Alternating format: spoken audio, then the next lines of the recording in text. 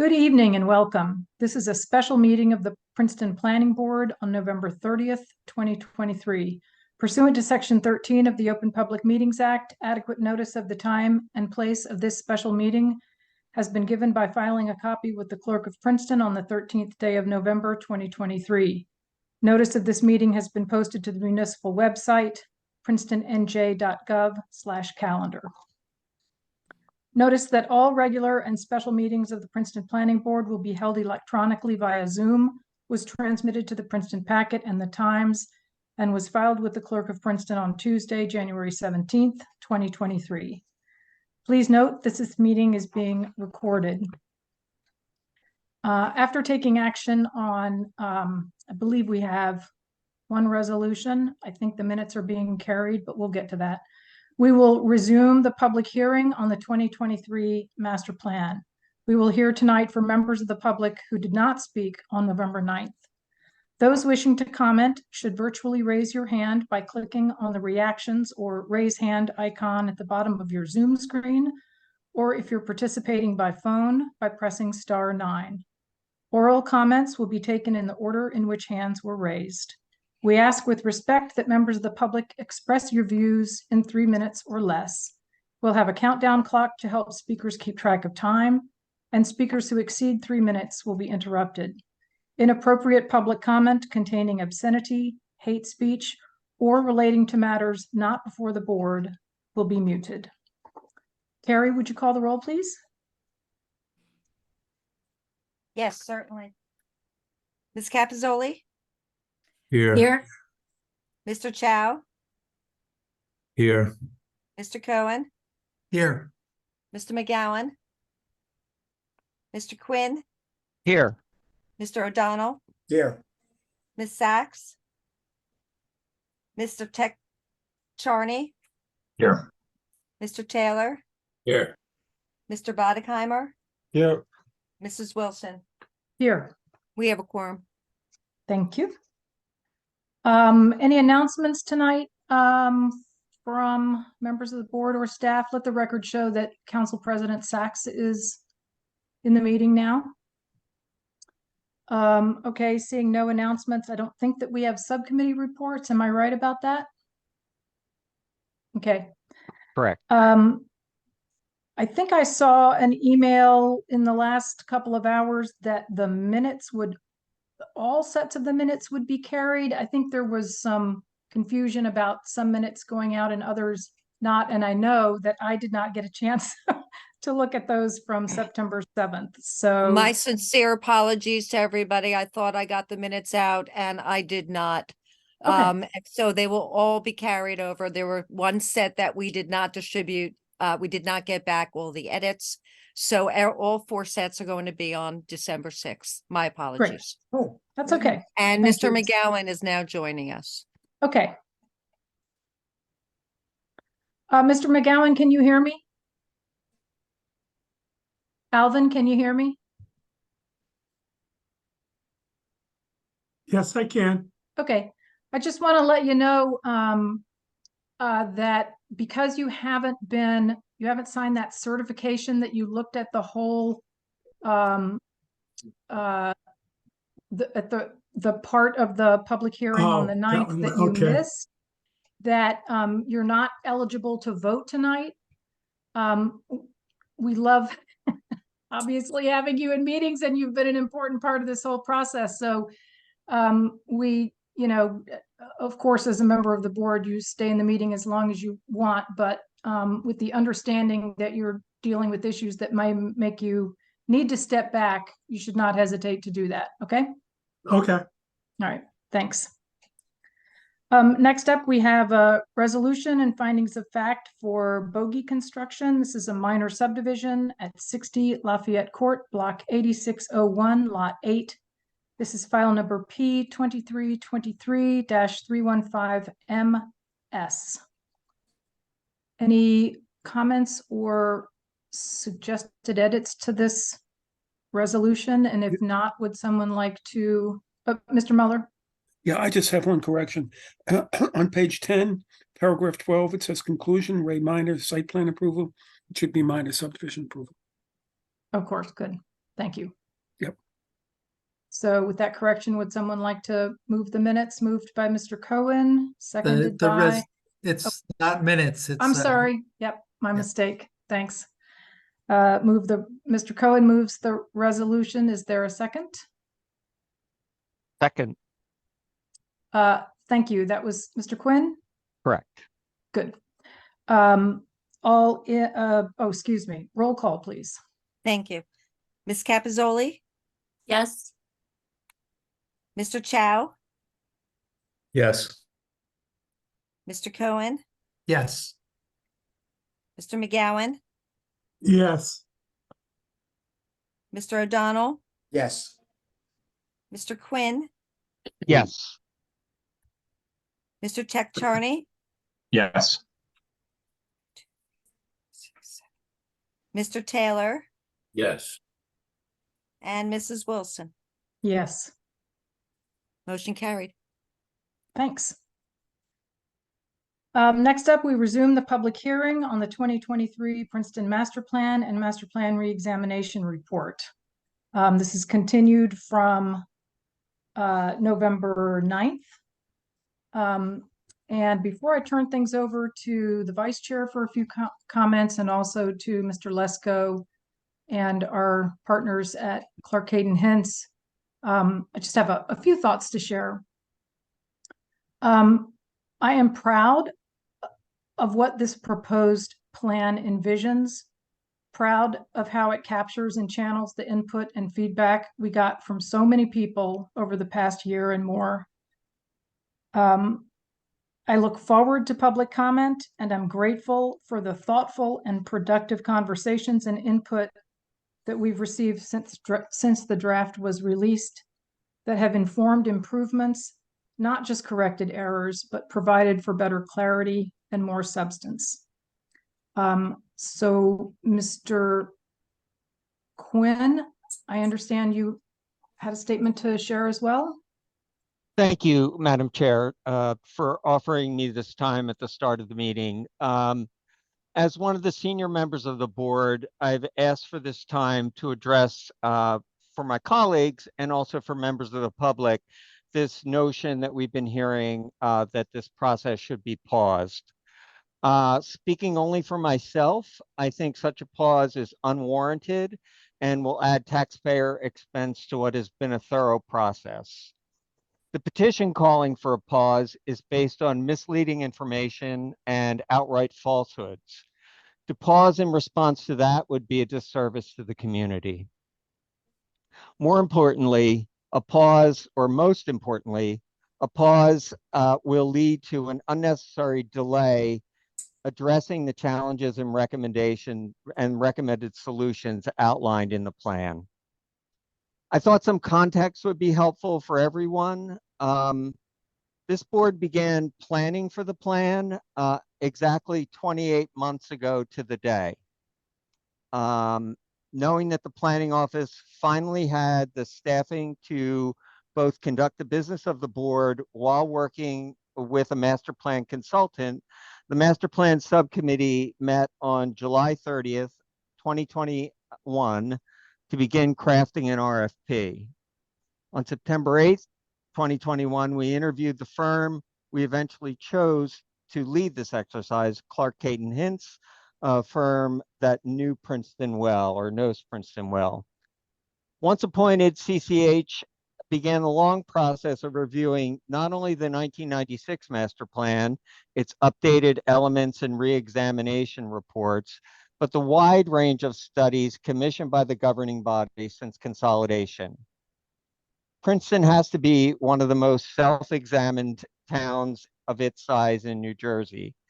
Personally, I think that's a good thing, but that meant for our consultants that there were a lot of reports that needed to be reviewed.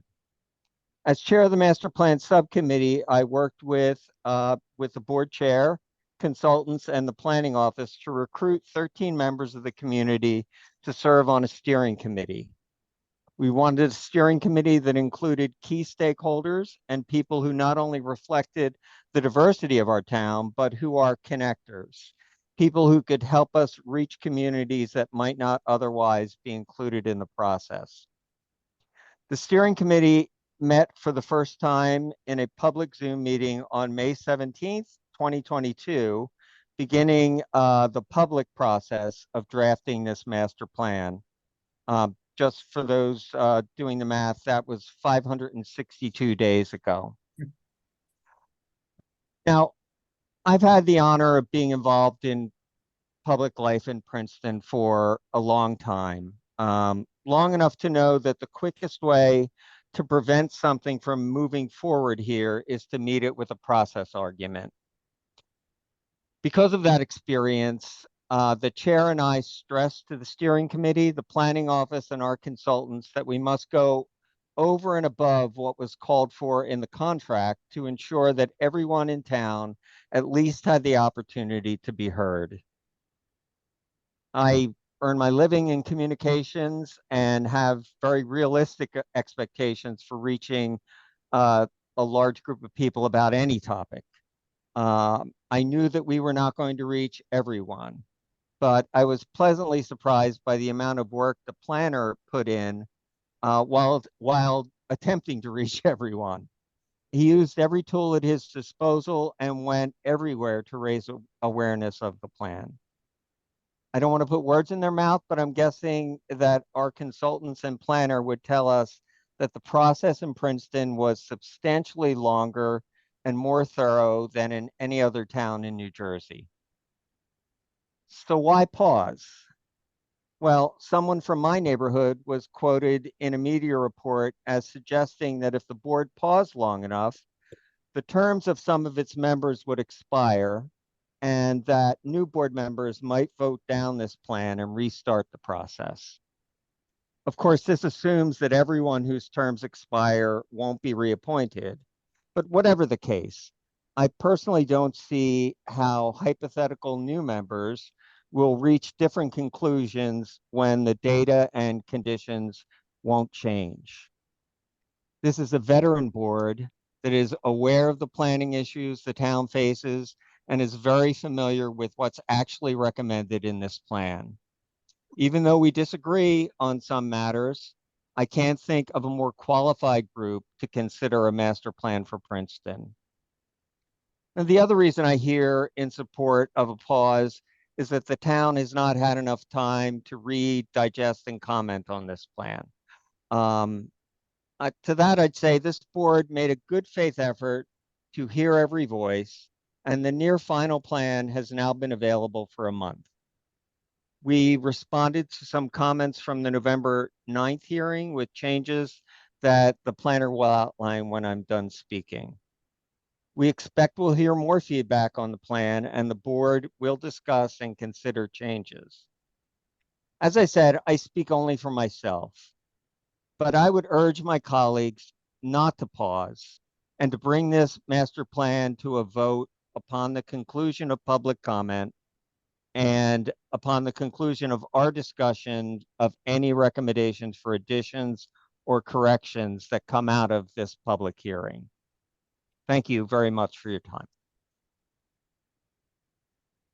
Thank you, Tim Quinn. I guess I'd like to turn it over, unless anybody else has a comment, before we go to Justin to explain the edits that he's recommending. I think we're ready for that. Okay, Justin, you're up. Yes, thank you, Madam Chair, and good evening, planning board members and members of the public, particularly those that were with us for the 4-hour meeting on the 9th and the 4-hour presentation on October 19th. As the chair said, I put out a memo earlier in this week with recommendations based on the public comments we heard at the last meeting.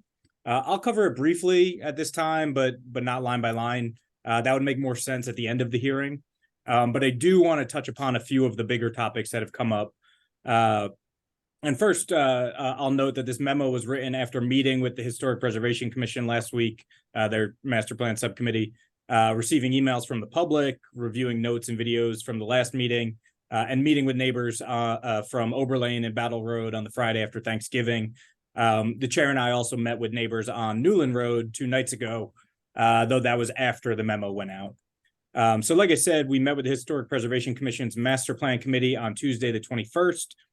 My memo details that in the first section, details that meeting, as well as all of the ways that the HPC has been involved in this master plan process, really going back to September 2022.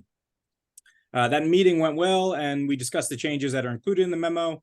Some are typos or clarifications, but the biggest difference is probably the list of quote, resources for potential local designation, which colloquially, those are known as suggested historic districts. Excuse me.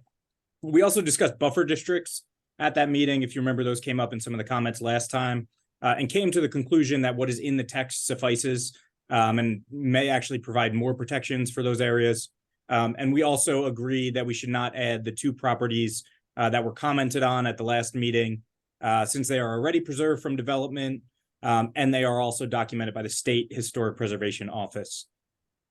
So additionally, in that memo, in the kind of historic section, there are some changes based on the comments made by Mr. Clifford Zink and others at the last meeting, specifically on historic preservation. These include a recommendation to add a land use goal regarding historic preservation, as well as adding language in 2 other recommendations. There were also comments at the hearing on the demographic data in the plan. It's technically correct as it's drafted, but obviously it caused confusion. So our consultants provided recommended language to correct that, and that's also listed in the memo. And like I said, we could go over the other recommendations at the end, kind of one by one if we want. But now I'd like to focus on the land use map. This has been the cause of a lot of concern, and I understand it, why that happened, especially after meeting with some of the neighbors, which was very helpful. Taken out of context, it might look like we're calling for a massive change in density. And I'd like to better explain how we're not doing that with this plan. And, a lot of this was self-inflicted. I think we caused some of the confusion, and I'll take the responsibility for that, by labeling the future land use map per lot at the open house rather than per acre as we do now. We changed it between then because we didn't want people to think that we're advocating for an increase in units on each lot. Some people have picked up that idea and are using it in kind of op-eds and comments to discredit the whole plan. And in some ways, it's certainly misleading some folks. Some of those commenters have asked me questions, which I explained with honest and true answers, but they either didn't understand or didn't like those answers, and then that resulted in comments that there would be 10, 20 units on the lot next to you. Or that the plan upzones large swaths of the town, which I'll show in a minute is not at all what the plan calls for. As I said at the last meeting, the plan does not recommend upzoning, which is a term that means increasing density across the board through the intensity of housing that's permitted for each lot. That being said, there are places throughout the country that are now doing that, upzoning across the board, and I'm sure it starts with their master plan. Minneapolis is the most well-known example since they did it 5 years ago. But I also saw just this week that Alexandria, Virginia changed their ordinances to allow for up to 4 units on each lot, each residential lot, following the lead of their neighbors in Arlington, Virginia last spring. But it's not just big cities or DC suburbs. Kingston, New York, on the Hudson near Woodstock. If you're a Dylan fan or a fan of the band, you'll probably know that town. Both Kingston and Woodstock.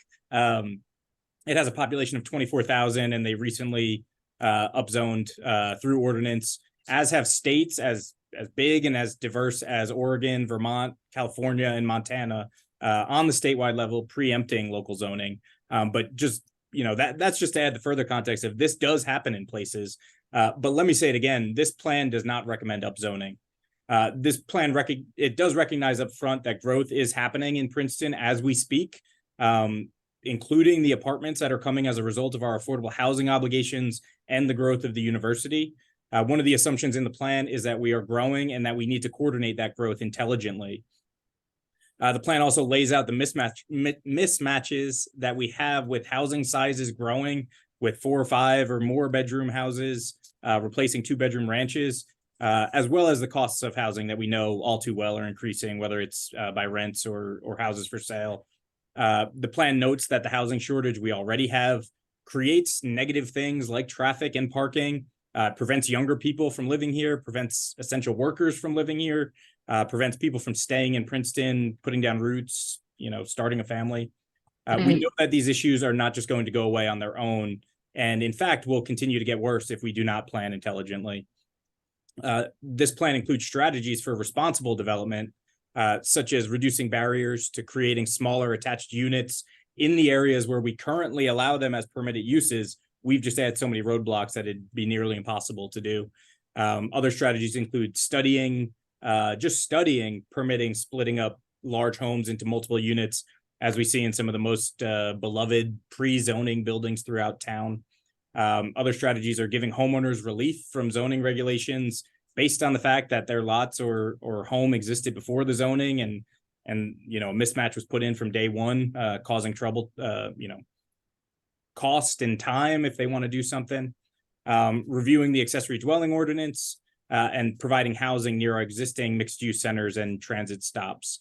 The plan also includes guidance from AARP, which has kind of become a leader in this field, to provide housing options that allow older residents to stay in their homes, which also has the effect of, that older resident might receive rental income from a public service worker, for example, who can also then live in Princeton instead of commuting in, fighting for a parking spot, adding to that traffic.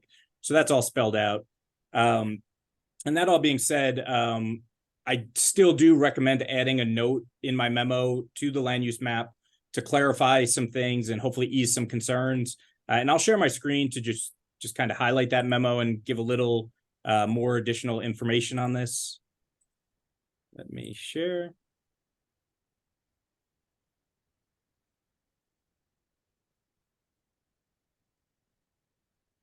Can you see this land use recommendation? I see a few. Yes. So the note would read, and this would be right next to the map. A lot of this language is from the section, but this puts it all in one place.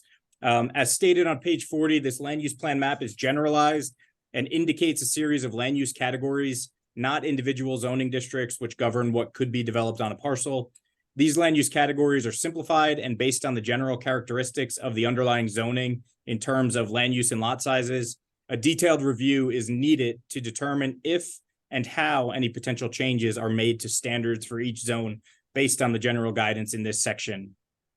The ranges of dwelling units per acre in residential categories should be just one factor when making land use decisions, alongside the vision, assumptions, goals, and recommendations as described in this plan. So then on top of this note, I'd just like to describe what the land use map means and what it really doesn't do by using some of the text from the sections that describe it.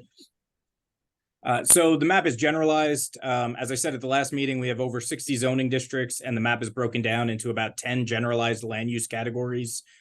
Within these categories, as you see on here, it says individual zoning districts may be delineated according to the existing characteristics of the area and the intended use, intensity, and spatial standards. And the generalized categories are not intended to be strictly followed on a parcel by parcel basis, and flexibility will be needed. The recommendations on the map are based on the general characteristics of land use and lot sizes that exist today. And I can't emphasize this enough, but what you see in yellow there, before any zoning change is made, a detailed review is needed and will happen.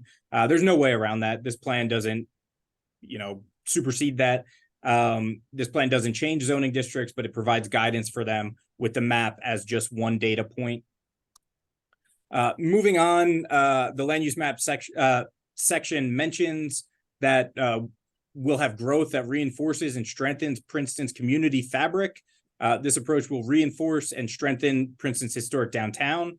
And the plan really details a center-based approach where we generally talk about Princeton's development emanating out from the Fitz-Randolph Gate or Witherspoon-Nassau intersection and progressively getting lower. And that's really what the residential categories are meant to show as an illustration.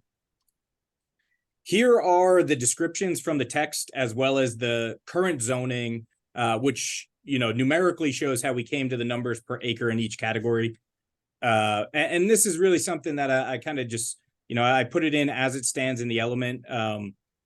Again, because this is further context that you wouldn't see if you just looked at the map. And the Greenway neighborhood is listed as areas that are characterized by sensitive natural and cultural resources, less suitable for development than the others. due to environmental factors and access to roads and utilities. And it has a recommended density in these areas of 1 to 2 units per acre. Now, I'll show a map in a minute. Using the existing zonings, you could see that the dwelling units per acre are 0.5 to 1.3 as we stand today. So that's why we're showing 1 to 2. The neighborhood area, which is kind of the next ring in from the outside, are established neighborhoods characterized by some environmental constraints with larger lot sizes than the central neighborhood areas. And it says that it could support between 2 and 8 units per acre. And again, that number is because on the ground now, all the zones in that area zone for 2.7 dwelling units per acre to 8. So that's where we got that number. And it's just, a generalized ratio. It's not to say the places that are 2.7 now should be 8 or anything like that, but just to kind of narrow things down into those 3 categories from what we have, particularly the zones that are not harmonized yet. And then moving on to the central neighborhood, and this is the inner area for residential. It includes single-family dwellings on small lots, 2-family dwellings, townhouses, and multifamily housing at densities between 4 and 20 units per acre. I won't read it all, but it does say that this is the area that's most appropriate for infill and transit-oriented development. And a lot of what you'll see in the recommendations mention that as well. So again, the current dwelling units per acre are between 4 and 16.8 today as we speak. And then, of course, we also have a multifamily neighborhood, but that's really site-specific, and that includes areas like Griggs Farm, Copperwood, Princeton Community Village, Governor's Lane, etc. Let me show that map real quick. I think it might be helpful. And here it is. Clark Cainhintz put this together in the past couple days, and I'll move around a little. But you see these areas in kind of the yellow area, the yellow land use category are 0.5 dwelling units an acre, 0.66, 1, 1.3. Then as we get closer with the kind of, let me call this, like Jersey Shore bronzer color, it goes from 2.7, 4.4, all the way up to there's some R6 with 8 up off of 206. And then as we get closer in that darker orange, you'll see anywhere 8, 10.3, 12, 16.8. Again, just as a guide to what's there now. And then if we do establish, use some of those strategies that I just mentioned, and that I'll go into, this is just one thing to guide us along with everything else in the report. And let me go back to the PowerPoint. So I don't want to read through all this, to be honest with you, but this is just showing, well, that slide you already saw. Let me go ahead. As I included in the last line of the note to be added to the map, the land use map is just one thing to consider alongside the text of the plan if a zoning change is made, with the vision, assumptions, goals, and recommendations all also considered and frankly used more prominently. For what it's worth, we have a land use map in our current plan from 1996, and it hardly gets mentioned in any of the planner's reports on ordinance changes or development applications I've written, or any of those that I've seen from my predecessor or his predecessor. Rather, we use the text of the plan, which I'll show in these next couple slides, really to show you how this plan does not turn Princeton into a city or call for changes all around you or even to your own home, but sticks very closely to what's on the ground today and frankly, what makes Princeton, Princeton. You might also be interested to know that the 1996 land use map in our current plan does include a category of high density residential, quote, for a big chunk of the town from north of 206 all the way down to Harrison Street to the canal. And again, here's just some of that language that's in there right on page 2, that we value a compact. We're essentially, we married a compact walkable center in the former borough that wants to maintain its small town feel with a larger, lower density community based on a suburban growth pattern. And that any new policies that are made will need to maintain and enhance every resident's quality of life and minimize negative consequences. Moving on to the assumptions on page 18, we acknowledge that we need to coordinate growth intelligently while not sacrificing our quality of life and unique assets like our public schools, public services, open space, historic resources, cultural amenities. We also acknowledge that we need more housing for some of the reasons mentioned earlier, but that the housing should be in specific areas that can handle it. Land use goals directly say that we should enhance our existing pattern of land use with those progressively lower densities away from the center of town.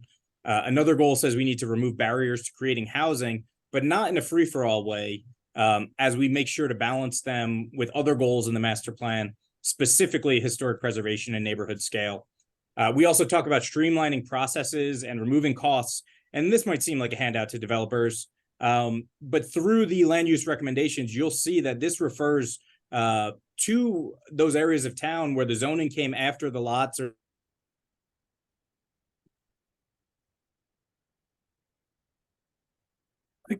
I can't hear Justin. Can other people? Something, You froze. He froze. Yeah, Justin froze. You froze for a minute. Justin, are Okay. you back? Sure. I'll just, I think I was at the point where I was saying that we've made a lot of properties in town illegal or non-conforming. As I mentioned earlier, the chair and I were just in a meeting on Newland Road in a house that was built before zoning, a big, beautiful historic house. If that homeowner wanted to add a garage or a covered porch, they would need to go to the zoning board because the lot that the house sits on is 0.46 acres, whereas the zoning requires a half-acre lot. And that was true to most of the houses in that area. So that just adds cost and time when people want to improve their properties. Frankly, it lines the pockets of the attorney, the architect, the engineer, the planner that they'll need to bring to the zoning board with them. And let me just say, everything that I'm showing here is in the plan. These are all direct quotes, and these have been in the plan since it was published a month ago. Continuing on, here are just goals from additional elements related to making sure that housing follows the existing pattern of development that the land use map advocates for while protecting existing neighborhoods. As we said last time, 24,000 people commute into Princeton every day for the 27,000 jobs that we have in town. If we're to improve traffic and the environmental burdens that come with all these in-commuters, we want them to live near where they work, not far away from jobs. So again, towards those job centers in town. And similarly, we want to protect our natural resources and guide development to where it already is and adaptively reuse historic buildings that already exist. And I swear I'm almost done. Going into the land use element, it clearly says on the first page that this plan requires, quote, continued stewardship of the most cherished aspects of Princeton's community fabric, like neighborhood character, historic preservation, and open space. It also mentions for sustainability reason, it directs development to already developed areas. And then continuing on in the land use element, it mentions that the feedback we received was that new housing should be in walkable, bikeable areas, including the downtown and within the framework of our existing highly desirable community forum. We mentioned using missing middle housing types for subtle increases in density that are within the context, scale, and form of the existing residential neighborhoods that we have. And this is my last slide. The land use recommendations, again, talk about respecting the community's desired physical form when harmonizing our zoning, making sure that any changes are contextual with existing neighborhoods. And again, most importantly, that the development of zoning regulations warrants a detailed review to provide the most appropriate standards for each zone. That detailed review comes next, after the plan, assuming it's adopted, and involves speaking with those most affected, having an implementation committee, working with our elected officials, noticing property owners, and ultimately acting on only the recommendations in this plan that work best for Princeton after that review. So with all that being said, thank you, and I will send it back to you, Madam Chair. Thank you, Mr. Lesko. That was helpful. I want to let folks know, sorry, I'm not supposed to use that word, folks. I want everyone on the board and in the audience to know that we have 224 people attending. 14 people have their hands raised. are there any other comments from Clark Hayden Hintz or anything before we, or from members of the board before we get started hearing from the public? Okay. I Excuse me. Go ahead, I Zenon. just Yeah. wanted to read a letter that PEC wrote into the record. Is now a good time? Sure. That now would be fine. For the benefit of the public, PEC is Princeton Environmental Commission. Go ahead, Zenon. Okay. All right. So the Princeton Environmental Commission has been keenly interested in the community master plan for many years and was instrumental in pushing for the current overhaul. The PEC thanks you for the opportunity for make recommendations for the Princeton, New Jersey Master Plan and Reexamination Report, known in this letter as the Municipal Master Plan, and appreciates being involved in the process and was even more confident in the development once our planning board liaison was invited to be on the subcommittee at the beginning of the year. PEC understands that the Municipal Master Plan is a living document and will and should be updated regularly. Therefore, we would like to reiterate its importance and continue to recommend the following. Incorporate information from the forthcoming environmental resource inventory currently being produced into the master plan. And this is mentioned in the master plan, so we're just kind of reiterating it. Incentivize preservation of old, larger native trees to help maintain biodiversity, increase carbon storage, and mitigate flooding, this is also the protection of mature trees and urban tree canopy is mentioned in the master plan. So we are just reiterating this. We are recommending the creation of a urban design or community design element of the master plan. And this is also mentioned in the master plan, that a design element is mentioned.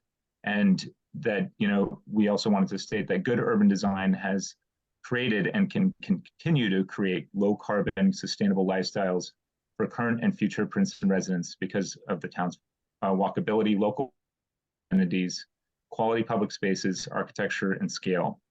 The future master plan should include a new urban design and community design element informed by community participation to envision the future neighborhoods with appropriate density, forms, uses, characteristics, and open spaces.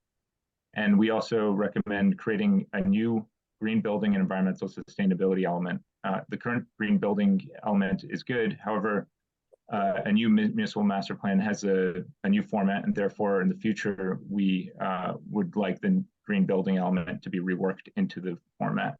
The new green building element should be a guide for, or have a guide for green building that would complement the forthcoming green development checklist that PEC is working on.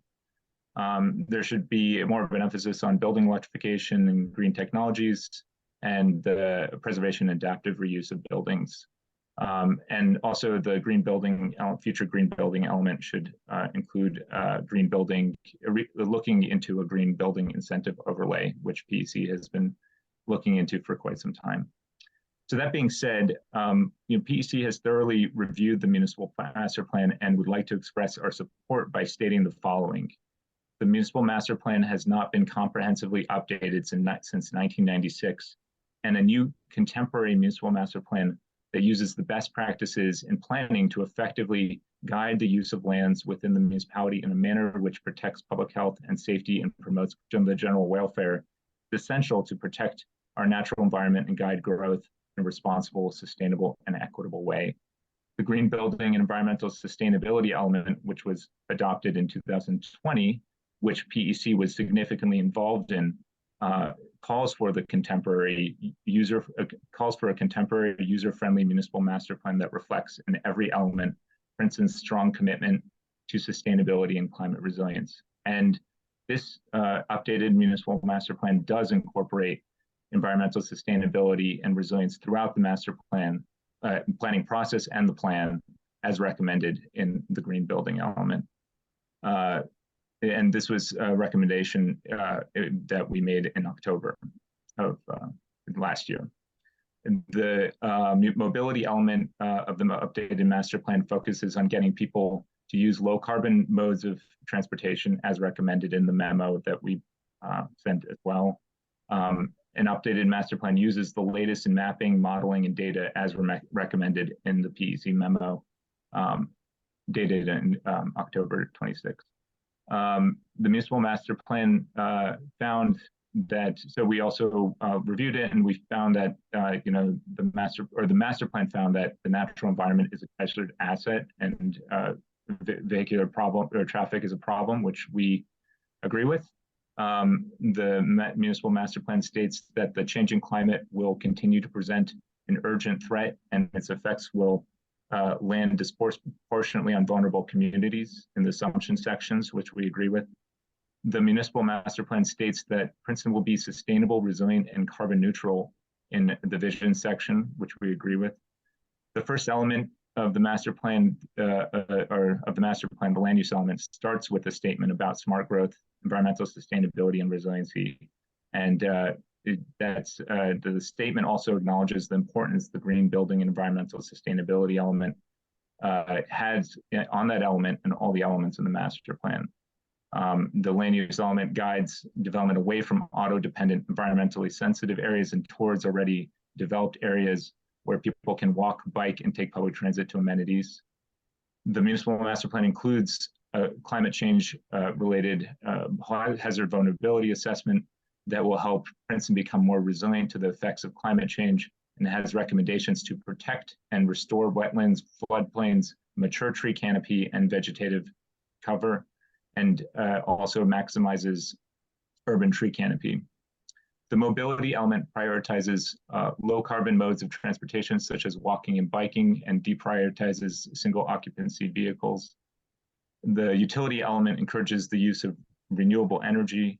The stormwater mitigation plan will help manage stormwater effectively. The community facilities element includes many good recommendations about making municipal facilities and vehicles energy sustainable and resilient. The conservation and open space and recreation element has many good maps and good information to help preserve and protect our natural resources and open spaces. The element calls for an emerald necklace around Princeton, to a concept which many environmental groups have advocated for many years. Also included is the recommendation to expand urban tree canopy with a focus on equity and environmental justice.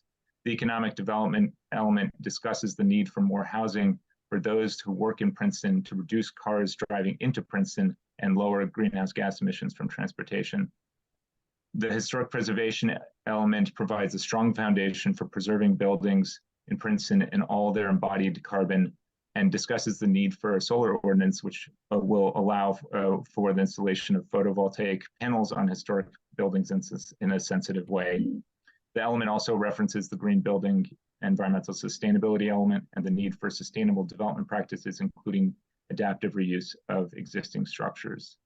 So that being said, given the opportunity to review the draft municipal master plan and associated documents, the PEC finds that the updated municipal master plan strongly urges protection of the natural environment and encourages sustainability and climate resiliency. Therefore, the PEC supports adopting the updated municipal master plan. Sorry for being lengthy, but thanks. Thank you. Zenon, does Carrie have a copy of that letter? You should. Does Carrie have a copy of the letter? Should. I'm He sorry. said she should. Yeah, Zed, and if you could send me that, that'd be great. Yeah, let's mark that, Carrie, if you can mark that when you get it as exhibit. Unless that's, you just read the entire report that you submitted, is that it? I read the whole letter, yeah. Yes. Okay, that's fine. I do have that. So I was going to attach it to the meeting minutes. Okay, and let's Great. also It mark. was just submitted today, so. Okay, let's mark it as exhibit PB2. Thank you. Great. Thank you very much. Any other comments from board members before I do a little bit of like housekeeping comments before we start public hearing? Okay.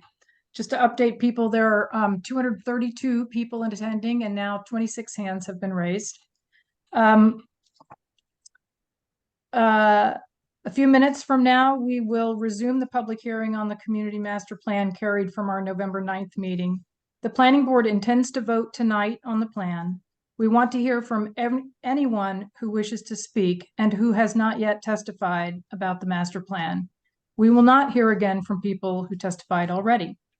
Out of courtesy to all and to allow as many people as possible to express their views, if your intent is to agree with the previous speaker, whether to oppose the plan or support the plan, you can just say so. You need not repeat points already made. We will hear you. This hearing is about the content and substance of the proposed community master plan. It is not about process or petitions or personalities. And if speakers address topics beyond the plan itself, I will have to ask you to stop. We'll take 2 breaks tonight. I think we'll take one at about 8:45, that's an hour from now, and another at 10. Before or after those breaks, the board will discuss and try to address questions that have been raised in the previous hour or so. For those of you who testify and who may not have done so before this board, as I think I said earlier, you should virtually raise your hand. You'll be brought over as a meeting participant, and then you'll need to activate your camera and unmute yourself and prepare to be sworn in by our attorney, Jerry Muller. Everyone who gives testimony is under oath to tell the truth, obviously. Jerry will ask you to state your full name and spell your last name and identify what street you live on. You need not give your whole street address, just the name of your street. And as soon as you're sworn in, you may begin your testimony. So we now have 32 hands raised. Carrie, can you tell us the names of the first 3 people that you'll bring over so that people can be prepared? Yes, of course. I just wanted to advise at the end of the last meeting, when we had a few members of the public were Right. waiting to go on, I tracked those names. So I will be calling up, the first 2 individuals will be from that meeting. The Okay. first will be Jessica Vieira, and then it will be Chip Kreider, and Okay. then Rob Freudenberg. Great. Okay. Thank so you. We'll do Jessica first.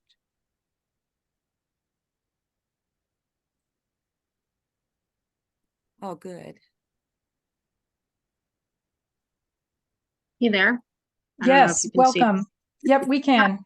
If you could raise your right hand. Sure. You swear or affirm the testimony you're about to give will be the truth. Yes. So sworn or affirm. Please state your full name again, spell your last name, and state the street you live on.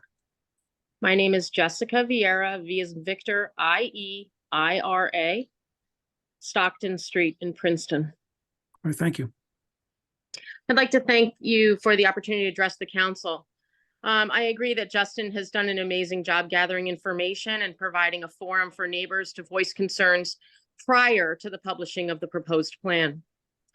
Now that the proposed plan is available, time needs to be given to the residents to comment, and not just comment, but be fairly considered and listened to. We've heard from many residents over the course of the last month. There are valid concerns as relate to the changes in the plan. It's easy to think that our community is fearful of change, but in fact, it's the complete opposite. I venture to argue that if our residents were happy with the current state of the township, and if the community had faith in the process associated with the suggested changes, they may actually be more receptive to the plan. Ms. Vieira, do you have comments on the plan itself I do. as opposed to the I have process? comments Can on you the process and address on the the plan. plan? Yep. Thanks. You see, the real problem as I see it is that the opinions of the folks that are most impacted by these changes, those residents who live within 100 yards of the proposed changes, should arguably carry more weight than anyone else. See, it's really easy to make changes in hypothetical documents, especially when you live in an area that's not directly impacted. The folks suggesting many of the changes don't actually have the same skin in the game as those whose primary investment is right next door to the proposed changes. What remedy do those residents have if they disagree with the changes? You might suggest that they attend zoning meetings, that they speak up and state their case. that they cite precedents and historical context. But that unfortunately has not worked in the past and ultimately is causing the fear of the ordinance process and proposed zoning adjustments. I'll give a quick example. We own a home in Mercer Hill Historic District. It's a neighborhood characterized by 200-year-old, 2.5-story homes on Edge Hill Street in particular is one of the most historically significant streets in the US, as its location near containing the old barracks where George Washington and Alexander Hamilton most certainly slept during the Battle of Princeton. The facades of our homes are maintained almost exactly as they were in the 1800s. If anyone on this call hasn't visited, you should take a walk. Please don't drive, but please take a walk down our street and experience old Princeton. It's the historic neighborhood that we all said we valued as our top attribute during the listening sessions in the proposed master plan. Well, in September, 3 of our residents attended the historic board hearing for the review of a proposed change to one of the homes on Edge Hill Street. The home has a new owner who purchased full well knowing that they bought in a historic home on a historic street. As part of their proposal, they sought permission from the Historic Preservation Commission to increase the slope of the height and the roof line of their home. Ms. Vieira, Along with- you've used your time and Okay. you're My not, point you're not is that addressing the I plan attended- itself. Let me conclude. I attended that meeting with 3 other residents. We spent more than 12 hours. And in fact, our concerns were not even really listened to.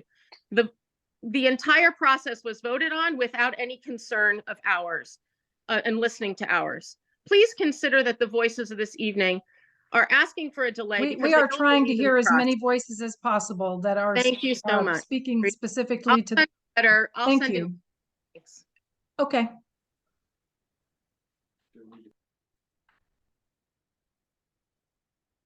Carrie, could you remind us who's next?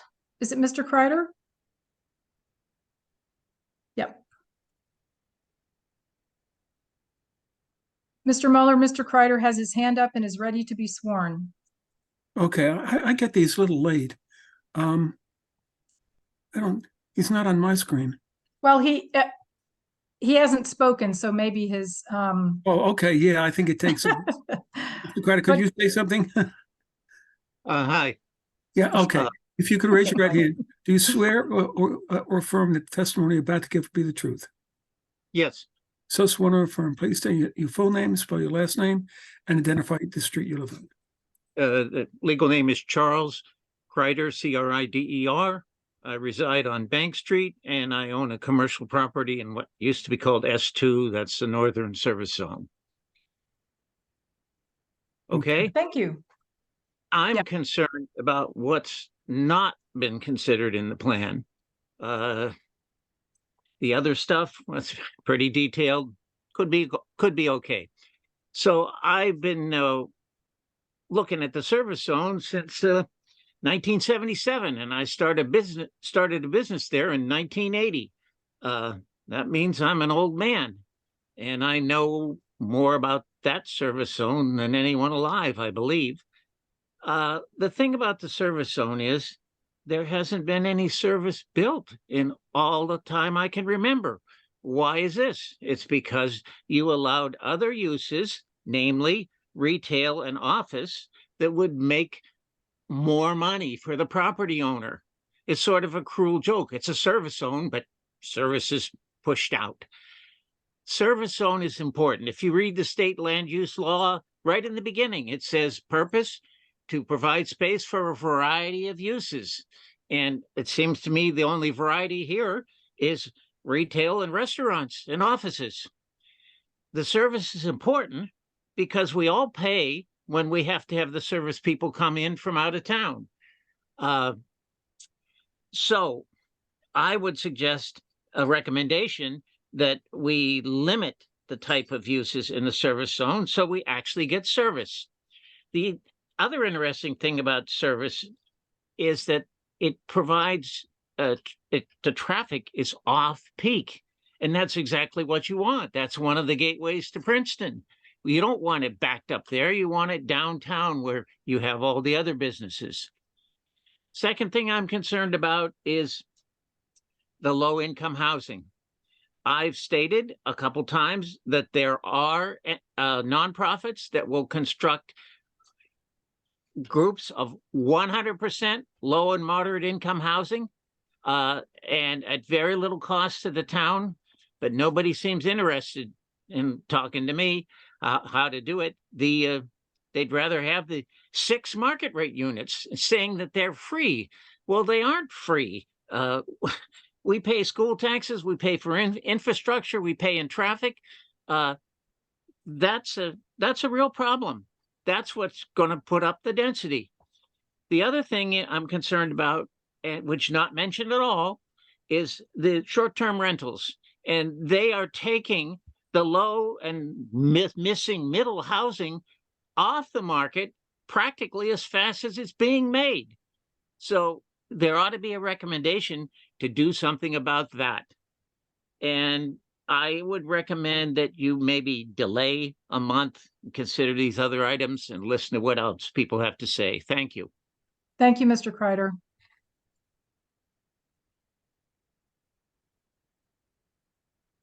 I believe, Mr. Mr. Freudenberg, yes, Freudenberg he is just next? started, and then Miss Oppenheim, and then Mr. Karp. okay, Madam Chair, I'm sorry to interrupt, but I would just like to respond really quickly to Chip's comment about the affordable housing. In our third round settlement, we have 3 100% affordable projects and a 4th that is 50% affordable. We made a very concerted effort to not have more market rate units than we needed to have. We have more 100% affordable projects than any other town in New Jersey. So I just wanted to set the record straight on that. thank you. That's important. Thank you. Mr. Freudenberg, welcome. You could say I something? can't hear you. Okay, can you hear me now? Oh, there, yes, Yes. If you could raise your right hand. Yep, Do you swear or affirm the testimony you're about to give will be the truth? I do. Yes, So sworn or affirm, please state your full name, spell your last name, and identify the street you live on. sure. It's Robert Freudenberg, Freudenberg, and I'm on Palmer Square West. Okay. Okay. Well, thank you for the opportunity to speak this evening. Princeton is arguably one of the finest towns in the nation, if we all must say so ourselves, but it's beginning to suffer under the weight of its own success. Roads have become choked with traffic. Schools are in need of more capacity, and cost of living, including sales prices and rents of homes, is skyrocketing, leaving our town unaffordable for far too many. We're at a crossroads. Our last comprehensive plan update is practically 30 years old, and a lot has changed in 30 years, and the periodic updates have not necessarily kept up with the reality of what we now live with. As a result, our town is becoming less equitable, far less affordable, and less sustainable.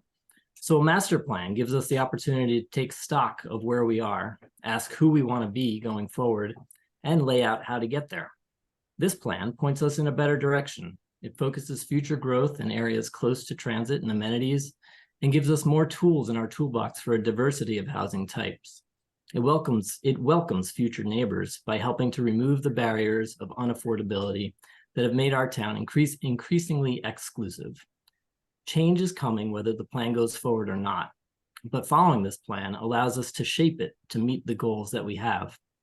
It could put us on a path to equity, affordability, sustainability. But planning does take time. Changes won't take place in the blink of an eye, and adopting this plan starts a process, not ends a process. It is not legislation, nor is it a construction blueprint. Legislation will be needed, and public input will continue. Conversations, studies, this is just the beginning. And we need to move forward together with our climate action plan and long-term growth efforts being carried out by the Board of Education to ensure that these work together and grow sustainably and in ways that keep our schools top-notch.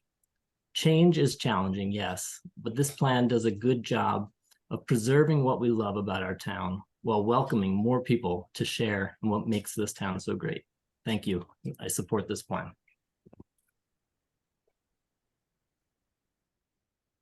Okay, the next Thank person you. is oh, Thanks, Mr. Freudenberg. The next up is Linda Oppenheim. correct. Great. If- Welcome, Ms. Oppenheim. If you could say something so that Mr. Mueller can identify you on his screen, then he'll swear you in. Thank you, Madam Chair. If you could raise your right hand. Do you swear or affirm the testimony you're about to give will be the truth? I so swear. So sworn or affirm. Please state your full name, spell your last name, and identify the street you live on. Linda Oppenheim, Oppenheim.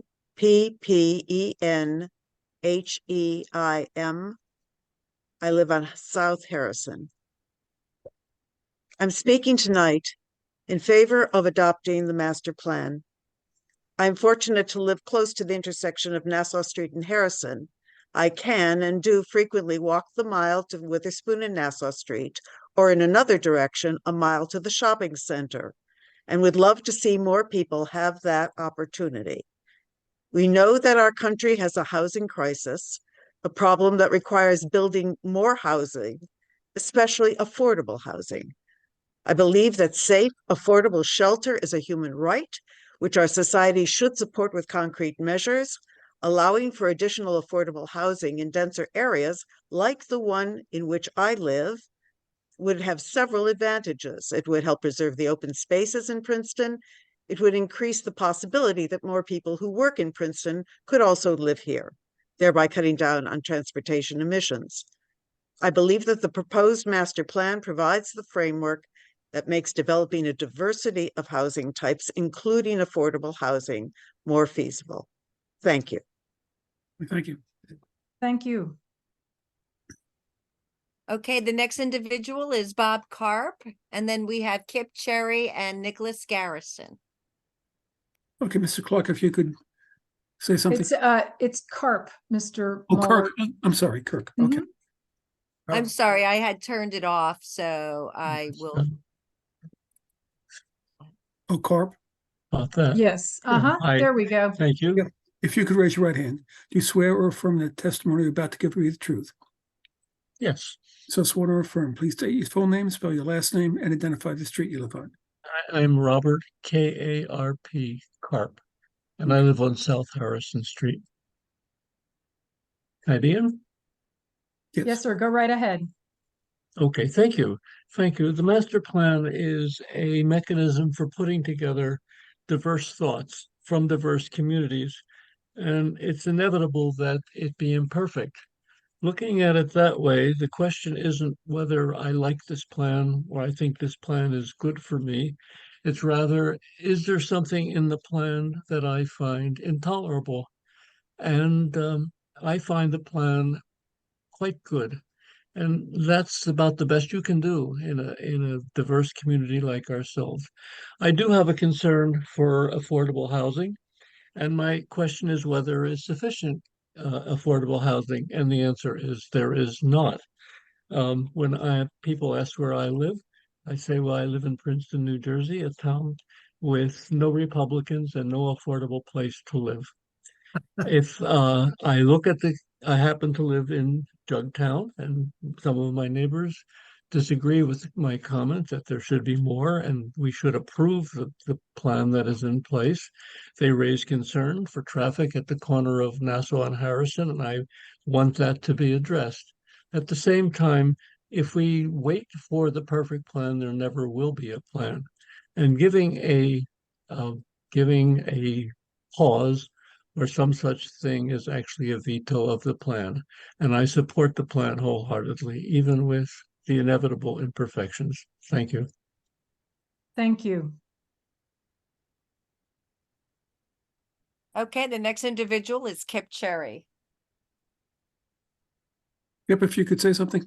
Well, welcome, Kip. You need to activate your camera and unmute yourself. Ms. Cherry. Okay. Go. If you could raise your right hand, do you swear or affirm that the testimony you're about to give will be the truth? I do.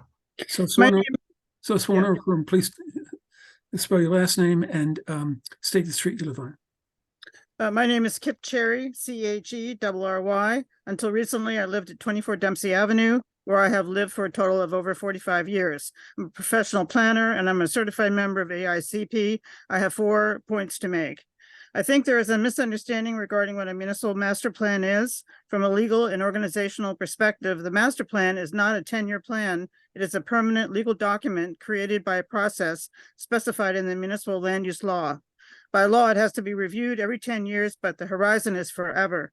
It is the legal basis for the zoning ordinance and is used as a reference for potentially protecting historic sites.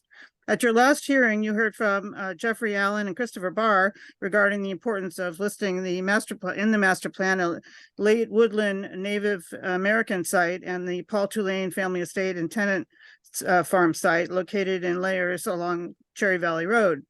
They don't have to be listed by name on or location, similar to their listing in the state's public list of sites eligible for the state register. I'd also like to clarify that the two sites are not fully preserved. The boundaries of the sites are unknown and could extend well beyond the initial study area, known as the area of potential effects, or APE, and could extend onto private properties in the area. Future work is better to better establish the boundaries of the sites as warranted. If the site is not in the master plan, it creates major issues in the future regarding funding for archaeological and interpretive activities related to the sites and protecting them from the impacts of future nearby development. Unfortunately, the two sites were inadvertently left off the HPC's list. They need to be added and included in the master plan. Being on the so-called radar screen provides no legal basis for setting priorities and future funding for these powerful sites dealing with the legacies of indigenous people and slavery. My third point is that the proposed master plan contains a number of errors related to the Princeton line, the AKA the Dinky. I understand that they are being generally implemented, and I thank you for that. I want to draw your attention to the conclusion made in the transitway study referenced in the master plan. I recommend that you add the language, quote, "The study did not include other other proposed alternatives, such as a developer proposal involving public-private partnership for rail." Finally, I am very concerned about and object to proposals related to what I do call upzoning and increases in neighborhood density across the board. My concern is that this will destroy neighborhoods, including my own, the Dempsey, Kyler, Walnut neighborhood, which currently remains relatively affordable and very neighborly. Further, I am concerned that the delicate balance in Princeton that protects its historic fabric and its sense of neighborhood will be upended by such rezonings that there will be a rush by developers to take advantage of densification. I also fear that hopes for new units to be more affordable will not pan out given market forces that haven't long impacted the town. And finally, I'm concerned about the denser zoning will add more cars to already congested streets, and that all in all, the goals of the new master plan will not be achieved, but considerable damage to the community will be done. On this basis, I recommend that the plan as proposed not be adopted. Thank you. Thank you, Ms. Cherry. We'll speak briefly when we do deliberate a little bit about the decision not to include the sites that you mentioned, and then later on we'll address whether or not to put them back in, because it did relate to, not wanting to draw people to those very sensitive sites. So I don't want to deal with that right now, but we'll address it a little bit later. Next up. Okay, I wanted to advise that we have 234 members of the public, 24 hands are raised. The next person to speak should be Nicholas Garrison and Charles Skinner, and then Dale Mead. Mr. Garrison, can you say something? Yes, hello. Yes, if you could raise your right hand. Do you swear or affirm that the testimony you're about to give will be the truth? I do. And state the street that you live on? Over Road, and you didn't ask me to spell my name, but it's Garrison. Okay, thank you. Okay. I know we're not supposed to speak about process, and I'm not going to belay this, but there is something a lot of us feel to be kind of wrong with a process that only allows 10 days at the end of a, what was it, Tim? 525-day process for us to review and comment on a plan. So I think the next time you do this, that should be changed. And I think a hearing ought to be a hearing where people's input has some bearing on your decision-making process, rather than to tell us a priori that your decisions are already made up. Now, my biggest concern with the master plan is about land use. and specifically about accelerating growth. It goes well beyond what we're already experiencing, and we already have the shopping center, and as was mentioned, Princeton University's development on the books, and they're going to have huge impacts. The ADU proposals and ordinance has yet to play out. We don't know what that's going to be, but it effectively potentially adds quite a few residents to our town, right? The 30-acre Butler tract, there's no mention of Princeton's plans for it, but in the past, it's been cited as a very dense residential opportunity for the university. So there's another piece of growth that happens whether or not we change our plan or not, right? So we're growing pretty fast now, and there's a lot to figure out in terms of how we're going to pay for it. But my real question is, what's the purpose of dramatically accelerating growth in the plan, and what's driving it? It would make sense to me if it was being driven to provide true affordability and the expansion of socioeconomic diversity. But it's clear it won't help the many who actually work in our town, which I think is a pity. As written, I feel the plan does not present a clear vision we can rally behind, or sufficient details for us to understand the consequences of its adoption. Tonight, you started to explain what needed to be explained, but it really is an important process to explain what's going on. So I'm sincerely asking you to explain that vision better, and so I can stop worrying and support it. I would like you to show me how the plan advantages the less advantaged, rather than the already wealthy who can afford more than $1 million for housing. And I would like to help me understand how my modest home and ones like it, which actually provide opportunities for people like me to live here, will not become more endangered than it already is and disappear. Explain to me how more housing at substantially higher densities will be paid for, and help me understand how this plan will effectively reverse our exclusionary zoning of the past and not result in a simply larger gated community of privilege. I do not support this plan. Thank you. Thank you, Mr. Garrison. Okay, the next individual is Charles Skinner, and then Dale Mead. Mr. Skinner, can you activate your, there Yes. you go. You beat me to it. Okay. Can you see him, Mr. Miller? Yes. If you could raise your right hand. Okay. If you could raise your, do you swear or affirm that the testimony you're about to give be the truth? I do. If you could state your full, so sworn, or affirm, if you could state your full name, spell your last name, and state the street you live on. Yeah, I'm Charles Skinner, and Skinner, and we live on Western Way. Okay, so good evening, and thank you for the opportunity to speak. Looking at the shopping centre and the Terhune Road development, which was financed with the help of pilots, I have to say I have no confidence in the recommendations in the present master plan. The plan on page 11 is driven by the Delaware Valley Regional Planning Commission that says there's a 5.3% increase, which over the years is actually only 67 people per year. But in the re-examination report, it says new growth will occur around the shopping centre and Thanet Circle, substantially driven by the new housing units being developed there. This makes it clear that the increase cited on page 11 of the master plan is not a fait accompli, but it's really a deliberate choice by the planning board and previous planning boards. The re-examination report, I think, is the most interesting part of the plan.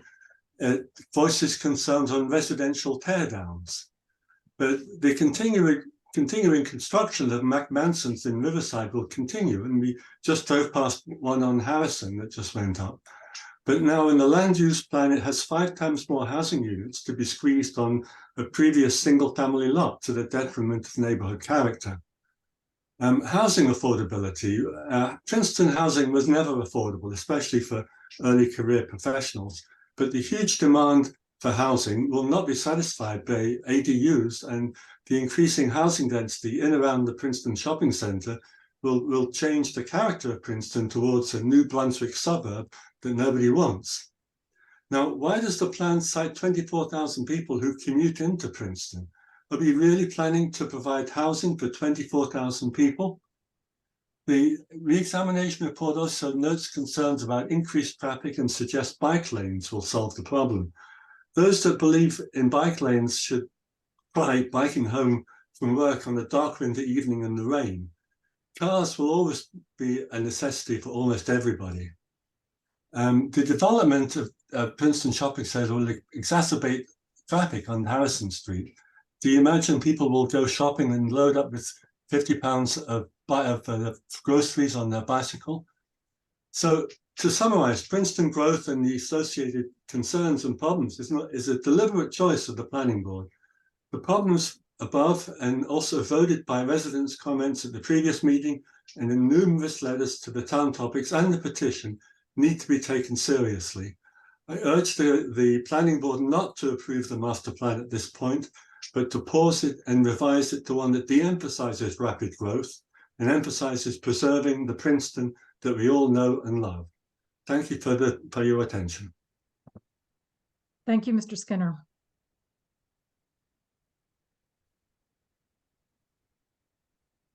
Mr. Mead, Hello, thank you very much for the opportunity. welcome. Let Mr. Muller swear you in. You can raise your right hand. Do you swear or affirm the testimony you're about to give will be the truth? I do. So sworn or affirmed, please state your full name, spell your last name, and identify the street you live on. Dale Mead, M-E-A-D-E. I live at 48 Oakland Street. Thank you. Madam Chair and Planning Board, thank you for the opportunity to comment on the master plan. I said I lived at 48 Oakland Street for the past 51 years. And now I find that area has been identified as being the central neighborhood in the new master plan and is targeted for infill and so on. Well, that infill has already started in a sense. The ADU ordinance in Princeton has, in a sense, not generated the desired low-income housing or, place to retire for retirees to get some extra rental, etc. Instead, it has spawned and encouraged the destruction of low to medium housing costs projects in this area. One right across the street from me is of particular note, 35 Oakland Street, where a huge 3-story, greater than 5,000 square foot home was built with a 3-story, 1,700 square foot ADU was built. And this is not gaining ground, we're losing ground. So my concern is that in the plans that the municipality is putting forward, in particular the master plan, I'm very concerned about unintended consequences of some of these changes that you have made. And in particular in the ADU, I didn't see anything anywhere where, as we went forward in time with ADUs and infilling in the central neighborhood, that there was going to be an encouragement or maybe even an incentive or requirement that these ADUs have some low income housing restriction on them. I think that's missing. We're missing a chance to improve the situation instead of letting it get out of hand. Furthermore, in the matter of the master plan, what we really need to do is make those changes. And I'm always amazed at how fast the time flies when you're talking.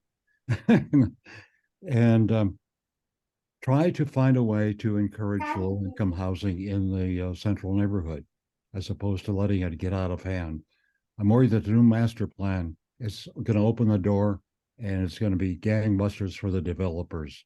There needs to be some incentive for low-income housing. Thank you. Thanks for that, Mr. Mead.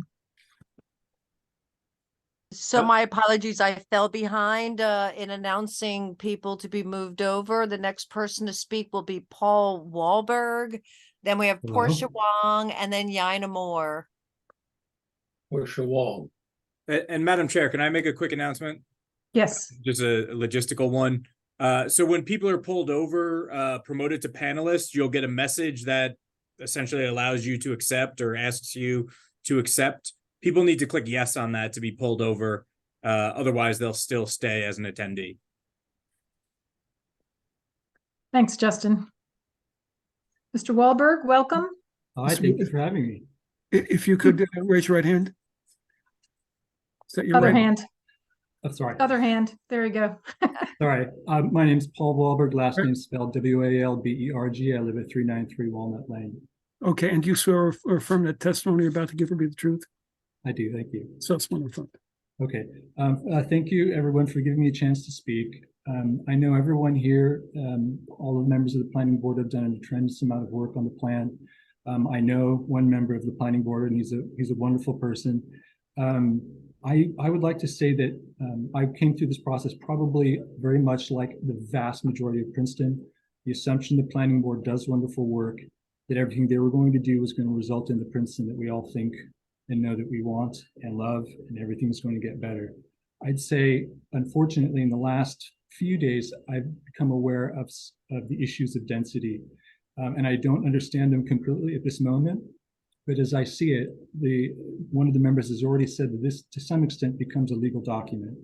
There's lots of wording in it that talks about doing everything carefully, but the only concrete things that I see in it are numbers that talk about densities increasing 4 times per acre or lot, or I don't know how you want to pose it, but I've come into this process late, and what I see concerns me and surprises me, because we all need to trust our planning board to do things that help us, the residents, not developers. What I wanted to say was that with the focus on only on density, I'm happy with 90% of the plan. It's primarily just the density issue and a confusion on my part regarding what I see being problematic and what you're telling me saying that it's not. I think for the purposes of making sure that this plan is accepted and doesn't come as a surprise and lead to changes that the public will not want to see and did not want to see, I think it is very fair to say that we're pausing the plan just to let more people digest what it says. I think that I recently did sign that petition saying deposit has gone up to 1,000 now, and that's only in a very short period of time. I think it would behoove you all to recognize that if there's this much concern with the concrete numbers that we see in it, there might be something there that people aren't going to want to see, and perhaps what you're doing is perhaps misguided, perhaps benefiting developers in the future more than the character of the community that we see. I only have 40 seconds left. It's not very much time to talk, but I like to say again, I think what you've done is a good job. I don't think you're accepting criticism if you say we're willing to pause this. I think what you're doing is you're saying we have confidence in our plan. We think it can withstand 30 days more or 60 days more, or even 6 months more of people digesting what's written. I think Mr. Wahlberg, I need to ask you to speak to the plan and not the process. Okay, well, the plan, I think, has a problem with its density numbers. Okay. And that's what I primarily wanted to say. Thank you very much for giving me time to speak. Thank you. And when we break and have a little discussion, we will attempt again to address the concerns about density. You can't. You need to give us some time to process the plan. Thank you. Thanks. Ms. Wong? Hi. Welcome. You'll need to be sworn in. Go ahead, Mr. Muller. Yeah, if you could raise your right, yeah. Do you swear or affirm that the testimony you're about to give will be the truth? Yes, I do. So sworn or affirm, please state your full name, spell your last name, and identify the street you live on. My name is Portia Wong. My last name is spelled W-O-N-G. I live on Snowden Lane. Thank you. Right ahead. All right. Madam Chair and the rest of the planning board, I know a tremendous amount of work has gone into the master plan. So thank you for all of your hard work over the last few months and years. I've lived in Princeton for over 30 years. I grew up here and I'm raising my own family here. I love this town. That said, I have 3 main problems with the master plan. The first is tonight's vote. I know that Princeton's required to re-examine its master plan every 10 years and last did so in 2018. And so with no action required and for several years, I don't understand why this has to be decided tonight. I know the planning board's been working on this since 2021. So from your perspective, I'm sure it seems like it's been a long journey and not rushed at all, but we've had a month during no school November and the Thanksgiving holiday, no less, to read over 200 pages of very dense material. And calling for a vote immediately following public comment makes the outcome seem predetermined and comments a bit futile. Second is the land use plan. I appreciated Justin Lesko's explanation earlier tonight, so thank you for that. However, nothing in Justin's explanation indicated that the map on page 43 was incorrect. The master plan is the legal basis for future zoning ordinance. And the land use map does show most of Princeton being rezoned to allow development of either 2 to 8 or 4 to 20 units per acre. And it would just be impossible to maintain Princeton's quality of place with this kind of density. Open space and Princeton's public school system in particular are two of the main Princeton assets that would just be cannibalized with this plan. As I said before, I live on Snowden Lane by Herringtown Woods, and it's been very upsetting for me to listen to the planning board claim to prioritize Princeton's open space while simultaneously watching just the rampant deforestation and development taking place throughout the east side of town. The third is Princeton schools.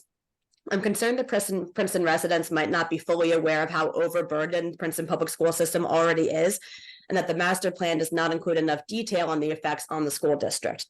For instance, even if no new construction projects were approved in Princeton starting today, the schools already can't support the expected number of students. There's talk already of a 2024 referendum to physically expand the schools in the ballpark of $50 million for the taxpayer. And that's in addition to the tens of millions of dollars from referendums that have been passed in recent years, which leaves taxpayers rightfully wondering, like, all right, like, why are there so many referendums? And it's not mismanagement on part of the schools. They simply don't have enough money. We pay a fortune in taxes and still the schools' roofs are leaking, like buckets in classrooms to catch the leaks leaking. Veteran teachers are losing their classrooms. Occupational therapy happens in public hallways.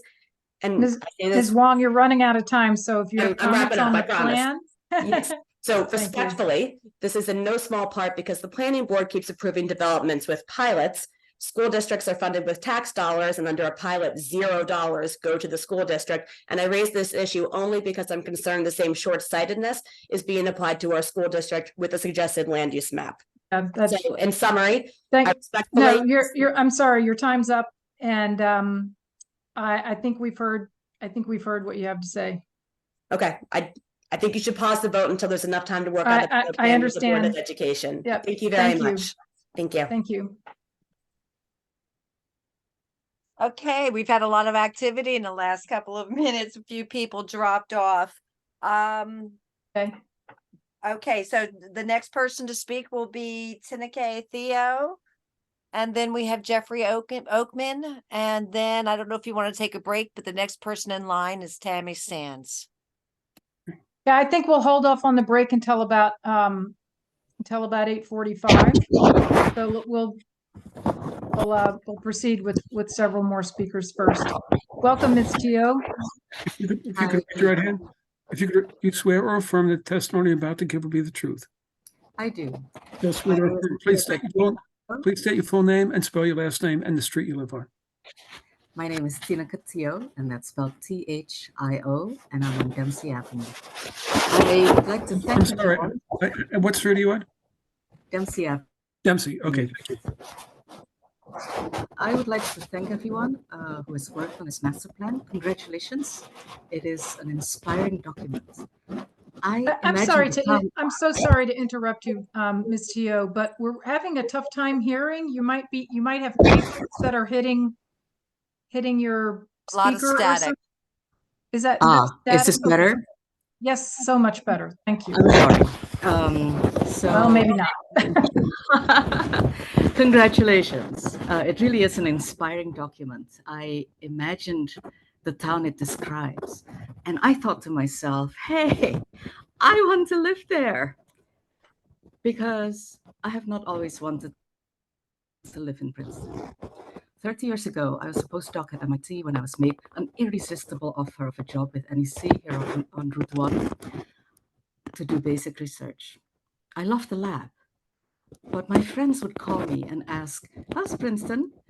And because I am blunt, even for a Dutch person, my standard answer was Princeton sucks. Why? Miss Sure. Theo, the audio is really, really poor. Tinica, if you I can- think you're brushing up against your speaker on your computer. Oh, is that So what can it you is? just back up a little bit? Just Okay. don't, wherever your speaker is, you're brushing up against it. Got it. Thank you so much. Okay, so sure. Ian, can you start the clock? The town is, should I start over? Did you hear anything? I heard everything you said, Tinica. Up to Princeton sucks. Yeah, Yes. up to that. Okay, which- sure. It's a nice town. But for one, housing was super expensive. It was a sleepy town, good restaurants were surprisingly few. The streets were hostile to bike riders. Worst of all, the idea that I couldn't get to work if my car broke down felt like an iron collar around my neck. It was suffocating. Today, it's still a nice town. There are a few better restaurants, but housing has become even more expensive. Empty nesters looking to downsize have few choices.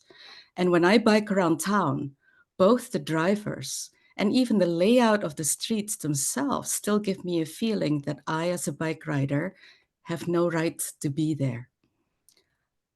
I still don't love the place. I just got used to it, and that is all. But you know, Princeton would totally become lovable if it grows up according to this master plan. And I say grow up because the growth is rational as well as equitable. The plan is honest in a grown-up way about how we already have too many large single-family homes, and that it's time to add homes that fit today's smaller families in multifamily buildings. And living this way, I can see has its benefits. We get to know our neighbors, our children can play together, it becomes easier to be neighborly and build community. It is a less lonely place. The surveys you did, thank you, Justin, for all the work you put into this, say that I am not alone in feeling this way. And actually, I feel better knowing that many of my neighbors have great appetite for this better Princeton. I say, bring it on. I only have one suggestion. This beautiful master plan needs a timeline. Otherwise, it would just be like me promising my husband I'll put in that nice new temperature-controlled faucet in the bathroom, but I didn't say when. Why wait? For one thing, new housing is being built right now. We need to simultaneously give people a safe choice of walking, biking, or taking the bus. Otherwise, people will be suffering excruciating traffic congestion and will say that you planned it wrong. I would not wish this on you. We also need to cut emissions from our buildings and transportation by half by 2030. So we'd better get cracking. I urge you to include a timeline. Thank you. Thank you, Ms. Teo. The next individual is Jeffrey Oakman and then Tammy Sands. Jeffrey, if you can say something?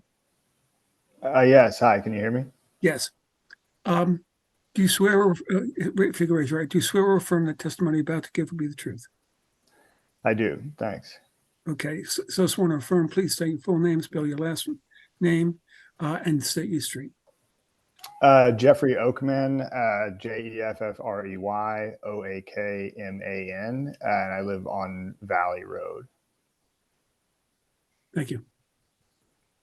Yeah, thanks for the opportunity to speak. And I just want to thank the planning board for the many hours of work and thought that have gone into this plan and the deliberate efforts to incorporate as much public input as possible. I think mainly I just wanted to support the comments of Rob Freudenberg from about an hour ago. I think, change is inevitable and change can be a good thing.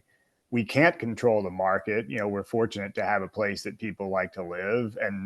But what we can do is we can try to direct the market towards land use outcomes that we want to see. And this master plan, I think, is a framework for directing change to reinforce what is great about Princeton. Part of what people are referencing as density is really about allowing for choice in housing types and options, which in turn can promote affordability and quality of life for people in different situations. And I appreciate the sort of thought that has gone into some of these nuances. As has been noted by a couple other speakers, this is a living document. It's part of an ongoing process that doesn't end. It really just evolves as our community evolves. Should you pause this part of the process? Of course not. This is an important milestone, and it opens the door to the next stage of realizing our shared vision of the community, which I think is reflected in the master plan. Thank you for the great work. Thank you, Mr. Oakman.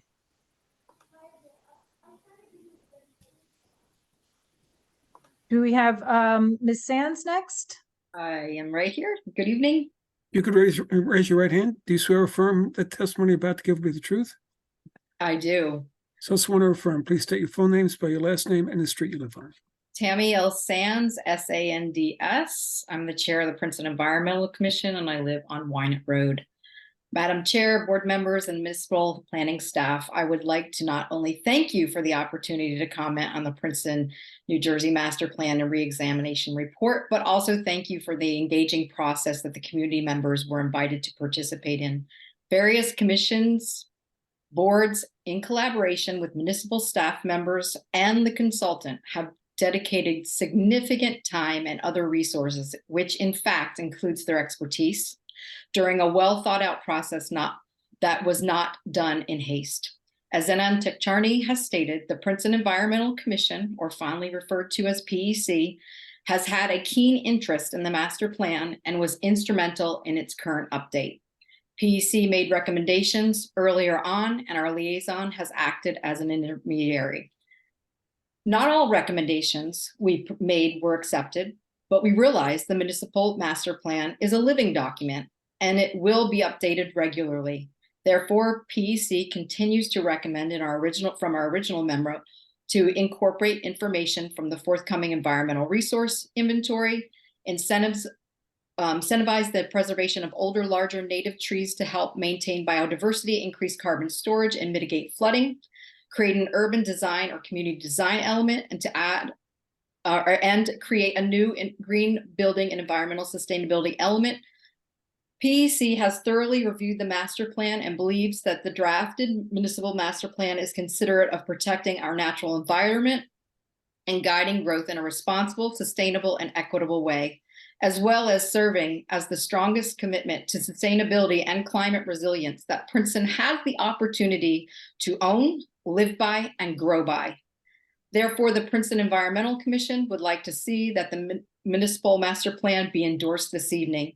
Recently, PEC held a special meeting in the middle of a workday, and despite this timing, we had a full voting members present who unanimously voted to support the municipal master plan because it is indeed pro-environment and aligned with our regular site plan recommendations and the green building and environmental sustainability element of the current master plan.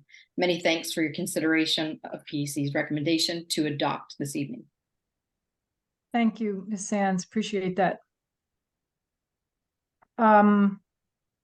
Okay, the next person to speak will be Jane Scott. Okay. And then we had David Shore, who declined to be promoted, but his hand is raised. Then we have Jane McLennan. Curry, I have a question for you. Yes. Did you announce earlier that Yaina Moore was one of the speakers coming up? That's She right. put her hand down. So She she didn't mean declined to put her twice. hand down. She's waiting. That was an accident. So she's waiting to speak. If you could.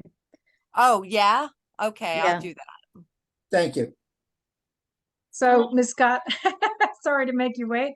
Mr. Mueller, go ahead. Do you swear or affirm that testimony you're about to give will be the truth? I do. So sworn or affirm, please state your full name, spell your last name, and state the street you live on. Jane Scott, SCOTT, Battle Road. I've lived in the Institute neighborhood for over 25 years. I strongly support the proposed master plan, and I urge the planning board to approve it without delay. We have a housing affordability crisis in Princeton.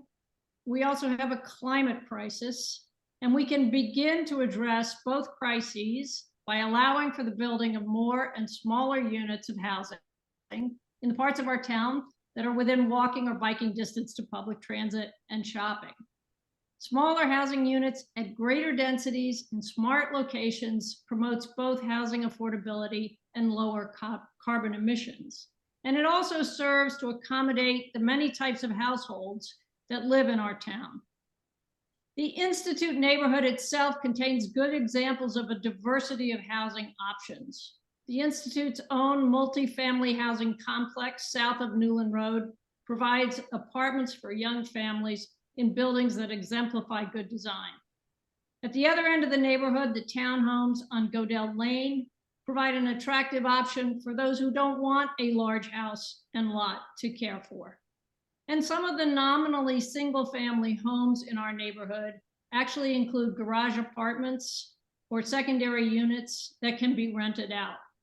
For years, one of my neighbors rented part of her home to seminary students year after year.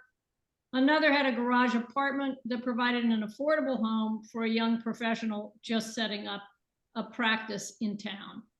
And together, those two half-acre lots, each containing a primary and a secondary unit, amounted to 4 housing units per acre, a density that's also reflected in the Godell Lane townhomes and in the Institute's own housing.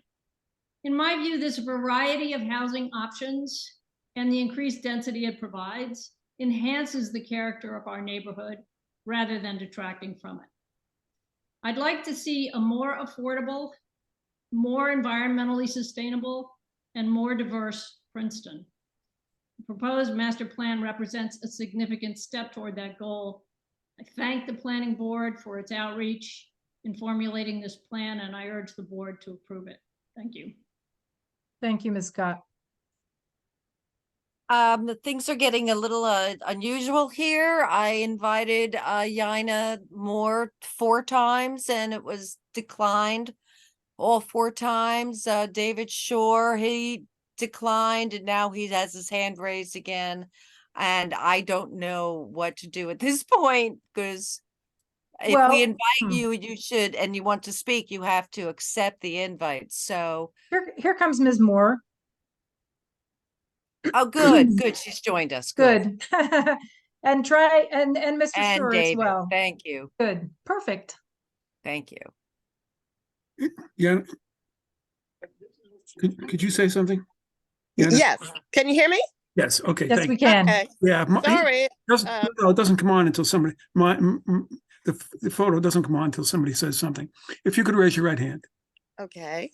Do you swear or affirm that the testimony you're about to give be the truth? I certainly do. Thank you. So sworn, please state your full name, spell your last name, and state the street you live on.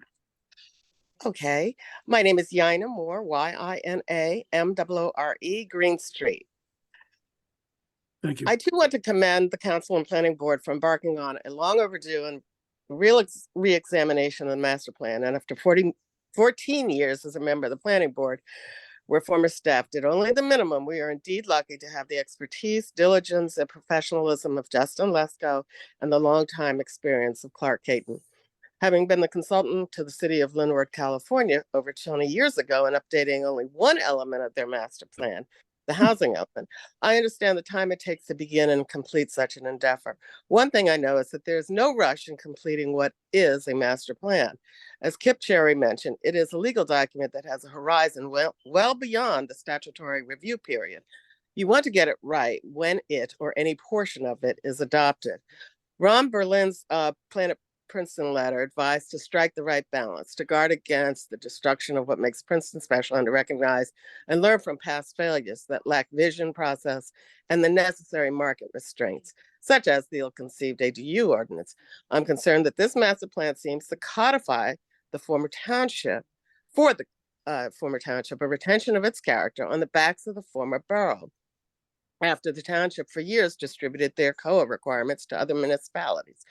More density at the center without making points further out as walkable as centrally located properties, which was defined in Justin's explanation for locational attributes, and defining housing affordability as only new units when there's a negative net effect of gentrification misses the mark. I'd like to see the plan seek to retain and promote existing market, non-institutional affordable options. One real issue is that the missing middle, expressed in the manner of a physical problem, should not define as its solution the pushing out of historic residents in affordable ownership units in the Witherspoon-Jackson neighborhood specifically. I believe much more work is needed on every section of the master plan that respects the physical history of our neighborhoods, supports the varied economies of the community, not just the university, commercial property owners, and business owners, and ensures affordability for a diverse population throughout the town of Princeton.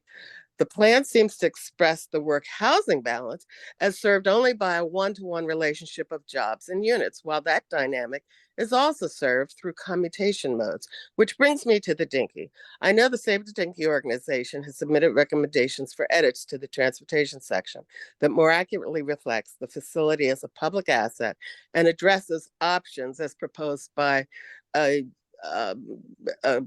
New Jersey Transit consultant for its redevelopment. One issue germane to the accurate description of it being at the western edge of the Princeton University campus is that it is not at the edge of anything. In fact, it is landlocked. It's surrounded by Princeton properties, the university properties that extend to the west, well past the golf course on the graduate. Ms. Moore, I'm sorry to interrupt. I need to ask you to wrap up. Okay, and further south, all land that Princeton University owns, which brings one issue about what and how the golf course, which has a short lease owned by the university, but has immense zoning for its redevelopment applied to it. I ask that the planning board. Ms. Moore, I need to ask you to stop. This is my last sentence. Thanks, Louise. I ask that the planning board defer its decision to approve the entire plan by looking at options to look at each section on a section by section basis. Thank you. Read it. Thank you. Thank you.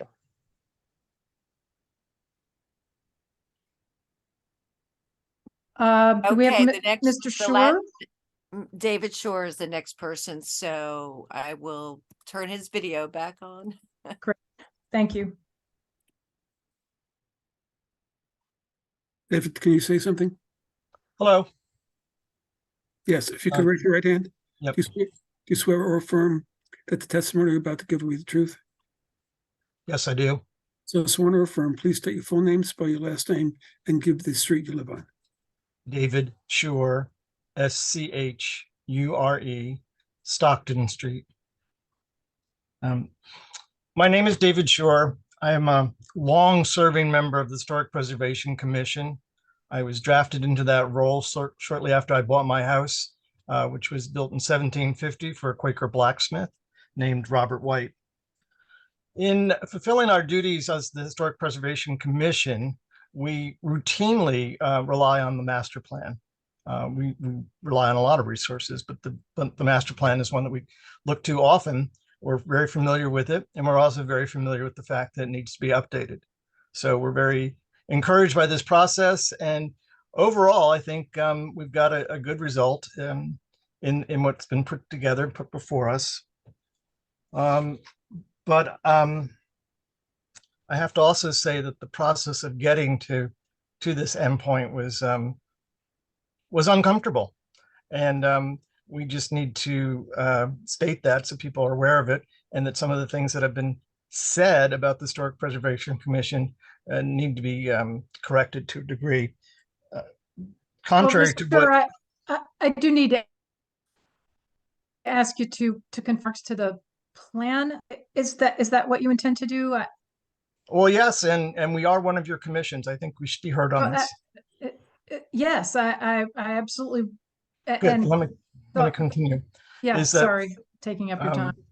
We do not intend to write our own version of what the master plan historic preservation element should be, but instead we took the old master plan that we were familiar with and tried to update it to serve it to the planning director and to the consultant as a starting place to understand the things we have bumped into over the years and thought could be made better.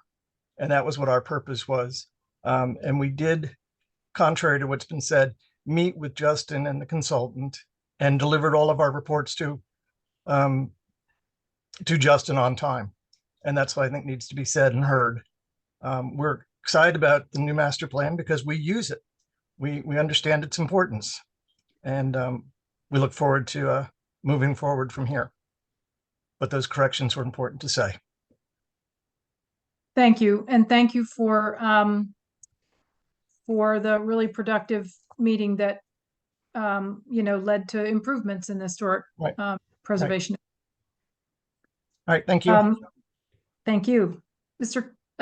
Carey. Who is next? Well, we have Jane McClellan, Caleb Faring, and Bruce Lawton. I haven't moved anyone over because I didn't know. If you Oh, wanted to right, break. but it is a good time to break. I'm sorry. Thank you for Thank you. noting that. Let's break and reconvene at 9 o'clock sharp, and at which point we can briefly discuss some of what we've heard and address a question or two that have been raised. Okay, see you again at 9. Yeah.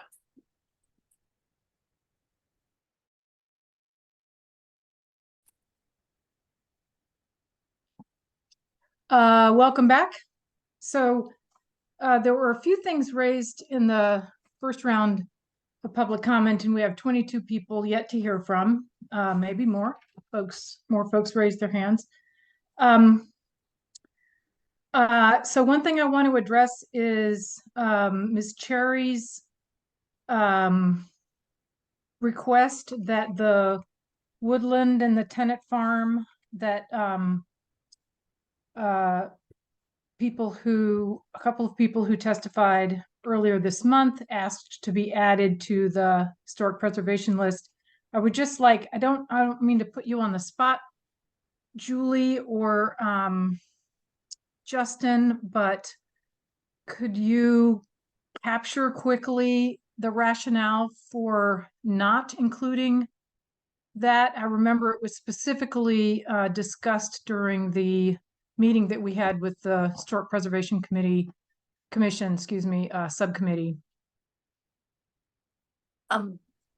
Justin, you want to go first? Sure, I'm happy to. So in that meeting, like I said earlier, we discussed how the site is preserved, I think through open space mechanisms or preserved in that way. Obviously, as we heard tonight, that's not necessarily all of it. There might be private properties, perhaps even developed ones that encompass the footprint of that, as well as there is the state historic opinion on it. So ultimately, the discussion was kind of in what way does being in the master plan benefit that does having these sites in the master plan provide a benefit? And ultimately, the conversation was also, and this was shared by people who have been in the field for a while, that it might open up the site to kind of scavengers who want to go and find something. So within the element, though, we obviously, the historic element, we include recommendations to further historic preservation in Princeton in many other ways, including updating our 1981 survey, or gathering information about other sites in different ways. So we ultimately landed on, the site is now on our radar, and we would be able to address it in another way in the future. Yeah, I remember there being that particular concern that that naming it, even if it weren't identified by location, would potentially endanger the resource. David, you were part of that meeting too, although you were calling in, so I don't know whether you recall that.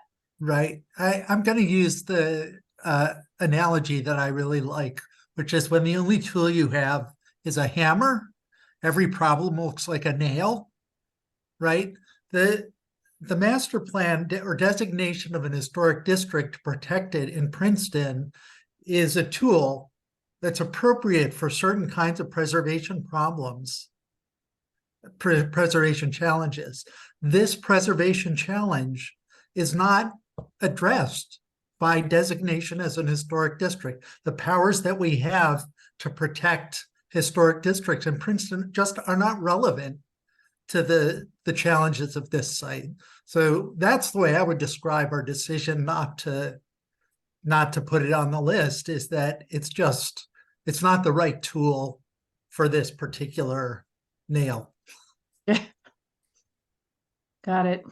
Okay. Anything to add to that, Julie, or are we good?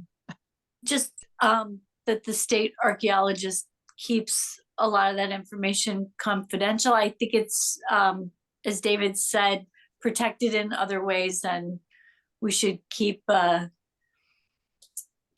the way it is. Thank you. Either Justin Lesko or I think you're the best person to address this. I wanted to follow up on Mr. Kreider's comment about the service zone and what your thoughts are, and maybe Michael Sullivan may want to weigh in on this as well, about the service zone. And I see Tim Quinn's hand is up too.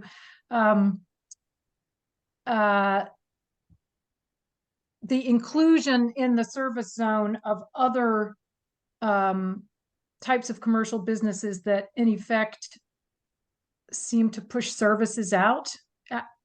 I just didn't want that to go unremarked upon, and wonder whether anybody has thoughts, from a planning perspective about how to adequately accommodate services that we all need. Sure. Without zoning for services and nothing else. I'm happy to start with that. I see Michael had his hand up too. So the service zone in the northern part of the town, up on 206, bordering Montgomery, it's zoned S2 service. There's also an overlay on it that allows for mixed use properties with an affordable requirement. There's nothing in the plan that says to change either of those, or at least to move away from either of those. That's why it's listed on that land use map as mixed use. I expect I know for a fact, this board will see applications for service uses pretty soon. I mean, we just saw the tile store that was approved, and hopeful that that building gets constructed, and they have a very successful business there for some time. So outside of that, it's still being used as a service zone, but it's also still evolving. And this plan doesn't necessarily change anything in that. Yeah. Michael Sullivan, do you have anything to add to that? No, I agree with Justin, and that's exactly the right answer. So. Okay, Mr. Quinn. Not on the service zone. I wanted to discuss another matter. So good. I just wanted to get in line. You're up. The notion of the pilot, the payment in lieu of taxes, was mentioned by someone who commented, and I'm unsure what the relationship, if any, is between the master plan and pilots. It's not something that the board, that the board is involved in. So I just wonder if, thank you, David. Cohen is lost for words. I'm sorry. I'm not feeling I would say that if the master plan recommended certain areas for study as areas in need of redevelopment, because that's where pilots are enabled, right?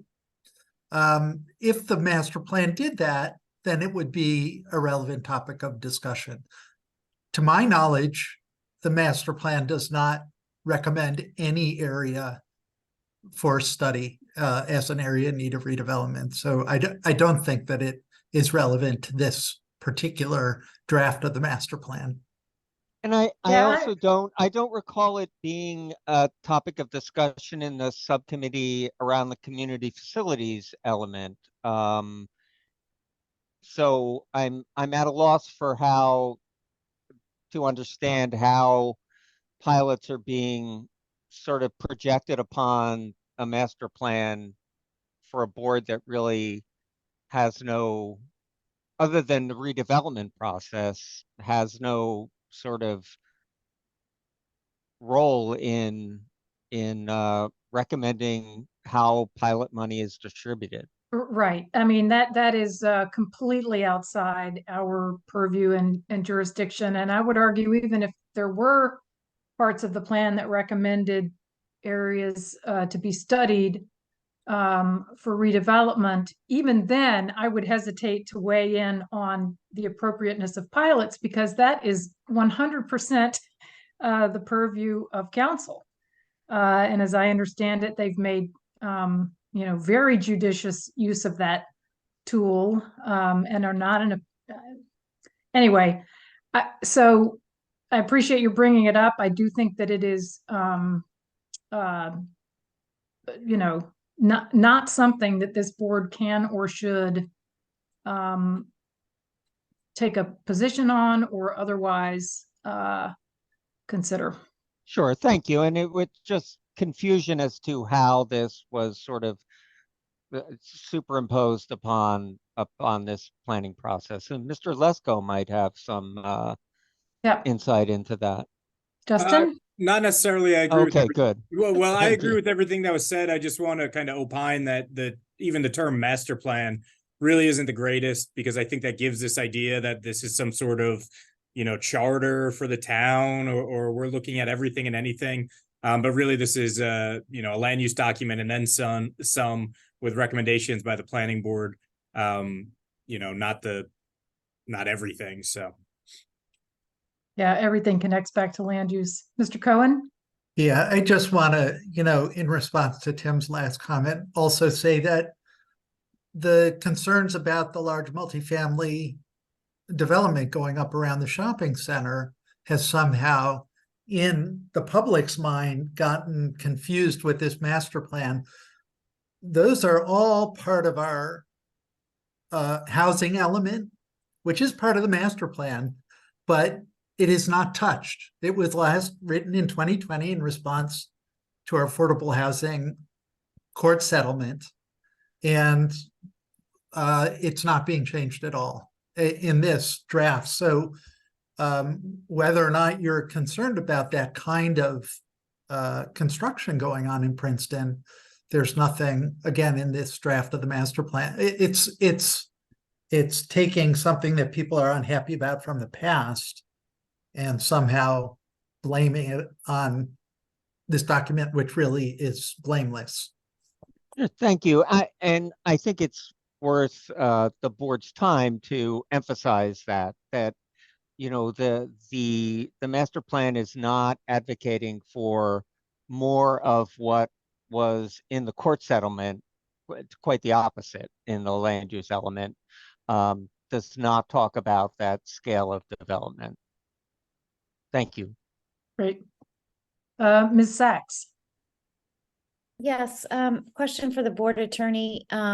There's still a lot of hands raised. So I'm just wondering, if people want to be on the record, do they need to remain and read their remarks read it themselves, or can they email it after the fact? Or I'm just wondering, because the school board chair is here and has remarks and has her hand raised. Yeah, they'd have to be sworn in and testify under oath. Okay, so in other words, if people, and it's as a general question, if people want to have their remarks as part of the record, they have to read it in. Okay, yeah, so that's I think helpful for everyone to know. So if you want your remarks to be part of the record, anyone who's in the audience, unfortunately, you have to stick around. Yep. Okay, thank you for that. It's a good segue to keep going with public comment. So I Okay, think the next person to speak is Jane McClellan. Then we have Caleb Faring and then Bruce Lawton. Okay, great. Could the next speaker say something? Jane McClellan, you need to activate your camera and unmute yourself. Okay. Great.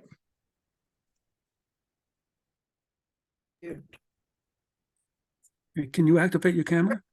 Can you hear me? We can hear you, but we cannot yet see you. Okay, there we go. Okay. You can Thank raise your right hand. Thank you.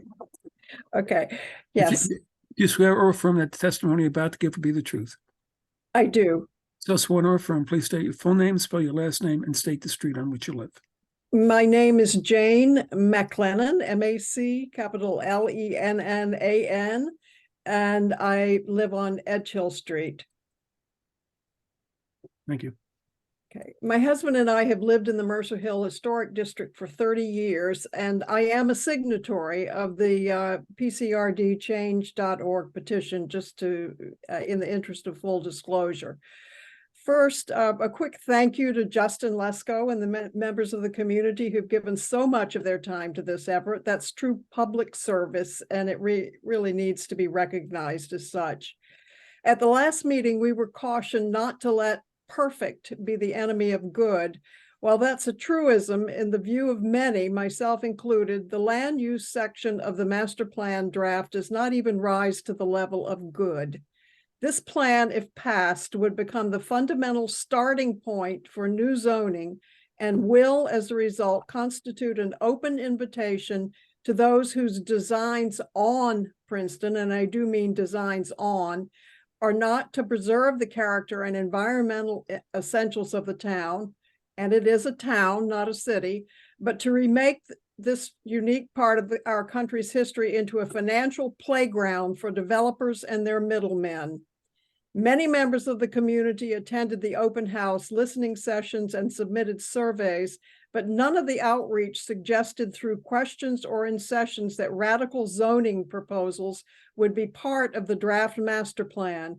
For example, the town never hinted at the suggested zoning along Stockton Street, which is surrounded by residential land development.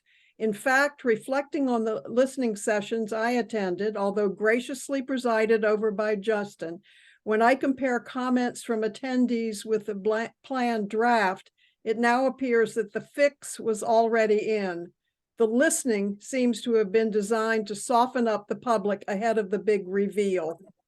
This comment in no way should be misconstrued as being in opposition to affordable housing.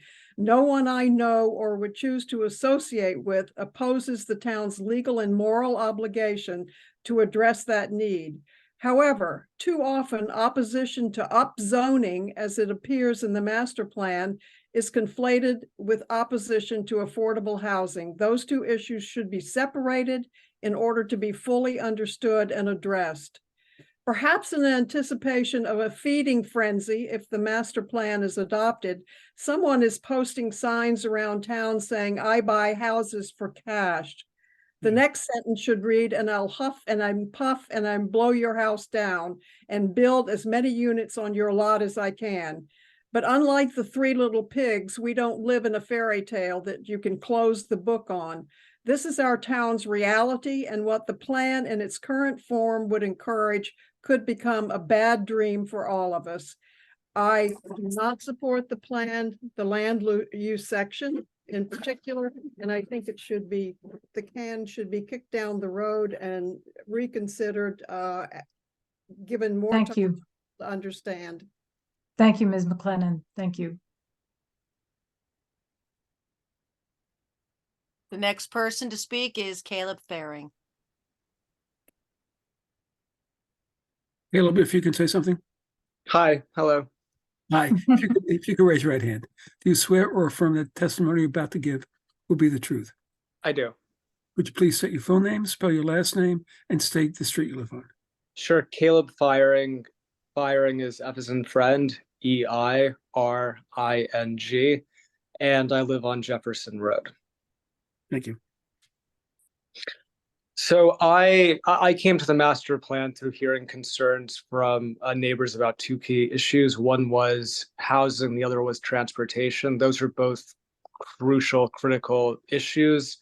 I moved back to Princeton having grown up here because I think someday I'd like to raise a family in this town if it can kind of keep its core qualities that I think make it so special.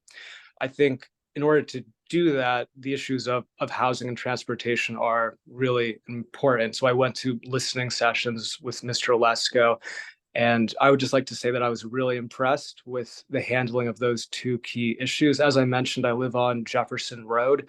I think it's a really interesting street because when you do walk to town from Jefferson Road, it kind of wise off into two streets, Jefferson and Moore Street. And the quality of those two streets are both really lovely. I'm really fortunate that I can walk into town on either my choice of Moore or Jefferson.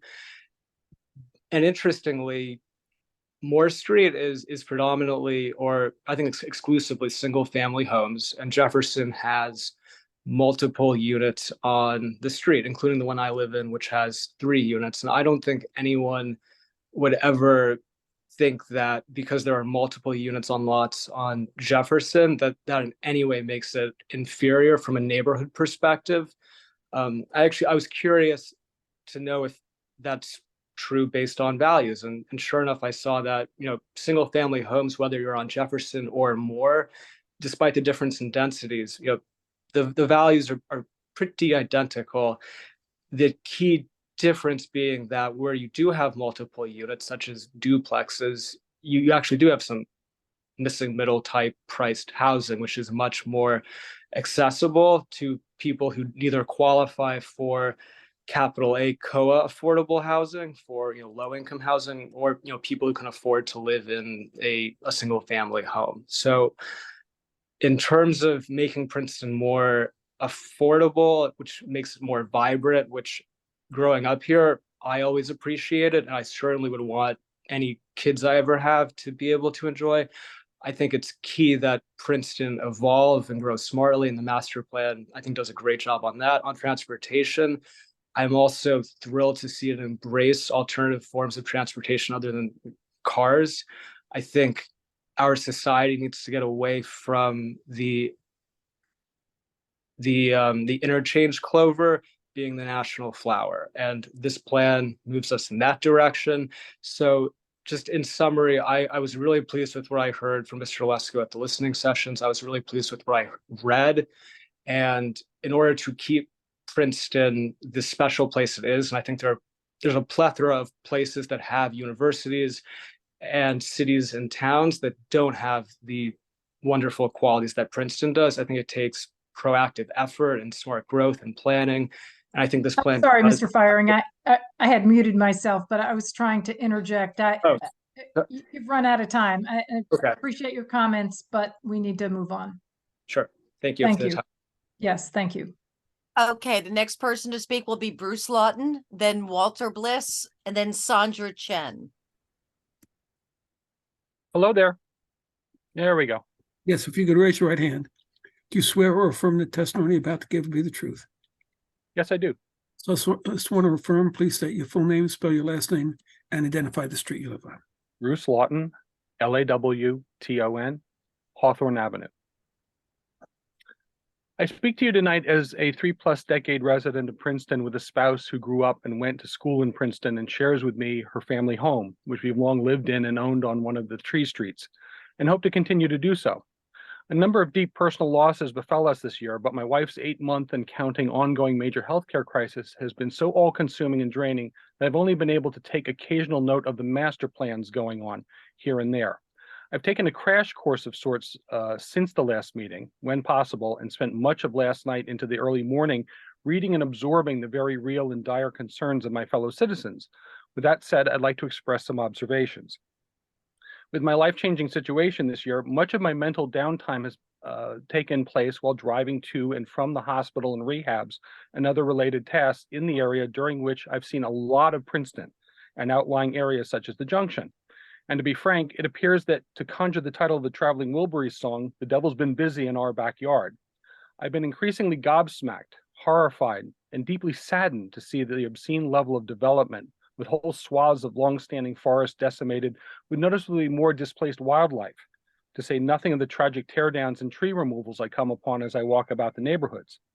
The very charm and character of this important and historic town that goes back to before the founding of the United States has been, in places, altered drastically in the direction of a small metropolis.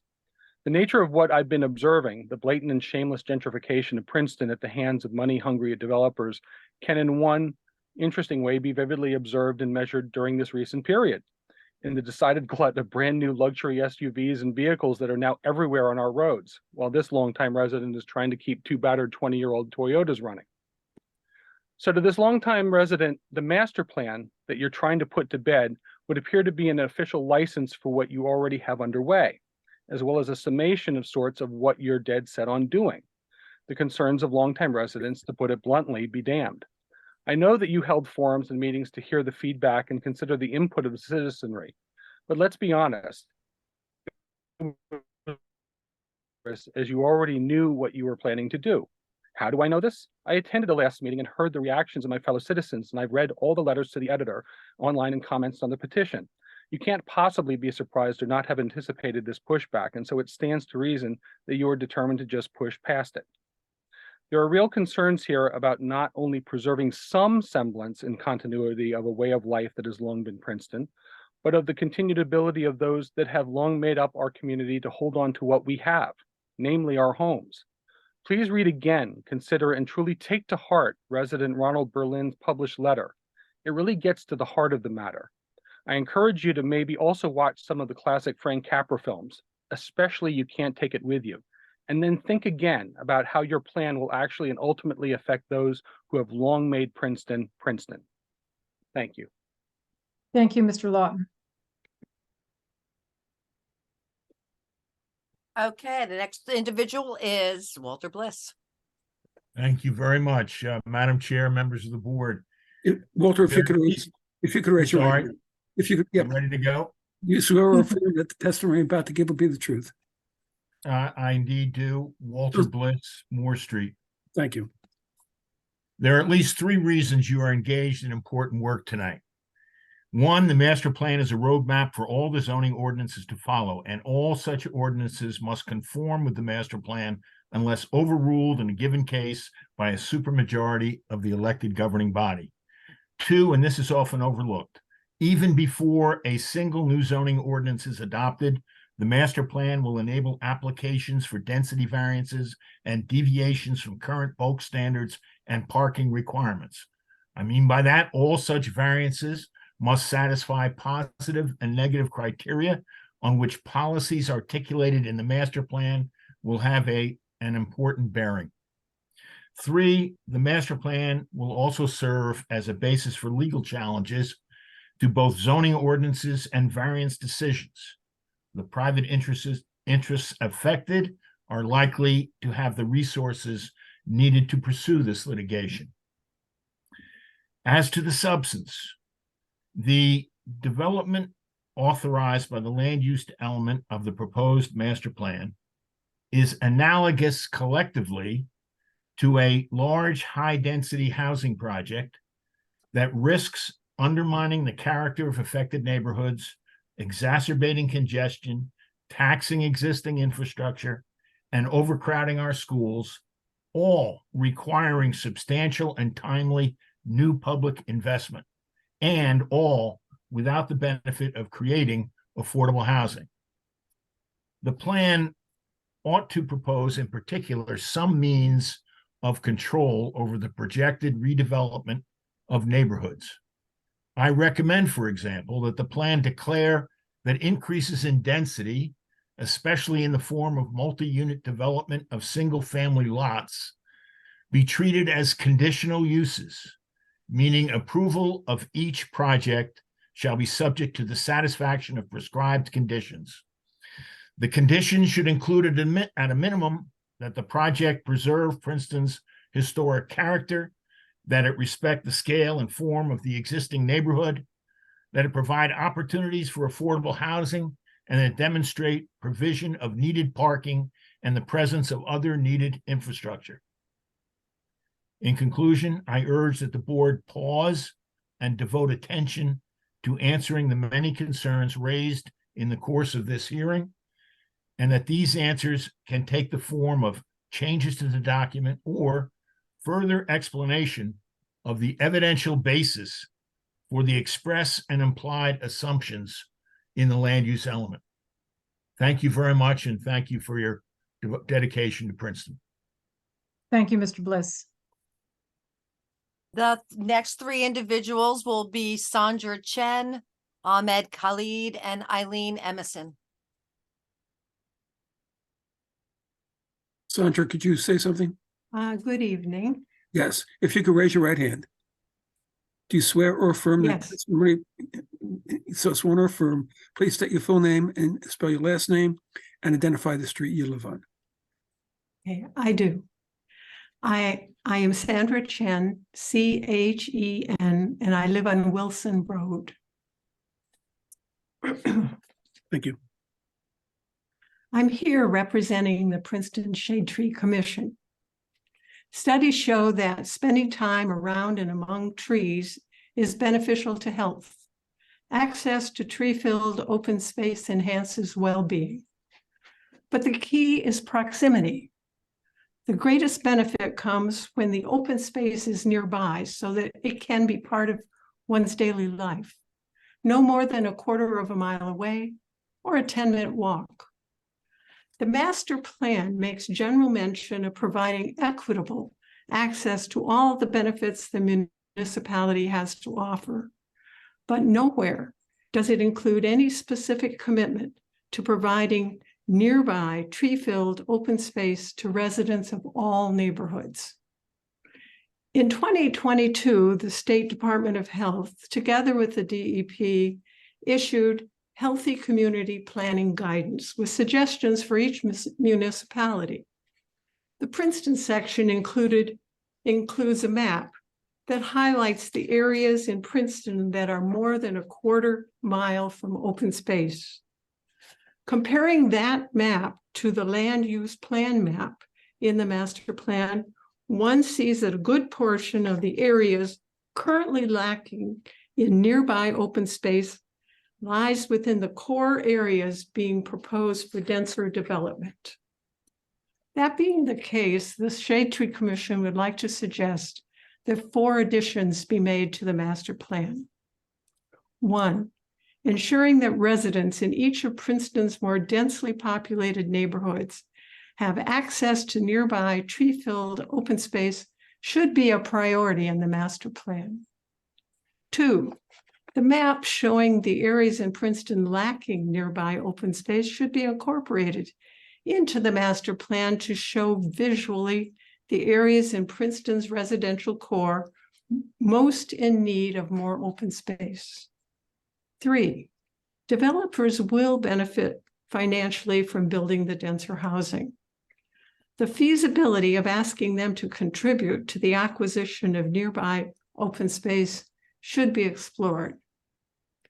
And finally, it seems Princeton's community forestry management plan has not been mentioned in the master plan. It too should be included on the list of plans with which there will be coordination. Thank you. Thank you, Ms. Jen. And we can circle back to some of that when we talk about what's been said. Thank you.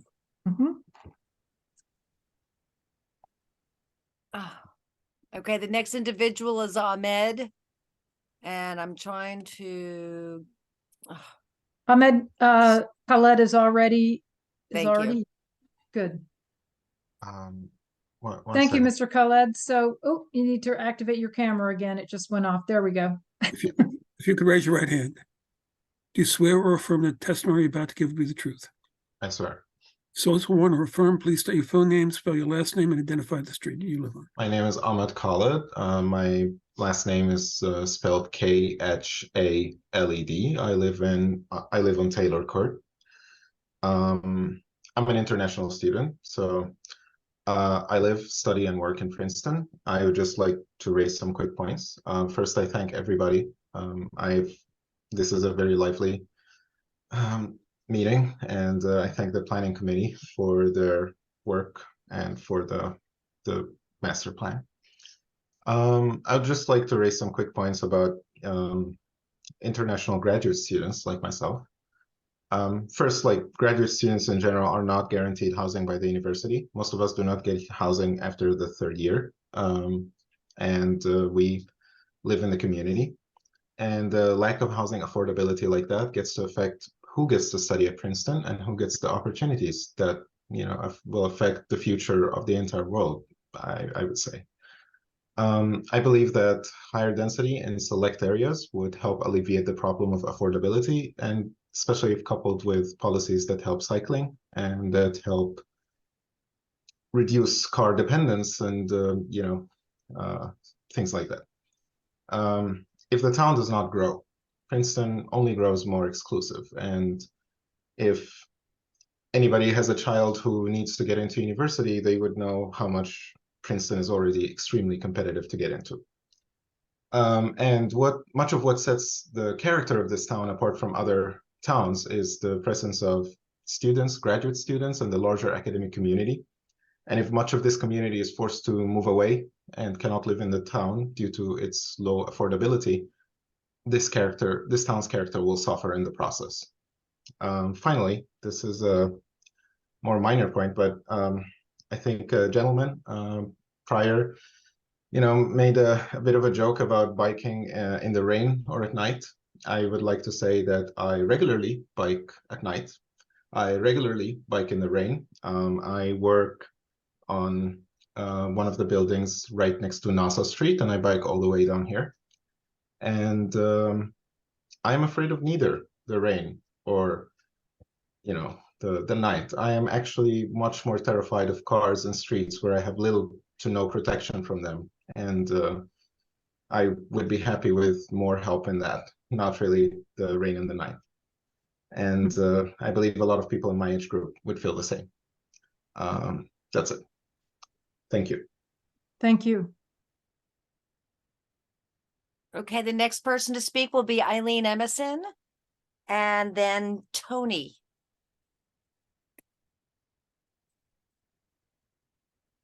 Eileen, could you say something? It won't let me start my video. It says the host stopped it. We will try to fix that. Okay. I think that was my fault. There you go. Okay. If you could raise your right hand, do you swear or affirm that testimony you're about to give will be the truth? I do. So sworn or affirm, please state your full name, spell your last name, and state the street you live on. Eileen Emerson, Emison, Meadowbrook Drive. Thank you. Okay. I want to start tonight by addressing the land use plan and the goal of adding housing for the missing middle. First of all, if we're serious about doing this, the plan should include provisions to stop the destruction of our current affordable housing stock, perhaps by disincentivizing teardowns or placing limits on increases to square footage. We've lost a considerable amount of missing middle housing already, and we should stop it as quickly as possible. The plan also contemplates allowing increased density near the central business district to improve walkability. I have two concerns here. So first, while the proposed placement of units seems logical on the surface, it gives us a more vibrant downtown. The truth is that we know that any housing placed into the downtown area is more expensive than similar housing placed further away. So I do question whether it's actually realistic that we're going to achieve that goal by increasing the density closer to the downtown area. And somewhat implicit in the plan is a view that the new residents who occupy these units are going to live and work in Princeton. And I think what I heard tonight was that 24,000 of the 27,000 people who work in Princeton commute in from outside of town. That means that the vast majority of our current residents leave town for work. We should expect that's going to be the same trend for any new residents that come in. So that means car traffic. And while it's great to think about everybody living and working downtown and walking, that's probably not grounded in reality. So that's a big concern in terms of whether this is achievable. And I don't feel that the plan goes far enough in terms of setting limitations for growth, or at least giving the residents reassurance that those growth controls are in place. Just a point of fact, page 27 of the appendix, the survey gave residents 8 options in terms of what they wanted to see to vitalize downtown. Adding housing in the CBD was the lowest ranked. It was 35%. That means not even a majority of residents wanted that. There were other things were ranked 60%, 80%. That's problematic. Point of fact, I do want to ask Mr. Lesko. I think this evening you showed the R4T zone would go up in housing density from 2.7 to 8 dwelling units per acre. Just want to flag that Meadowbrook sits in there. That was where the flood house was. So if that's accurate, it's not shown in the plan, and it's a big concern in terms of the environment locally. Lastly, cost to residents. All the good stuff here, we're going to pay for. The stuff that we don't want, the density, the builders who are going to profit. It's my own timer. The builders who are going to profit are going to make those changes, and we're going to be left with the desirable things, the Emerald Ring, et cetera, unpaid for, and that's a big concern. Thanks for the time. Thank you, Ms. Emerson. Okay, so the next individual is Tony, and then we have Liz Lambert, and then Emily, and then Daphna. Tony, if you could say something. Hello? Yes, if you could raise your right hand. Yes. Do you swear or affirm that the testimony you're about to give me the truth? I do. Just want to affirm. Please state your full name, spell your last name, and state the street you live on. I'm Anton Nellison, Nellesen, and I reside on Bank Street in Princeton. Okay, thank you. Well, as most of you know, I'm emeritus professor of urban planning and design. And first of all, it's really to compliment all the work that's been done. And I fully support the adoption of this master plan, although it's not perfect. Nonetheless, it has a good heart and professionalism, certainly demonstrated by the town planner, Justin, and the people who served on the committee to create the best plan possible. Sadly, for me, most of the positive recommendations generated by the multiple community engagement meetings by Princeton Future were not included. Primarily, land susceptibility to change, enhancing transit, biking, the bus loop and stops, the parking recommendations, and some of the recommended land uses. The plan, to me, is primarily aspirational, professional in its words. Unfortunately, that has multiple meanings. Words always do. It lacks visual coherence, in my opinion, therefore open to all negative speculation and vitriol. It is besieged by what we call the CAVE and the NIMBY organizations and the individuals in our town.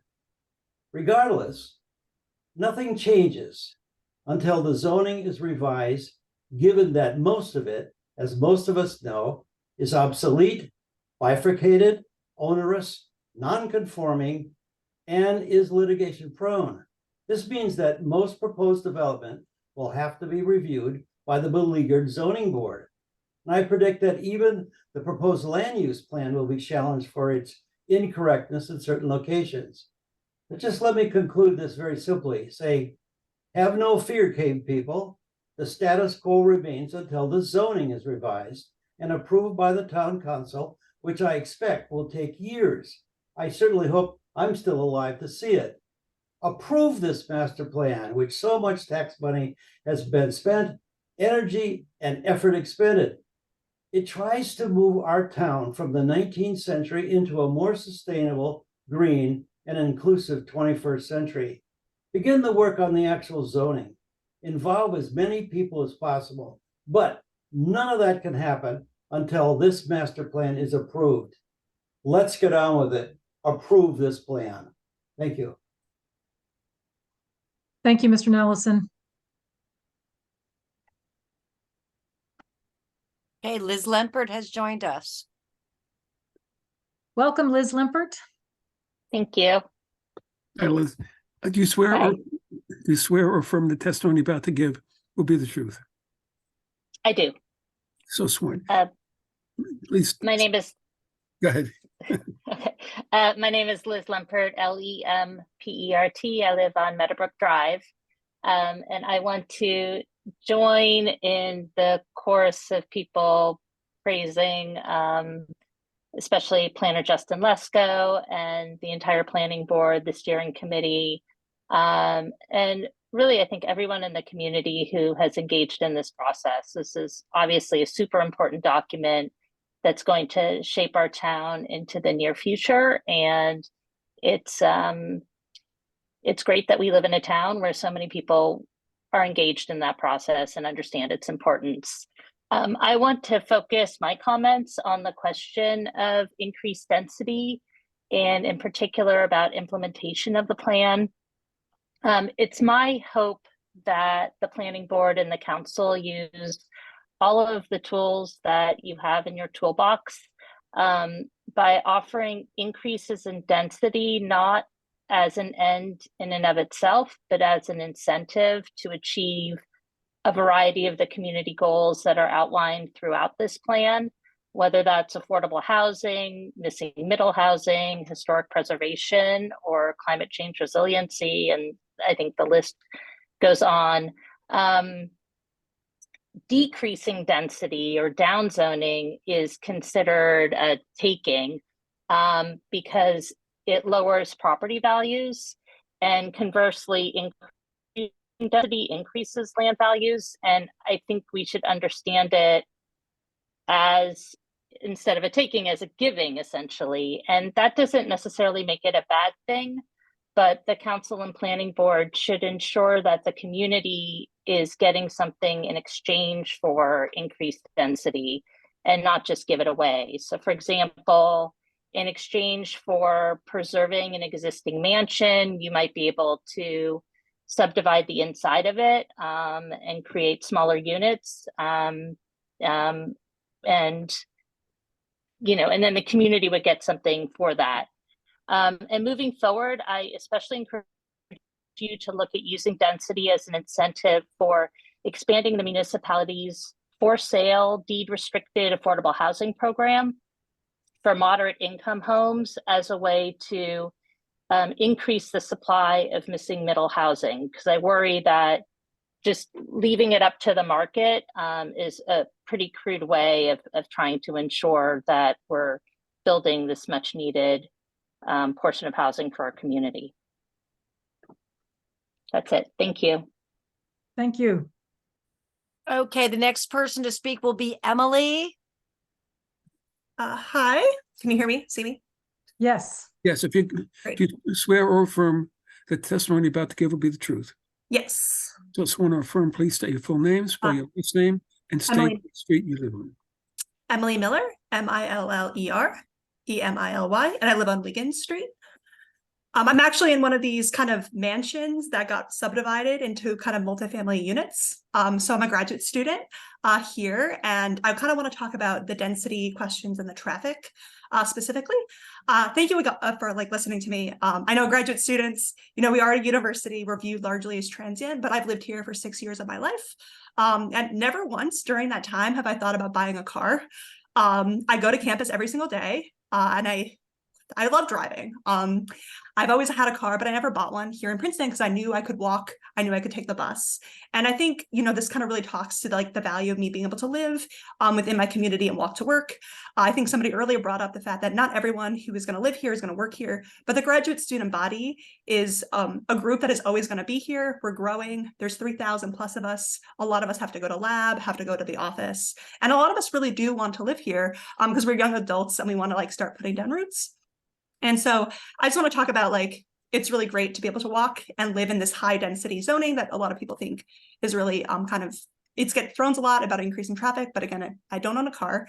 There's like 8 people living in my mansion, Victorian mansion turned apartment building. And it's, you know, you wouldn't be able to tell from the street. We're all young professionals. We don't have kids in the school district, but we do kind of spend our money, walk and work and commute in this community. And I'm not alone in this. I know a lot of friends who have moved away from Princeton who actually drive in every single day because they can't afford to walk. And again, we're always going to be here. We're the university, it's a university town. But I can think of like a handful, like 6 or 7 or 8 people who move to Canal Point, who have to come in, who move to Plainsboro and come in, who move to, you know, Lambertville, Lawrenceville, who always commute in every single day. And so like the traffic, they want to stay, but they can't.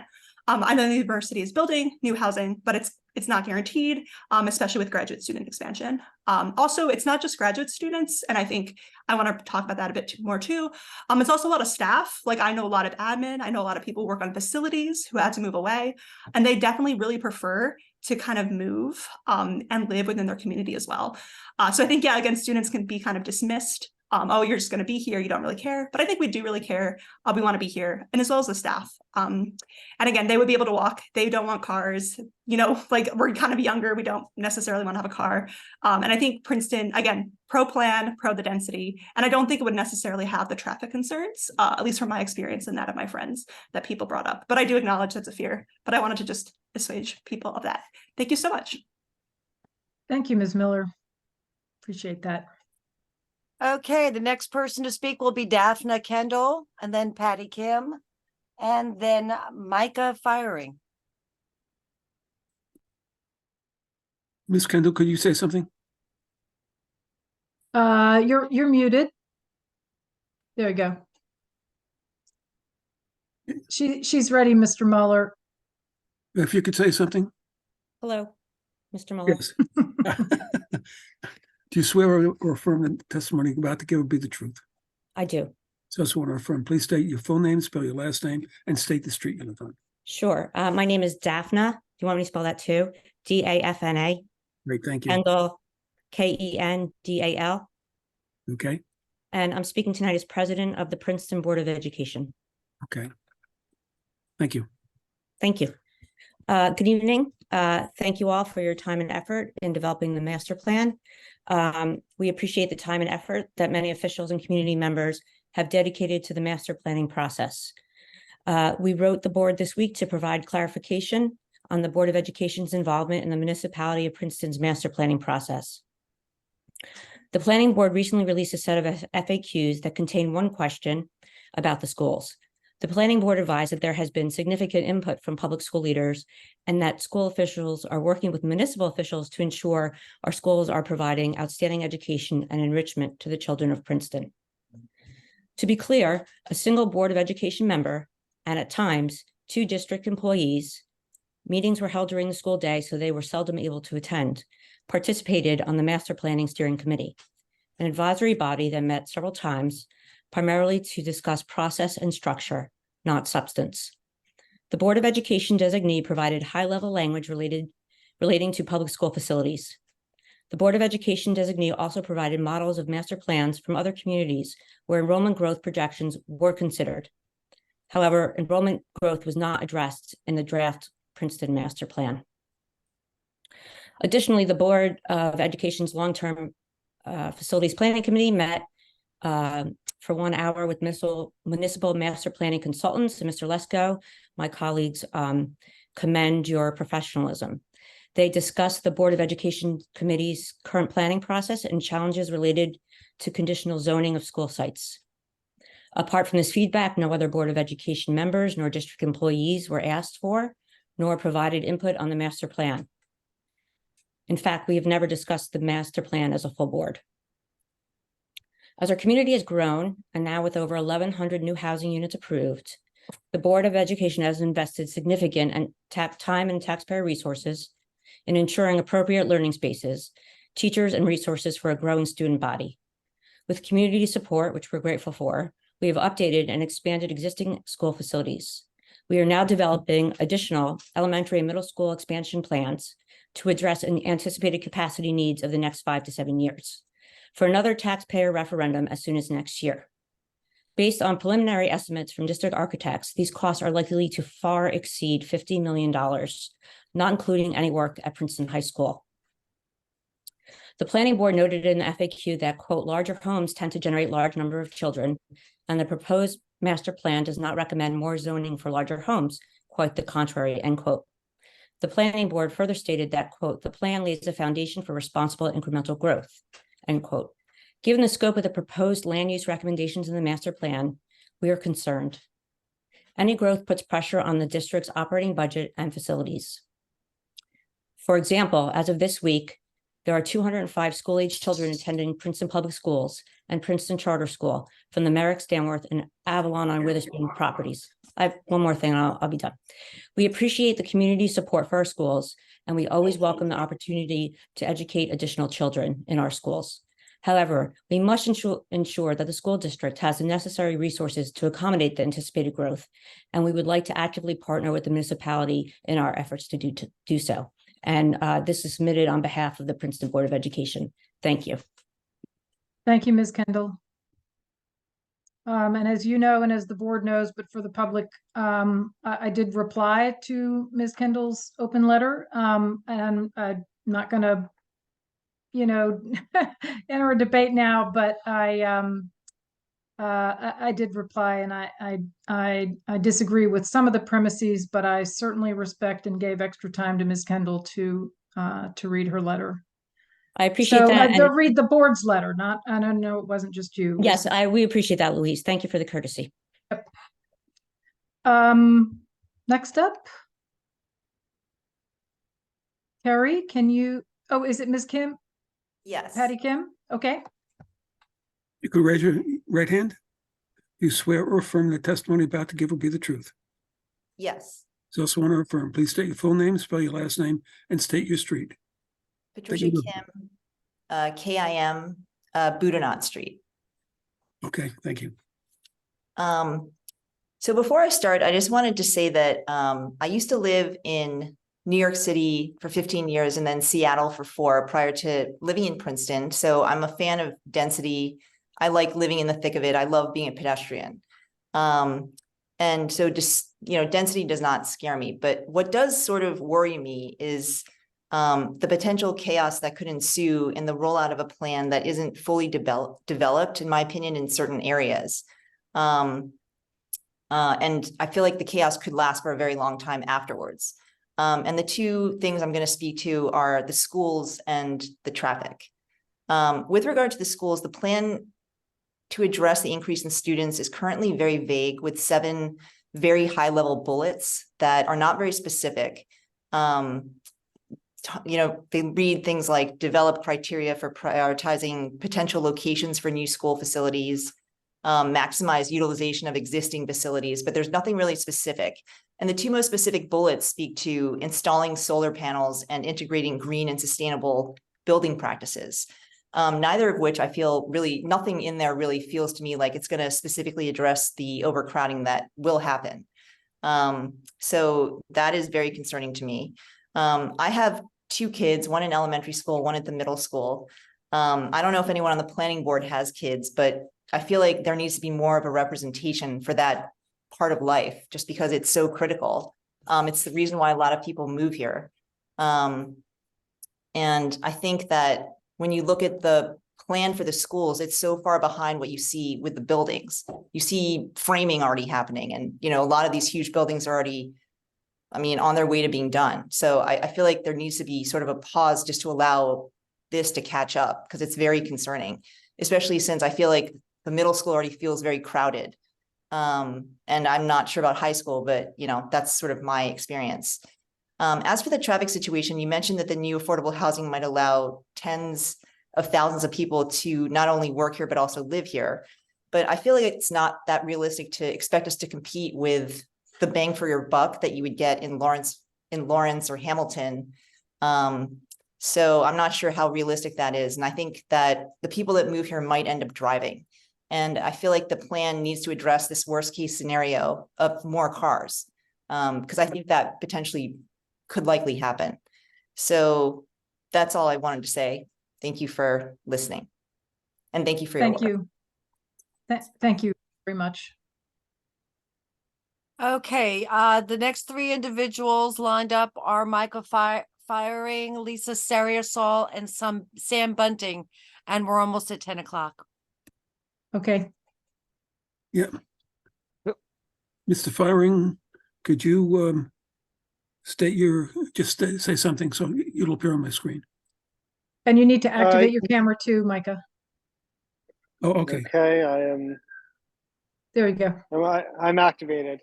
Okay. Hi, Yes. everybody. I'm Micah Firing. That's Feiring. If you I could, live on. okay, well, if you could raise your, no, I think it's the other hand. Do you swear or affirm that the testimony you're about to give will be the truth? Yes.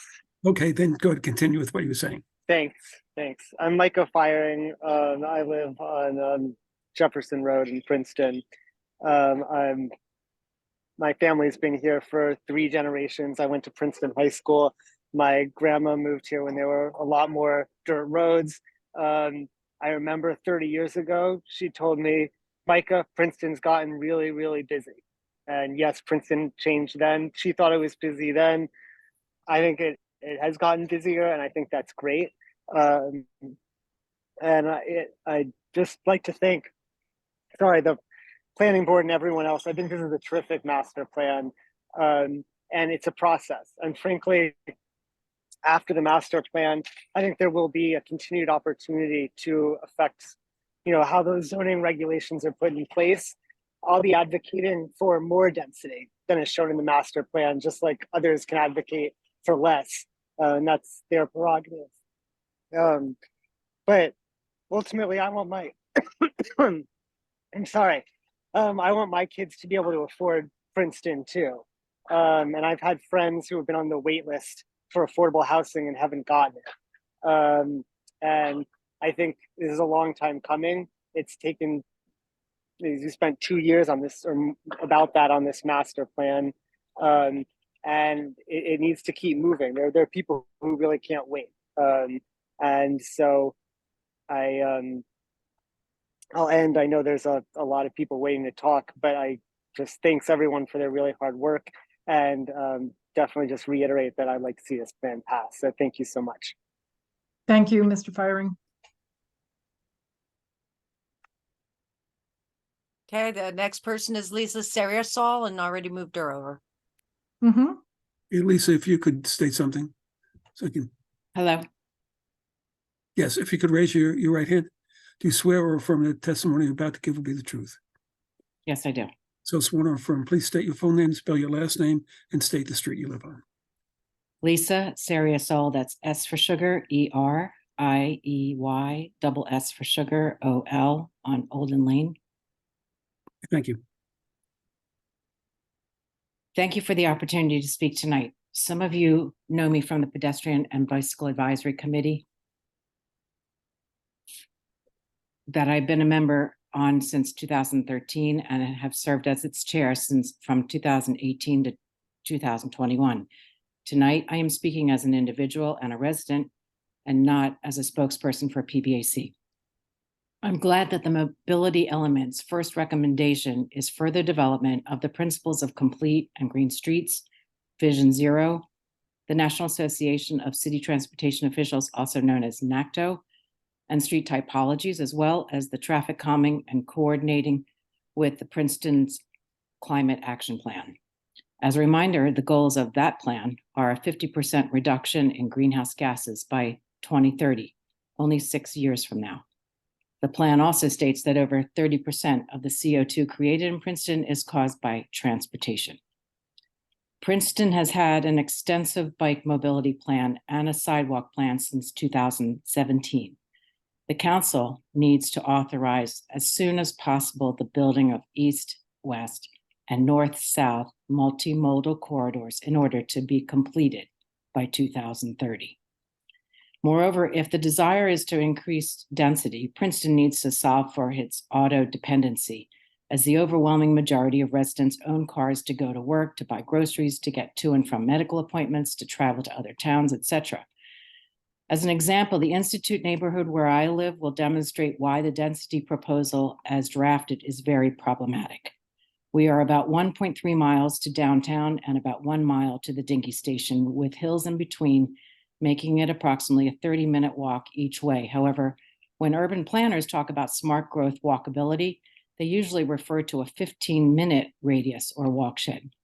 More than half of the streets in the Institute neighborhood do not have sidewalks on each side, yet the sidewalk plan does not anticipate over 1.25 miles of sidewalks that would be needed with increased density in this neighborhood.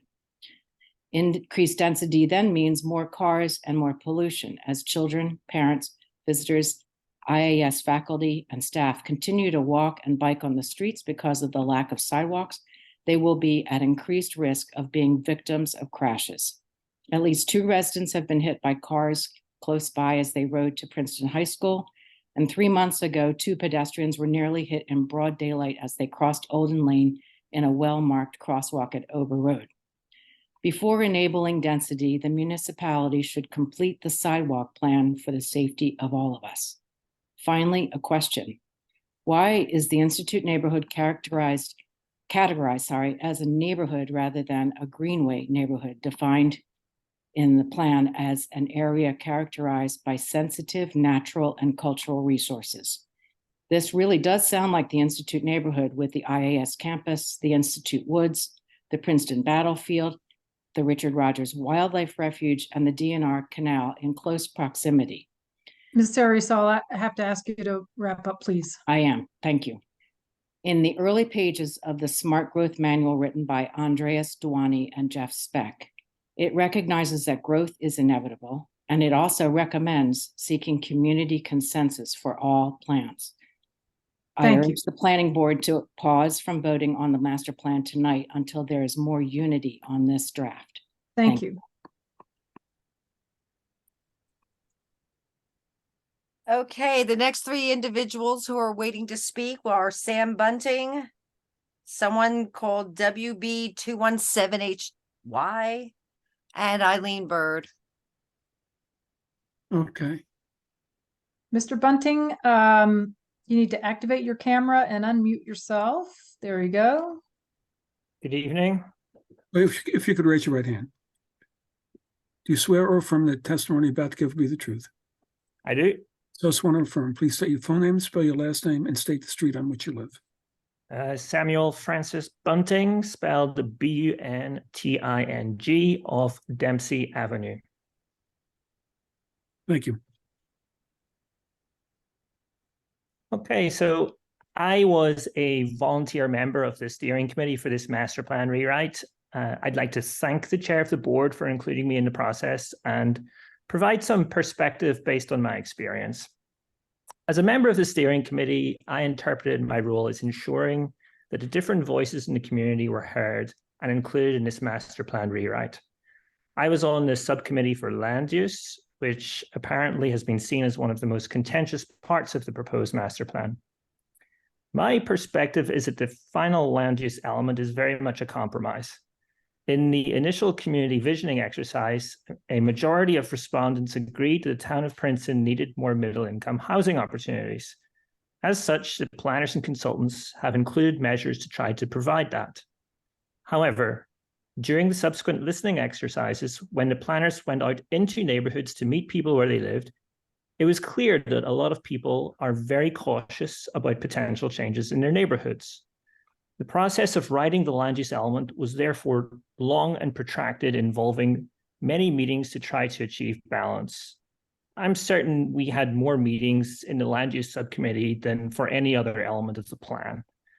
And great weight was given to those voices who expressed doubt about increased density. For that reason, there are no large apartment buildings proposed in the plan. There are no developments that would get a pilot, which apparently has become very controversial. It's not in the plan. And even at a very late stage, after the second public open house, there was a substantial reduction in the recommended zoning densities for different neighborhoods in the town. The people who are expressing doubt about density were very much heard, and what is in the plan is an attempt to balance different points of view and different objectives. Speaking personally, I can honestly say that there's a lot of stuff in the plan that disappoints me. If I was writing the plan myself, I would write a different plan. I worry that we aren't doing enough to counteract the rapidly increasing price of homes, which is causing displacement and making it hard for regular working people to find places to live in Princeton. I also worry that there is little consideration in the proposed master plan for how to address future state-mandated housing requirements. But I respect that some of our neighbors do not want to go there. There are different points of view in the town, and as a member of the subcommittee, I feel like I can honestly say that what the planners and consultants have come up with is a good faith effort to capture that. If this plan were to pass, it would certainly not be the end of the discussion. There are a wide range of potential outcomes depending on how the plan is implemented. I hope we can come together as a town to try to find a way to do this, to ensure the best possible future for the town. Thanks. Thank you, Mr. Bunting. Thanks.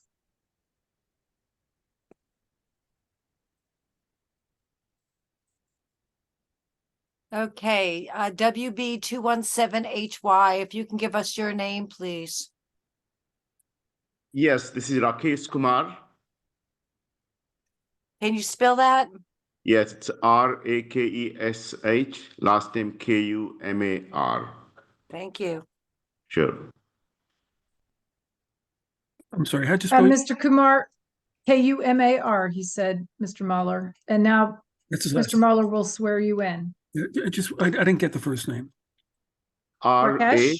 Yes, sorry, Rakesh. Rakesh. Good. All right, thank you very much. And Sure. the street you live on?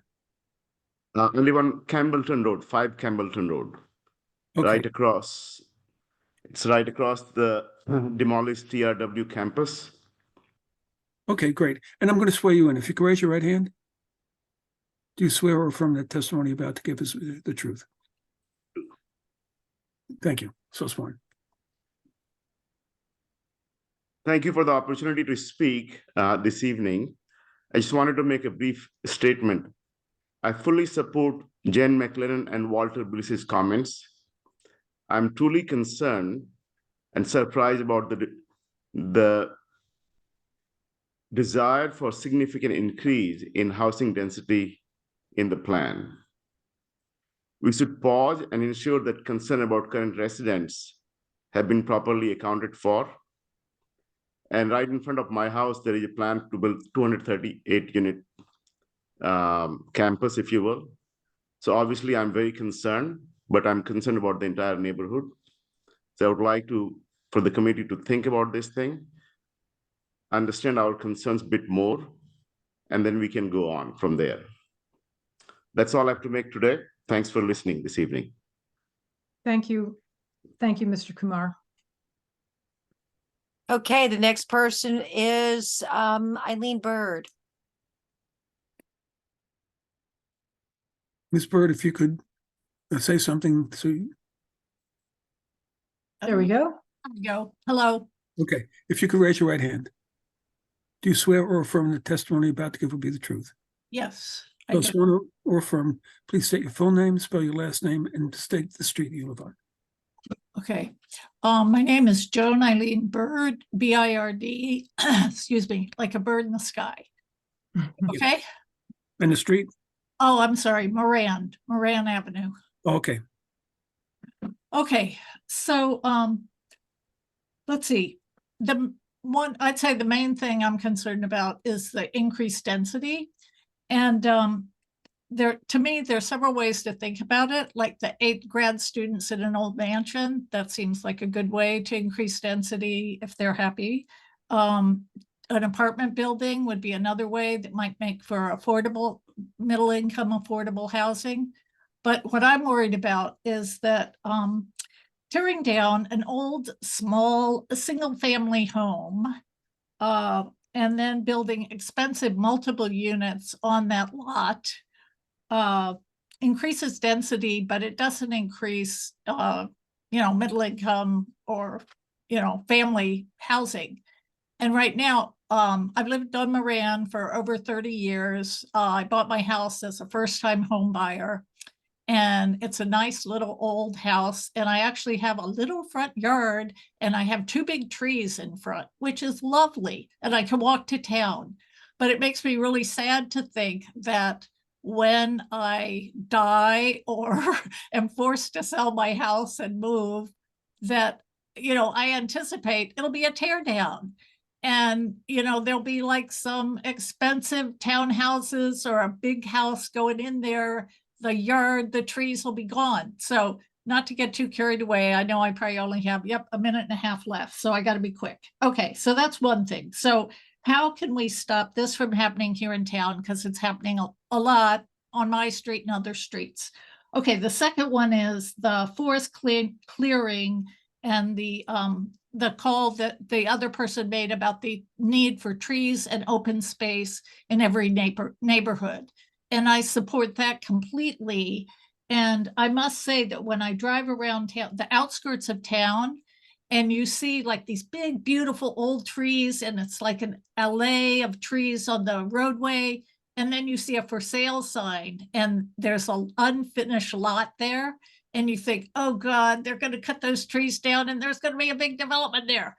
So in the plan, as much as possible, I know y'all have addressed this as much as you can, but as the other person said, maybe it's something we can look at in terms of the other neighborhoods. Okay, quick, I only have a couple of minutes. So, okay, the Airbnbs, someone else mentioned just real quickly, is that another way that we're not having rental properties because now we're having Airbnbs, something to consider? And I have 12 seconds left. Let's see. Well, basically, I think we could pause. I don't think we have to, rush to approve this tonight. So thank you very much. I appreciate the time to talk. Check. Thank you, Ms. Byrd. Okay, the next individual is iPhone Rika, and then Chris Sturm, I'm sorry. iPhone Rika, if you could say something so you'll come up on the screen, on my screen. And you have to activate your camera and unmute yourself. There we go. You're still muted though.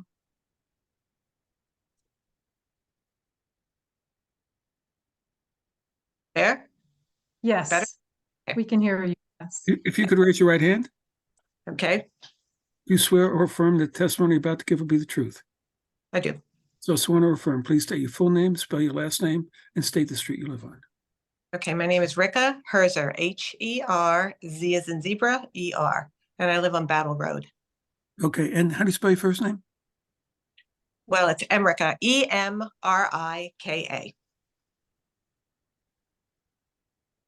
Okay, thank you. Okay. Great, thank you. Okay, well, my husband and I experienced a density change in a neighborhood where we once lived in Allentown, Pennsylvania. We were located in a historic district within walking distance to a vibrant commercial town center. It offered easy access to a wide variety of shops, restaurants, even a library and movie theater. Sound familiar? Well, things began to change as single-family homes were converted into multifamily dwellings. Density and diversity increased, but at a cost. Traffic congestion, noise and air pollution, stress on the school system, problems with home maintenance, loss of character. Many neighbors sold their homes to speculators who tore into these buildings and ripped the soul out of the community. Eventually, the town center suffered the effects. The shops closed, the movie theater was torn down, and even the library moved away. This may sound extreme, but it's a true story and a cautionary tale. What brought us to Princeton was the lovely small town center surrounded by beautiful residential neighborhoods of single-family homes. Coming off of our living experience in a town gone awry, we appreciated zoning that we thought would help maintain the context and continuity of our homes in the neighborhood. When we decided to invest in our home on Battle Road, we felt a sense of security, believing that what we see around us is what we get. No surprises. It's hard enough to watch when lovely historic or classic Princeton homes are torn down to make way for another single family home.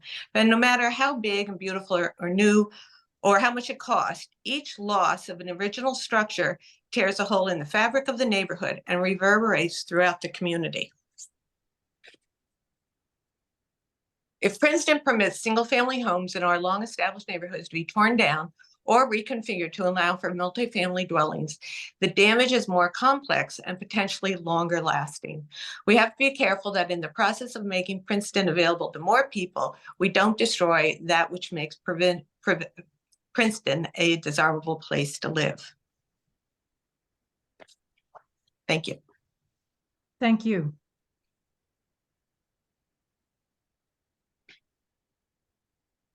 Okay, so Chris Sturm is online here, and then Karen O'Connell. Okay, I'm unable to start my video. Oh, here we go. Start. Okay. Hi. Right. You could read, yeah, do you swear or affirm to testify truthfully? Yes, I do. Okay. Could you please state your full name, spell your last name, and state your street address, not just your street? Yep. I'm Chris Sturm, S-T-U-R-M as in Mary, and I live on Riverside Drive. Okay. Well, planning board, thank you so much for staying up to listen. I'll try to be coherent. It's getting late.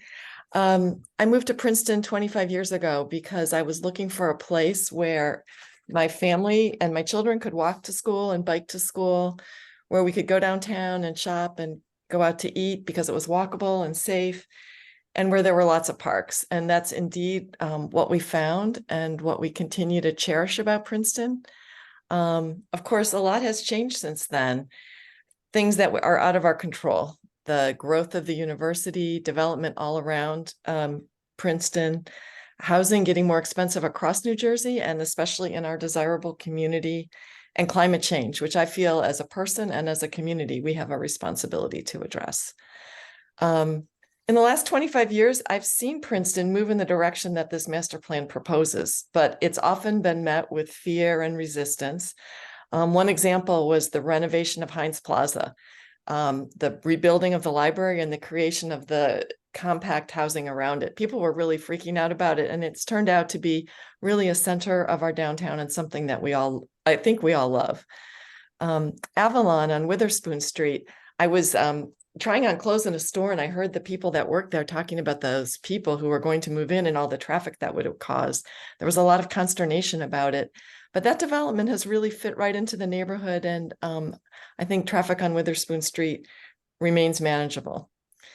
In the meantime, the town has also expanded parks, which is really important. It's shown that we can continue to do that. So, you know, I like what I see in the master plan in terms of making it, committing to making it safer to walk and bike, to making it more accessible to people who want to live in small places. My friends are getting older, some are widowed, some have health issues, they want to age in place. And meanwhile, the grad students keep coming, and they should be part of our community as well. I'm also very grateful for just the thoughtful approach that I think is really holistic. So I think that I urge you to update the plan. It's never going to be perfect. It's never going to have complete consensus, but it's important for you and the staff and the other committees in town to be able to move forward, to start using this guidance to continue to make Princeton a really great place to live. So thank you very much. Thanks for all the hard work that you do. Thank you very much, Ms. Durham. Okay, Karen O'Connell is the next individual. You can raise your right hand. Do you swear or affirm that the testimony you're about to give will be the truth? Yes, I do. So sworn or affirm. Please state your full name, spell your last name, and state the street you live on. Sure. I'm Karen O'Connell. It's spelled O''Connell, and I live on Hibben Road. Thank you. I'm going to read a statement. Go right ahead. I'm one of the nearly 1,000 signers of the November 16th petition that requests a slowdown of the adoption of the new master plan. I appreciate all the work that has been done on this draft and know it must be a disappointment to receive so much pushback. Hopefully you can listen to those of us asking for a pause with an open heart and try to see things differently. I consider myself a lifelong environmentalist and too often have seen the natural world take a backseat to everything else. Trees always lose. Land use is something I've reluctantly become keenly aware of over time. At the end of the recent master plan FAQs posted on the town's website, it states, Princeton's elected leaders are not bound by law to act on every recommendation in the master plan. The land use element of the plan, however, is required to be the basis for any zoning ordinance.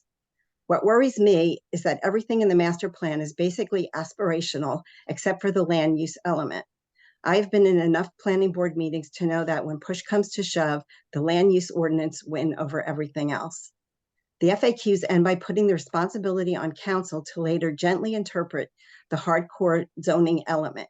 In part, it says, crafting zoning changes that anticipate the law of unanticipated consequences, that is, getting it right, will be painstakingly and interesting work that will likely unfold over years.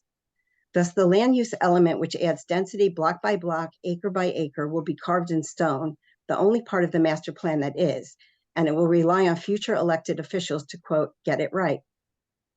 These FAQs seem to admit that it will be difficult to near impossible for council to get it right, and the town will live with the consequences if they end up getting it wrong.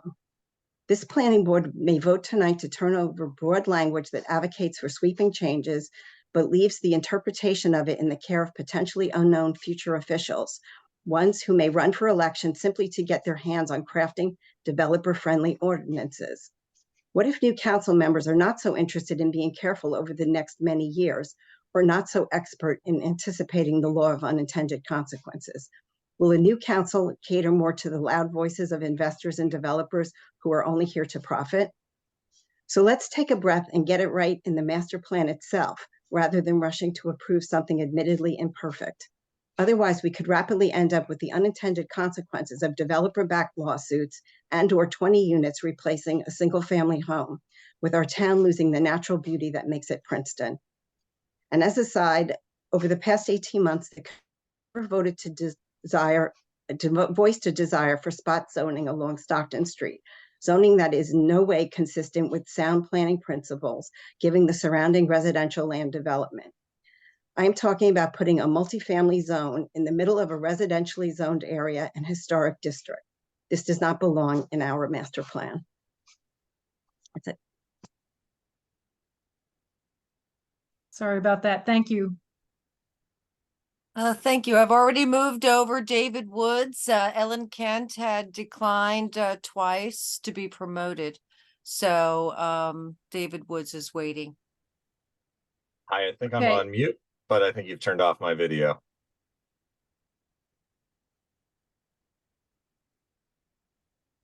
There we go. Yep. If you can raise your right hand. Do you swear or affirm that the testimony about to give will be the truth? I do. And my name is David Woods, W-O-O-D-S, and I live on Pretty Brook Road. Thank you. Thank you. Thank you to start off for your time and countless hours that this committee has devoted to the master plan. I appreciate it's getting late. As I shared, I'm David Woods, and I've been a resident in Princeton for a little over 6 years.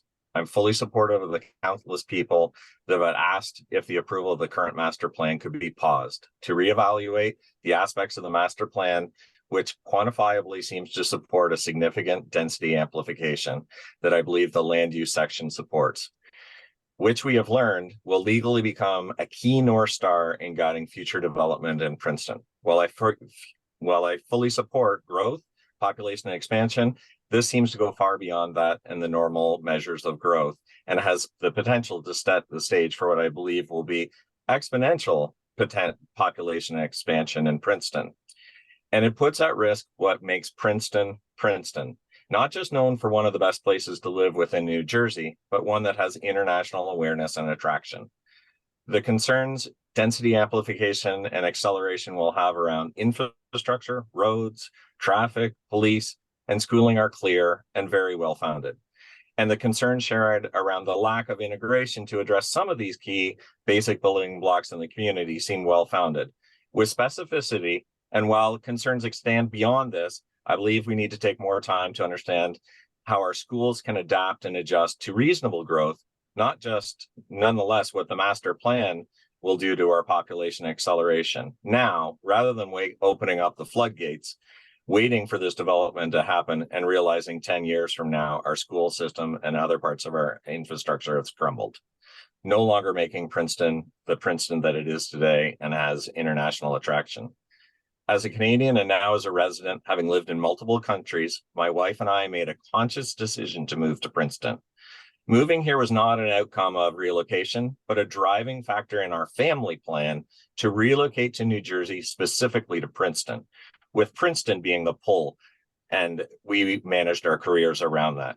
Princeton won us over as a town, similarly a repeat town we wanted our children to grow up on.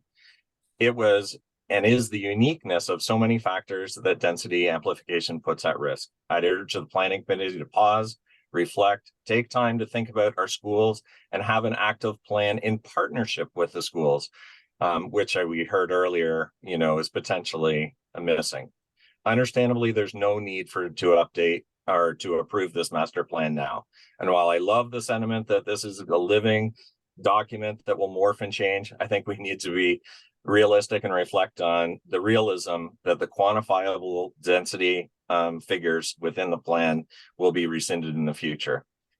We want to make this a place that others want to move to, as it is, and it was for my family. In the future, I know that Princeton needs to, be a spot that other families will want to move to, just as it was for us. So many thanks, appreciation for hearing this as with others. Thank you, Mr. Woods. Okay, the next person to speak is Bill Hare and then Lauren Seam. Mr. Hare, if you could raise your right hand. Okay, do you hear me all right? That's your left hand.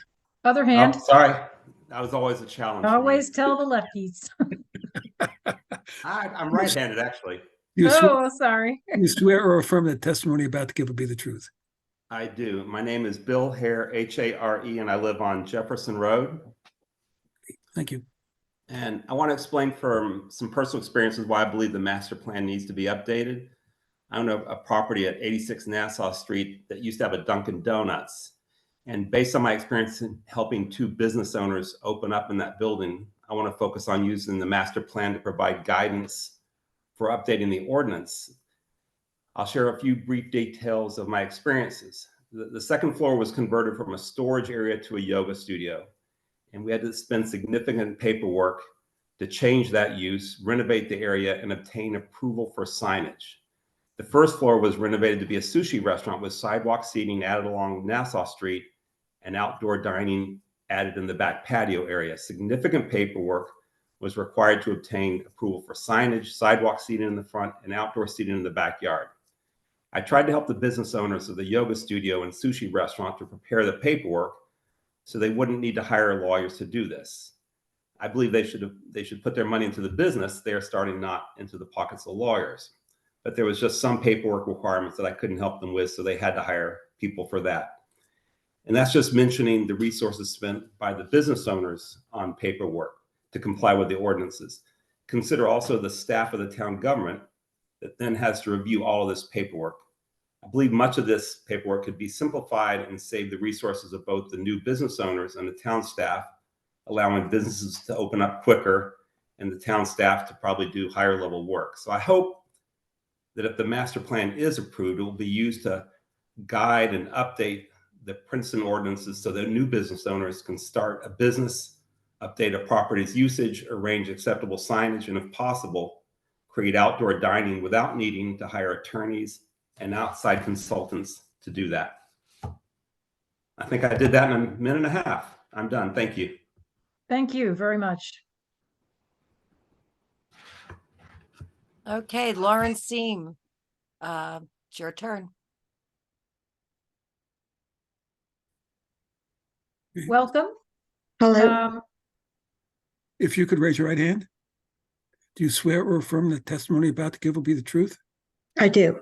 So sworn or affirm. Please state your full name, spell your last name, and state your... Lauren Seam, S-E-E-M, Morven Place. I want to talk today about Section 6 of the plan, the open space element. When I look at the recent acquisitions that Princeton has made for open space for preservation, I notice that it seems to me we've sort of gotten ourselves in a position where to those who have more, even more will be given. I think we've taken areas of town that already have large lots and access to a great deal of open space. And somehow we've prioritized these areas for even more open space. And I do recognize that the Ridge is an environmentally sensitive area, and I do want to be respectful of that. But I also feel that the Emerald Necklace has become a choker. And what it really is doing is choking funds from more densely populated areas of town. When I look at the master plan, section 6, I really only see that item 33 addresses more open space for more densely populated areas.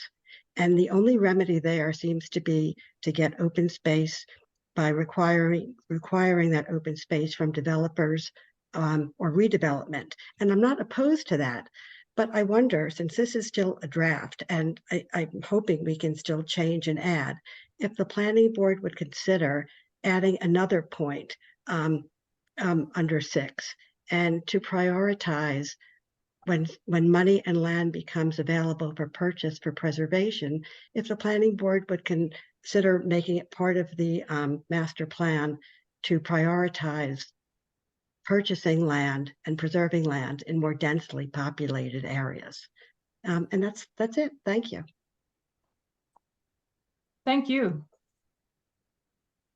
We're Okay, going the to come next back to person- that topic when the board deliberates. Thank you, Ms. Seem. Go ahead, Carrie. Yes, the next person is Virginia Kerr. Yes, Virginia, if you can say something so it'll appear on my screen. Can you hear me? Yep, fine now. If you could raise, Okay. you could raise your right hand. Okay. You swear or affirm that the testimony you're about to give will be the truth. I do. Just want to affirm, please state your full name, spell your last name, and state your street. Okay, my name is Virginia Kerr, K-E-R-R. I live at 124 Jefferson Road, and I've lived here for almost 30 years. And I'm also an attorney who has had experience with New Jersey land use issues, including issues in this community. And I realize the board and the master plan committee has put much time into developing the plan, but I share many of the concerns that have been expressed about the plan, and I agree in particular with the comments of Walter Bliss. So in light of those concerns, I feel that it would be imprudent for the board to vote to adopt the plan tonight. More time should be given to absorb public input and hopefully for the board to make changes in response. As Walter said, the master plan will have legal significance as soon as it is adopted.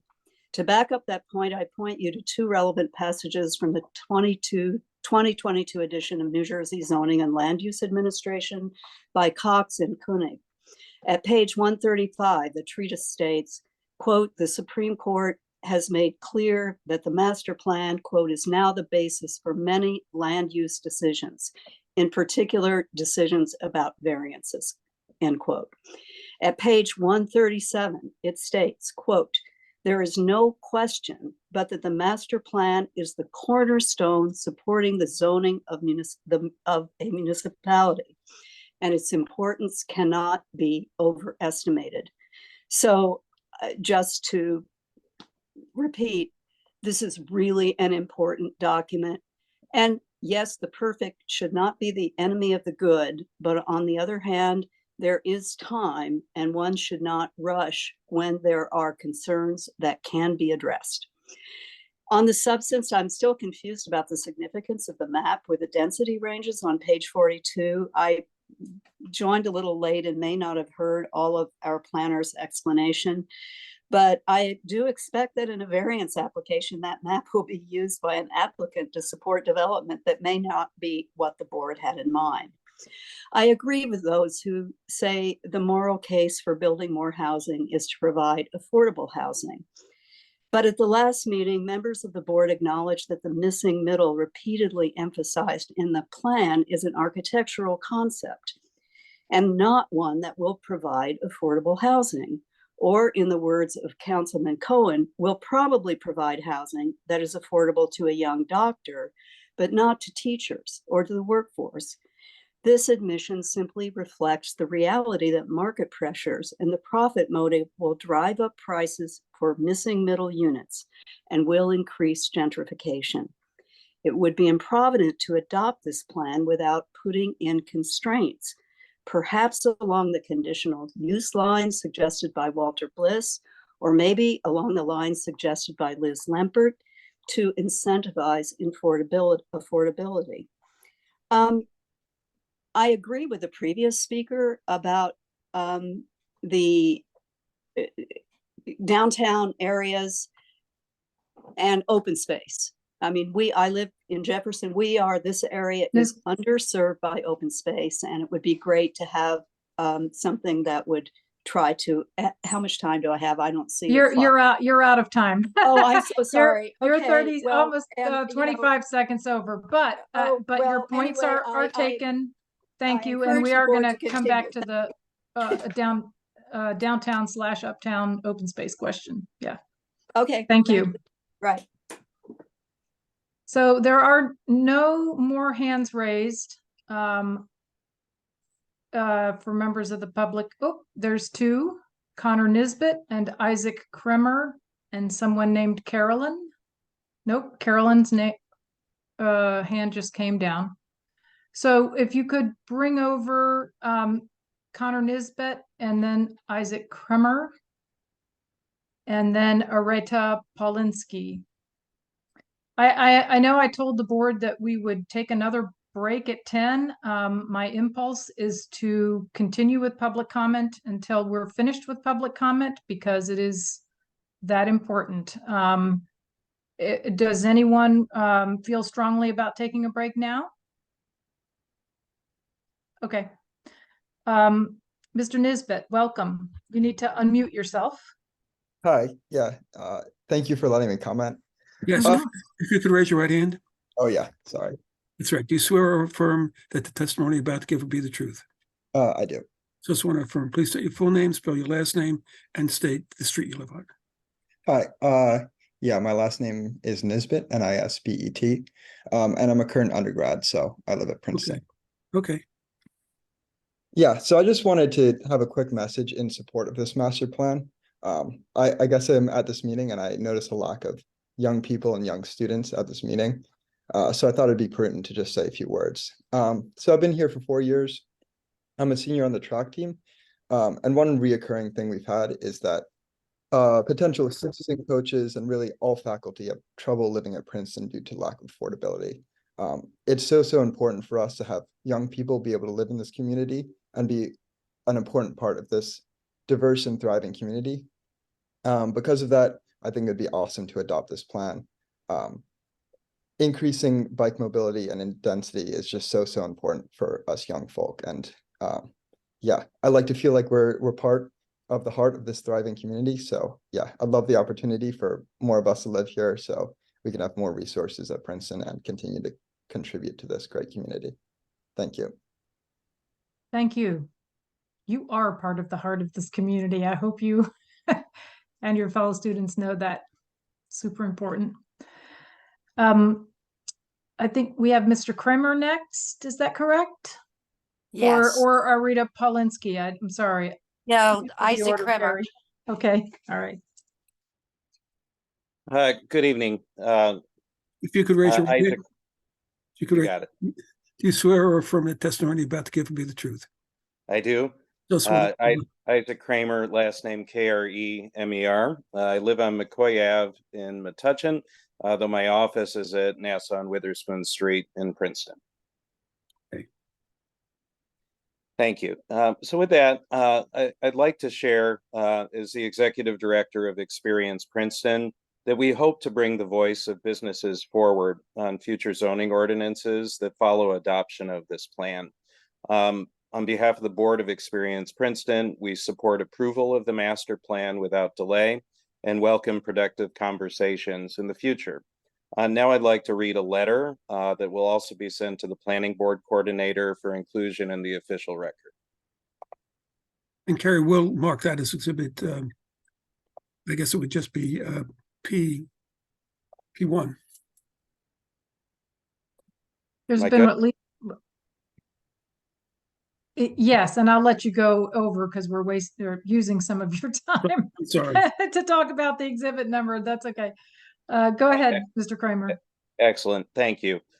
So on behalf of the Board of Directors of Experience Princeton, I am pleased to submit the following findings of our economic development team. In quotations, Experience Princeton supports the master plan being presented by the Master Plan Committee to the Planning Board this evening. We are very pleased to see many of the general themes that our teams have included in their work plans for the coming year are also part of the various components recommended in the report. We look forward to working with municipal staff and any future committee charged with implementing the various aspects of the master plan to bring about positive changes which will encourage innovation, experiential retail, expanded outdoor dining, affordable housing for the employees of local businesses, new parking opportunities, including the utilization of underused lots and preservation of the unique character of Princeton. We would like to note, so close quote, we would like to note that on page 24 of the plan, recommendations 69 and 70 encourage economic development goals of expanding Princeton's role as a regional destination. We would also ask for the prioritization of more specific initiatives. There is a need for the infrastructure to accommodate workforce housing, reasonable traffic grids which facilitate smooth in and out automobile movement, wayfinding, and informational signage. Additionally, sufficient parking is of paramount importance for the survival of current businesses downtown and for attracting new merchants. The stated principle in the master plan to, in quotes, avoid the necessity of adding new parking capacity, close quotes, reflects laudable sustainability concerns, but is not realistic and needs to be amended. Current capacity does not meet current need, and given the plan's ambitions for growth, current capacity will certainly not meet future need. Merchants rely on visitors from all over Mercer County and the region for whom biking, ride sharing, and public transportation are not and will not be adequate options. However, all these concerns, both sustainability and parking capacity objectives, can be met in the form of structured parking. The latter are part of the bigger mobility picture, but providing additional parking capacity is urgent, crucial, and unavoidable. To conclude, we want to thank everyone who has contributed to the creation of this very detailed master plan, and again stress that we look forward to working with the Planning Board, Historic Preservation Commission, Zoning Council, and all municipal staff to achieve positive results for the Princeton community. Thank you for your consideration. Feel free to contact me if you have any questions. Thank you very much, Mr. Kramer. You're welcome. Oh, the next person to speak is Rita Polinsky and then Barbara Blackwell. Ms. Polinsky, could you say something so you'll appear on my screen? Hi, can you hear me? Yes, if you could raise your right. Do you swear or affirm the testimony you're about to give will be the truth? I do. So I just want to affirm that. State your full name, spell your last name, and my name is that you live on. Areta Polinsky, Areta Pawlysky, and I live on Prospect Avenue. Thank you. A large number of your fellow residents are expressing concerns. Many here are asking for more time in this meeting, and with over 1,000 signing a petition that was put together a very short time ago. In other meetings, in letters, in the Princeton Future Gathering last Saturday, many of these issues that are being brought up are valid, and I'm not going to repeat what I've heard, but I do want to raise the question about the impact of climate change when it's showing itself in so many ways.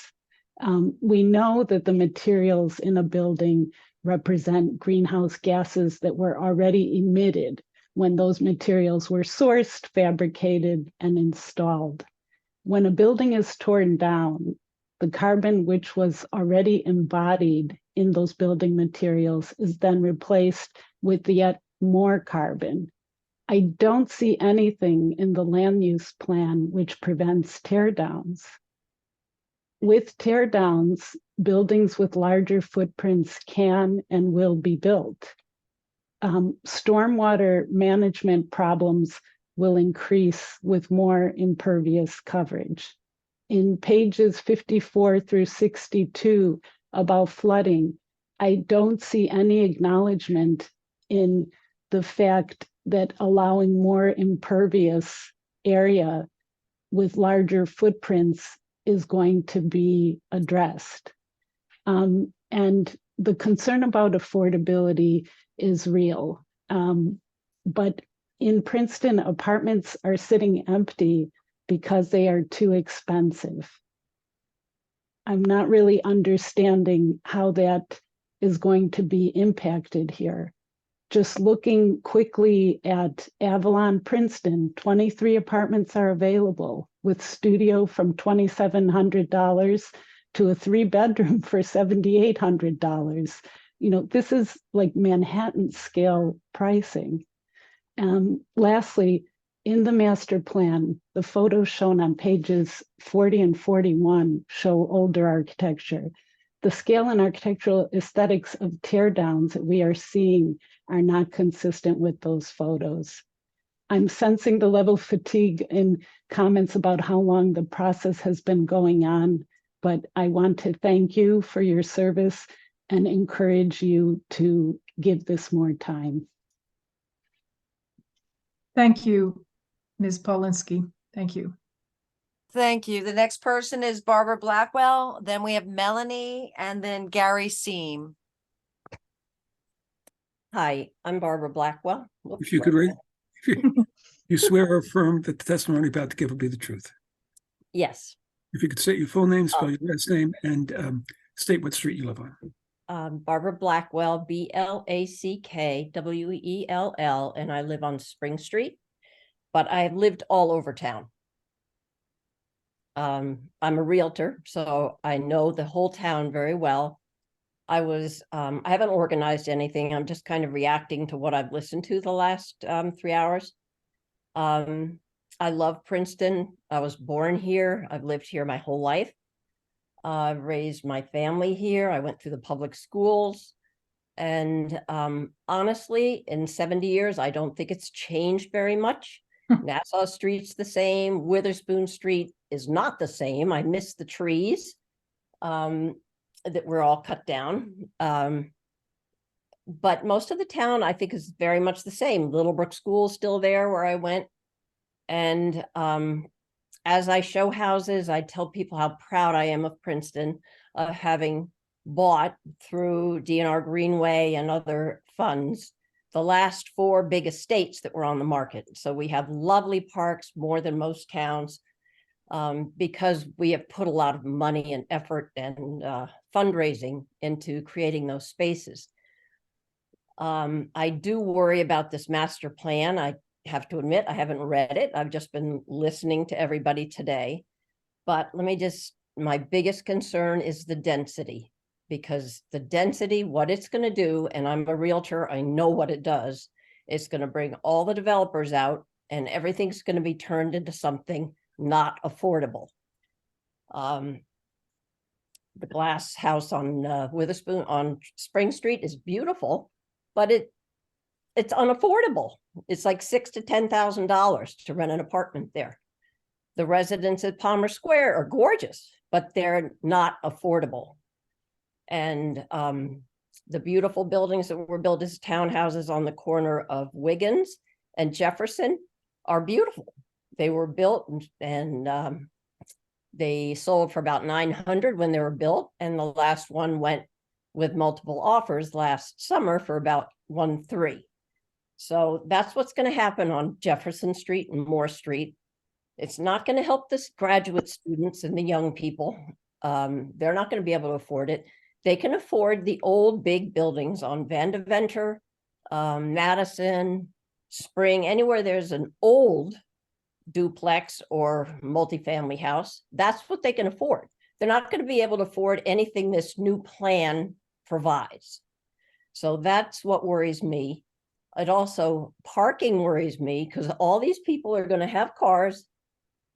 I live on Spring Street. The parking garage is full half of the weekend and Thursdays during the farmer's market. There's really no place to park.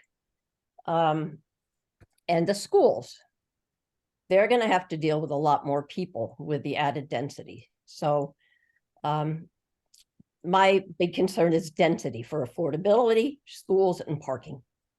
Thank you. Thank you. Thanks, Ms. Blackwell. Okay, the next person to speak will be Melanie and then Gary Seam. Melanie, if you could say something, then your image will appear. Her video is not on yet. Oh, I'm sorry. Okay, she should be coming on. It's very dark. Okay. Yeah, Melanie. Can you see me? Can you No. hear me? We can hear you, but we cannot can't see see you. you. Are you? Oh, I see. I'm in a car, that's why. So I Ah. can't see. Can you see me now? No. I could, How yeah, about there now? you go. Sort of. Yeah. Yeah. I can raise my hand Yeah. and I can say that I'm speaking the truth, and I live on Prospect Avenue, and my name is Melanie Stein. And Okay. I only have one comment, Oh. which is Melanie, let me sway in again because I think you had, Hold on just a second, Ms. Stein. I Thanks. think you had your left hand raised rather than your right. Oh. Did you swear? No, whatever. No, yeah. What? It was. You swear or affirm the testimony about to give will be the truth. yes, I do. Okay. Okay, and I'm Melanie Stein and I live on Prospect Avenue. And my only comment is I fully appreciate all the hard work that's gone in. I must say I was a little bit surprised given the long time it has taken to prepare the master plan and then the over a year of the work with the consultants, that when it was released with a very short time period to be considered for action by the board. And I would have expected, although I'm assuming that there was no legal requirement to have a public and notice period, I would have expected with such an important document that the community would have been provided at least 30 days to consider it. And you know, even if it wasn't legally obligated, that a notice and comment period would have been followed, would have been, you know, comments would have been invited to be filed publicly, where we could all see what the comments were, and that then that could have been considered. And I think that would maybe have been a process that would have maybe left us with less rancor and less controversy. So I would just like to suggest that in the future, when there's very important documents like this, that maybe some consideration be given to that kind of process. Frankly, after so many years and the long period of time, even a 60-day notice and comment period or a 90-day notice and comment period maybe would have been appropriate and served our community better. So I just want to thank everyone, for all the hard work, but I do hope you will take that in consideration for the future. Thank you. Thank you, Ms. Stein. Just quickly, the notice period is 10 days. And it was released 10 days before the first part of this hearing, and that was just about exactly 30 days ago. So, but your points are taken. Mr. Seam, can you unmute yourself and say hello so that Mr. Mueller can see you? There we go. How's that? You could raise your right hand.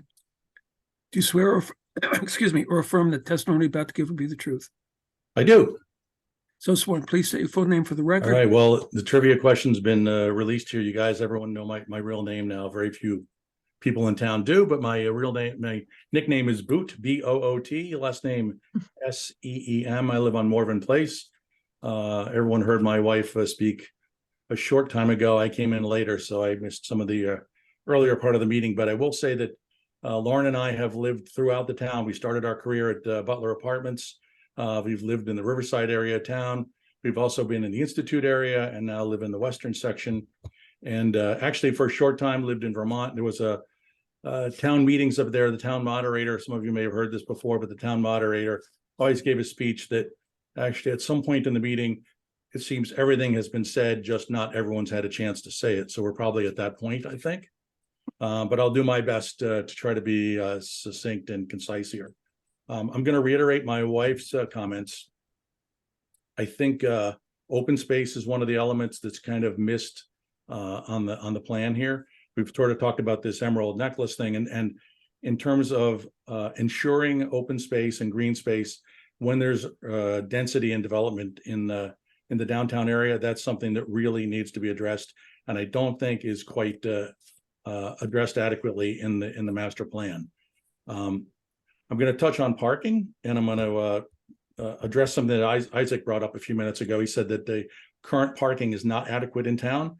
We've addressed this previously with some parking issues in town. If you go to the Spring Street lot regularly every single day, and we've measured this, there's 150 open spots every day. So there is adequate parking in downtown Princeton. If anyone disputes that, let's go take a walk and we'll check it out. I've got tons of videos to show that. So in the current situation, there is plenty of parking. If we grow the density that we're talking about, we may have some issues, but at the current time, that's not an issue. I'm going to go back to some comments that two other folks made. I think it was Connor and Emily talking about as Princeton University students, the housing in the town. One giant element missing from the master plan is any university involvement. They've got the master key to the whole situation here in terms of providing that missing middle. A ton of the employees that are work in the town of Princeton are Princeton employees. Princeton University contributes zero housing to that missing middle affordable housing element. So that's something that really needs to be addressed. In terms of density, I think there's some major issues in the land use portion of the master plan, a lot of discrepancies that really I kind of indicate that folks in the town have indicated that they want multifamily dwellings, particularly in places like we are on the western section on the Stockton development and all of that, and that has not been communicated. So if that's ever perceived that it has been, that's really not truthful. I will say I'm one of the 1,000 people that did sign the petition, and I do recognize that there's been tons of work to get this master plan done, but there's no rush here. This is not due until 2028 to be completed for Princeton. So let's take the time, do it right, get buy-in from all the community, and make a plan that really works for the town. Hey, thanks a lot. Thank you, Mr. Seam. Or Boot. That's a great nickname. Okay. The last person is Elaine Yao.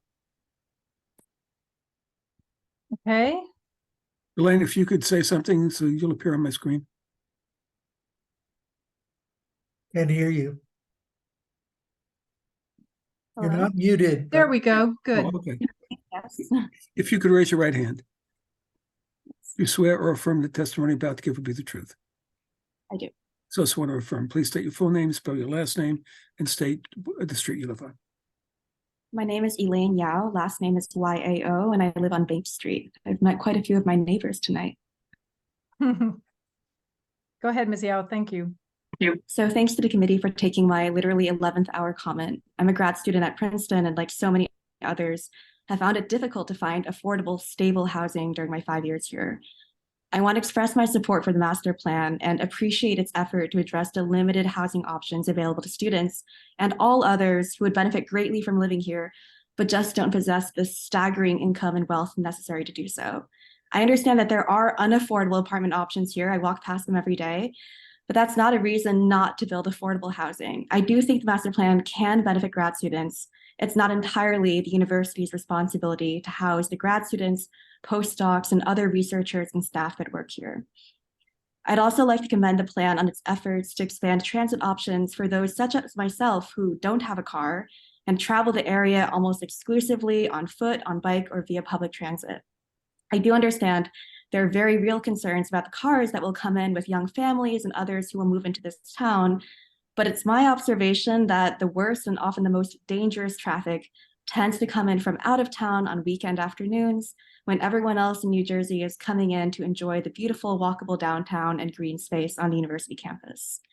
The master plan seems really reasonable to me. Its proposed changes respond to super real and practical needs that I've noticed here and I often feel worried about. As such, I do hope that the master plan is adopted, as it's clear to me that the outdated plan from 1996 is no longer capable of responding to the needs that residents have today. Thank you. Thank you very much.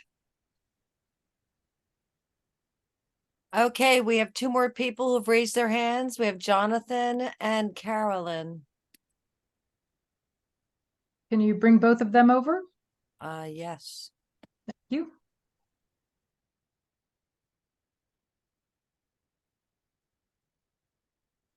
Can you hear me? Yes, we can. Hi. If you could, Hi, if you could raise your right hand, do you swear or affirm that testimony you're about to give be the truth? I do. So sworn or affirm. Please state your full names, spell your last name, and state the street you live on. My name is Jonathan Hopkins, Hopkins, and I live on Library Place. What I'm hearing tonight is that residents in a variety of neighborhoods want to see more protections included in the master plan to make sure that the increases in density don't have adverse effects on their communities. I don't think it's that hard to get there. I don't think that it's there yet. And I agree with other commentators that more time is needed. Clearly, with 10 more years of time, we can afford a little bit more to talk this out. I also want to give some examples of how this can be done. And my particular concern is around what I would call the peanut butter spread of density in the name of equality and egalitarianism. And what that does is just make a homogeneous urban environment for everybody. Bellevue, I would encourage you all to look at how Bellevue has drafted its master plan. And I'll read from it. Each of Bellevue's 16 neighborhoods is a city treasure, home to many smaller neighborhoods, including extraordinary single-family areas and strong multifamily neighborhoods. Bellevue has been successful at cultivating a vibrant urban center downtown. And it goes on to say, without destroying the character of each of those neighborhoods. The city encourages and coordinates neighborhood participation in projects to enhance unique neighborhood character.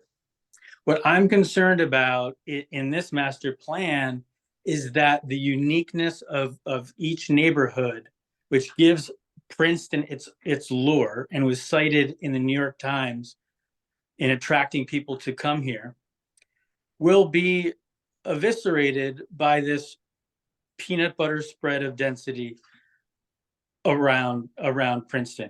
I think respecting the uniqueness of each neighborhood is really important to preserving what makes Princeton great. Thank you very much. Thank you.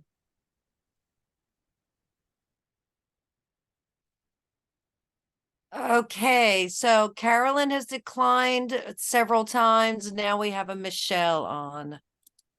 Okay. And has she been moved over, Carrie? She has. I think there we go. Hey, can you hear me? Okay. Yes, yeah. we can. Thank you. You could raise your right hand. Can you see me? Yep. Do you swear or affirm that testimony about to give be the truth? I do. So sworn or affirm. Please state your full name, spell your last name, and state what street you live on. Sure, Michelle Baxter, Baxter. I live on Prospect Avenue. Okay. And as a mother of two small children in this town, I was really excited to see some of the members of this team, neighbors, and folks that I've engaged with around the community. I went to the Futures meeting last weekend on this topic, and I was pretty devastated. I wanted to hear the excitement around the master plan as it concerns traffic and the schools, and I was woefully underwhelmed. The talk was about, the net was that the traffic wouldn't be so bad because you don't necessarily need a car if you live in Littlebrook or Riverside, and that the schools wouldn't necessarily be worse off because bigger houses have more kids, so smaller units wouldn't have as many kids. I'm speaking up tonight because as a mother of two, with kids in the schools. I've become involved a little bit in the schools, and I've come to see how challenged our school district is to do more with less. There are many, many autistic children in our school. We don't even have ADA compliant playground equipment. And that's how I've come to learn a little bit more about how our schools are funded. So I would just ask that this planning committee, my neighbors and friends here, look at the schools, just take a tour and think about what the referendums are doing, and how incredibly challenging it will be to take on more density without seeing first and waiting to see the repercussions of the many, many new units that are coming aboard. So I would ask that of this team, please. Thank you for your service. Thank you, Ms. Baxter. Okay, I moved Carolyn over, and that was before I realized. I think that's Carolyn Yerke, and she spoke at the last meeting. Okay, let's confirm that that's who it is, and if she's already spoken. No, I don't know who Carolyn Yerke is. Okay, I'm sorry. Thank you. If you could raise your right hand. You swear or affirm the testimony you're about to give will be the truth? Yes. Thus sworn or affirm. Please state your full name, spell your last name, and state what street you live on. Carolyn Healy, Healey, Springdale Road. Thank you. Okay, thank you. I don't have any prepared remarks, and I definitely want to thank everyone for their work on these committees and for the contributions they've made. So I guess I want to make 3 quick remarks. As I listen and as I've read most I can, I haven't been as involved with this as I have been in other things in the town over the last 25 years. But this plan seems to be, the premise of it is this idea of the middle. And I really love that. I mean, I kind of lament the entry-level price to Princeton now as it was when I first moved here. I can't control that. We can't control that. And I guess that's my point. This idea, the whole premise of it is that you increase supply and you're going to affect demand in this way that prices are going to come down. And I just feel like that's a really big leap. And I think even earlier, Liz Lampert, our former mayor, said that it was I think, quote, crude projection that increasing density would lead to lower accessible housing cost. And I just I can't underscore that enough, that everything is built on that. And I know and I'm not sure it's true. It's a big experiment. I know there's public policy studies around the world that have tried this. And from the ones that I don't know what you all have researched and used in this, but the ones I've read are, it's a bit apples to oranges, that we're a town, we're not a city. So that's one point. The second point is the school system. I just think, with increased supply, there's a lot of infrastructure that comes up and is problematic. We all know it. A lot of people have eloquently spoken about it tonight. But the one is the school system. And we've watched incredulously in the last 18 months about our headlines, and we have a school system we should be concerned about. And I think you have to be blind to say this isn't going to affect the school system. And then thirdly, this is the point I don't know as much about, but the process is just, again, listening tonight, I can't quite piece it together, but I'm a little worried about transparency and the process of it, of when things were put forward and from early people involved and what came back. It just leaves us a little dubious as a town and open to some problematic things. But I could go on with other things, but those are my 3 main points. Thanks again. Thank you, Healy.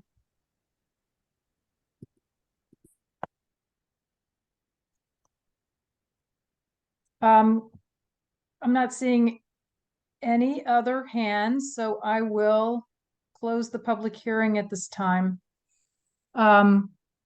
And we can start with board deliberation. I first, at the request of a fellow board member, want to quickly read the response that I wrote to the school board president And I will do so, I'll sort of hurry through it, but I do want to put it into the record because it's been requested.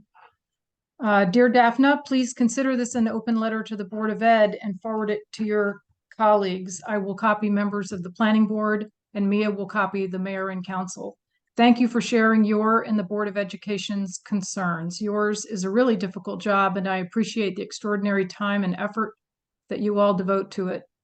Regarding the way the frequently asked questions document addresses interaction with and input from the schools, the school board's representative on the Master Plan Steering Committee, Brian McDonald, provided valuable insight and perspective, as well as specific feedback and suggestions that are reflected in the proposed master plan. He attended not only steering committee meetings, but also served on subcommittees looking in detail at specific elements of the plan. He was great and he had an impact. Others with school ties also were valuable throughout the process, and the meeting held with the school board's long-term facilities planning committee was truly helpful, as was the listening session held at the high school. All members of the steering committee were asked to communicate with their networks, and those with ties to the public schools appeared to do so diligently. Neither I nor the planning director, nor the consultant team was aware that other members of the school board beyond your designated representative and those who serve on the long-term facilities planning committee wanted or expected to be interviewed separately. I have no insight into why the master plan has never been discussed by your full board. I understand that many people are deeply concerned and anxious about this proposed plan. I strongly believe that reaction is unfounded and in fact is based mostly on completely false representations of what the plan recommends. The plan does not envision or lay a foundation for new housing, such as the developments you referenced, the Avalon on Witherspoon and Merwick-Stanworth neighborhoods, nor does it envision or recommend the kind or scale of court-mandated housing currently being built in proximity to the shopping center. We understand the school board itself is preparing or has prepared enrollment projections based on these projects approved through the Affordable Housing Court Settlement. Contrary to what many have been led to believe, the plan does not upzone swaths of Princeton. The land use recommendation in the plans are conservative, based almost entirely on existing zoning in residential neighborhoods, and with the explicit direction that, quoting from the plan, the development of zoning regulations warrants a detailed review of the spatial standards in each district to provide the most appropriate standards for each zone, and that Princeton should, require special and form-based standards that provide a framework for successful integration of new development within the scale and form of existing residential neighborhoods. The growth this plan envisions and recommends is incremental, targeted, transit-oriented, and of a smaller scale than most of what is currently available. I cannot speak to the question of pilots, that's payments in lieu of taxes. Those negotiations and arrangements are entirely outside the purview of the planning board. I understand your board faces tremendous pressures, financial and otherwise. You have the hardest job in the world, and I admire you for doing it. Knowing members of council and some members of your board, there is no question in my mind that all of you share an unshakable commitment to ensuring our schools provide outstanding education and enrichment to the children of Princeton. Regards, Louise. So I hope that took less than 3 minutes. Could I ask Carrie? And she could mark that as PB3. And if okay.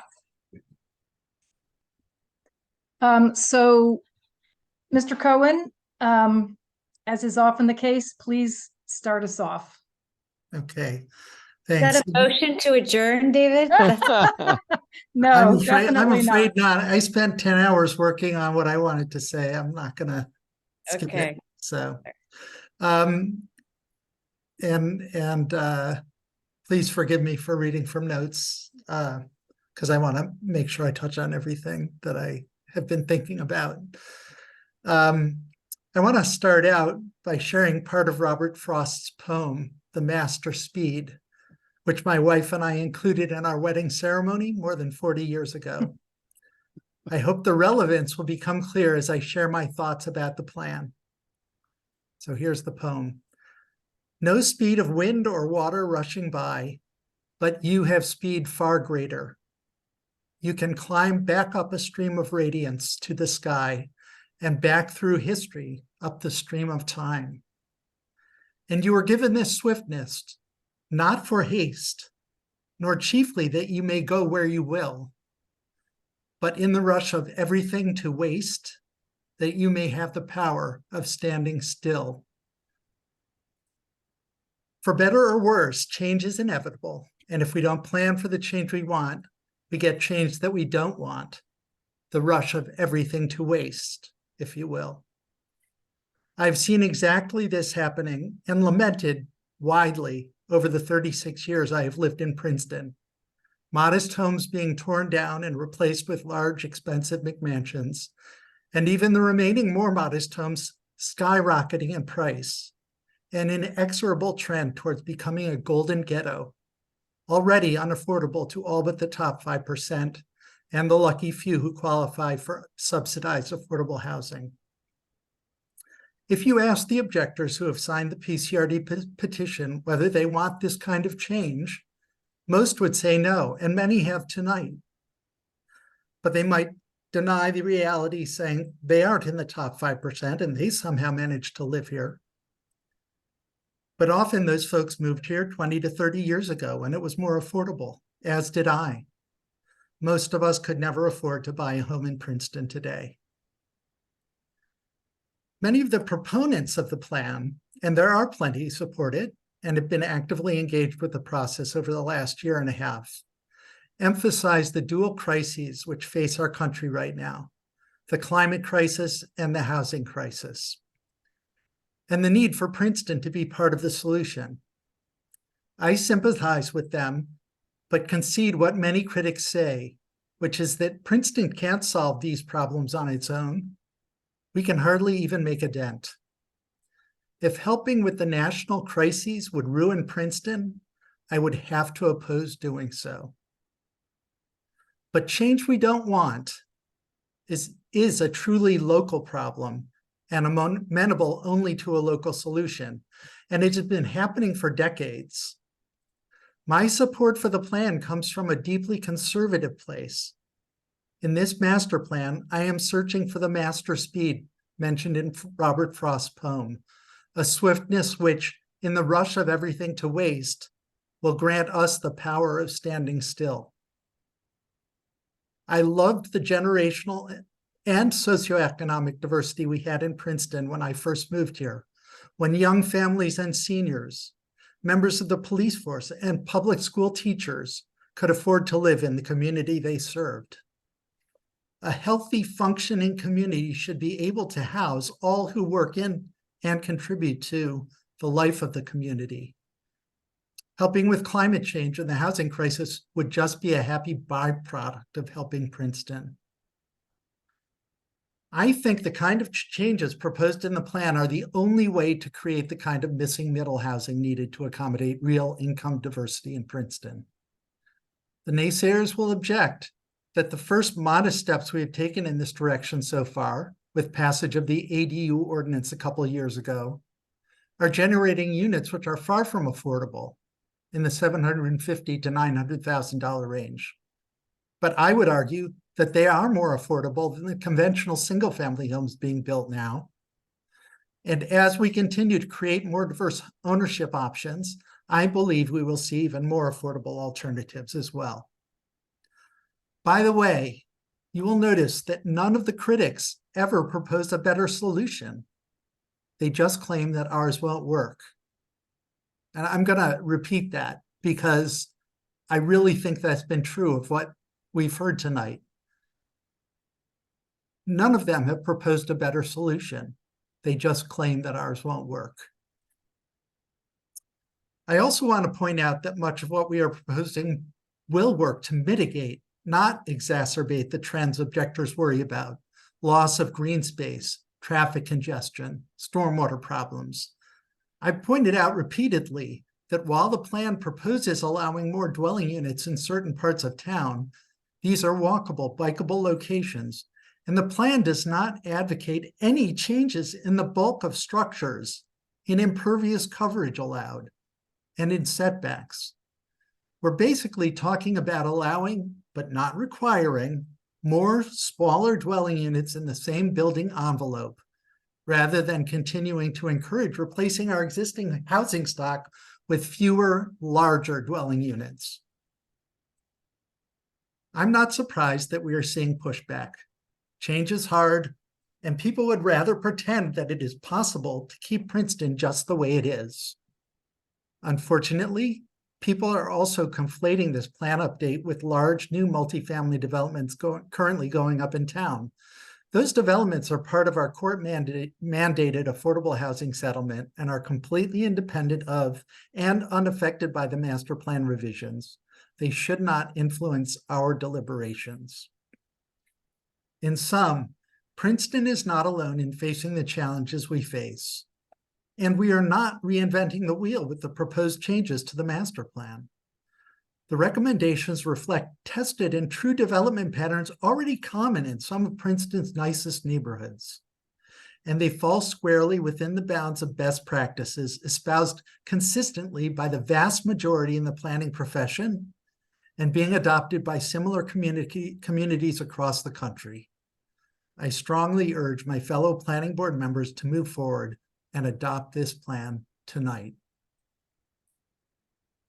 Sorry, I went over 3 minutes. I went over 6 minutes. We can, we can exceed the 3 minutes if we need to and if we wish. So thank you, David. Thank you very much.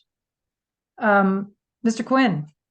Well, and then Mr. Bodekheimer. I think I'd be hard pressed, as any of us on the board would be, to follow that wonderfully constructed prose.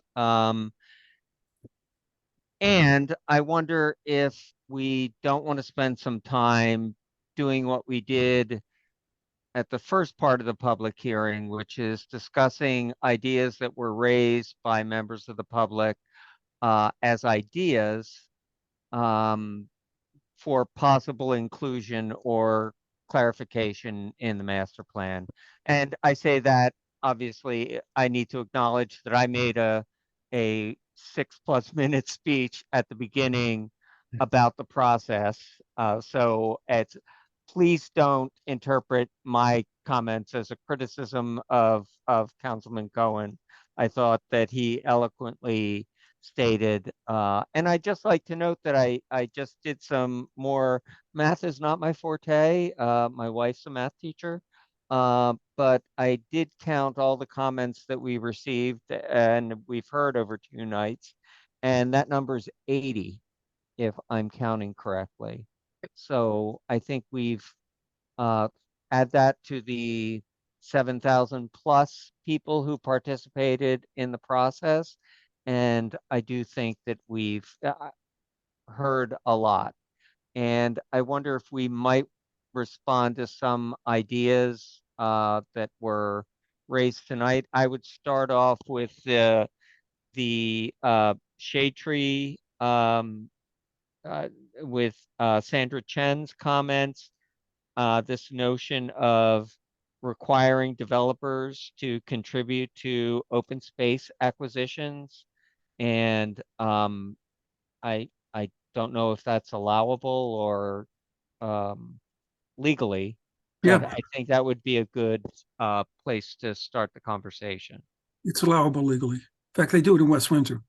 They have an open space fee for developers. Okay, and so going hand in glove with that is this notion of making open space acquisitions that are not on the greenway. I personally like the fact that this plan does not mention the previous name for that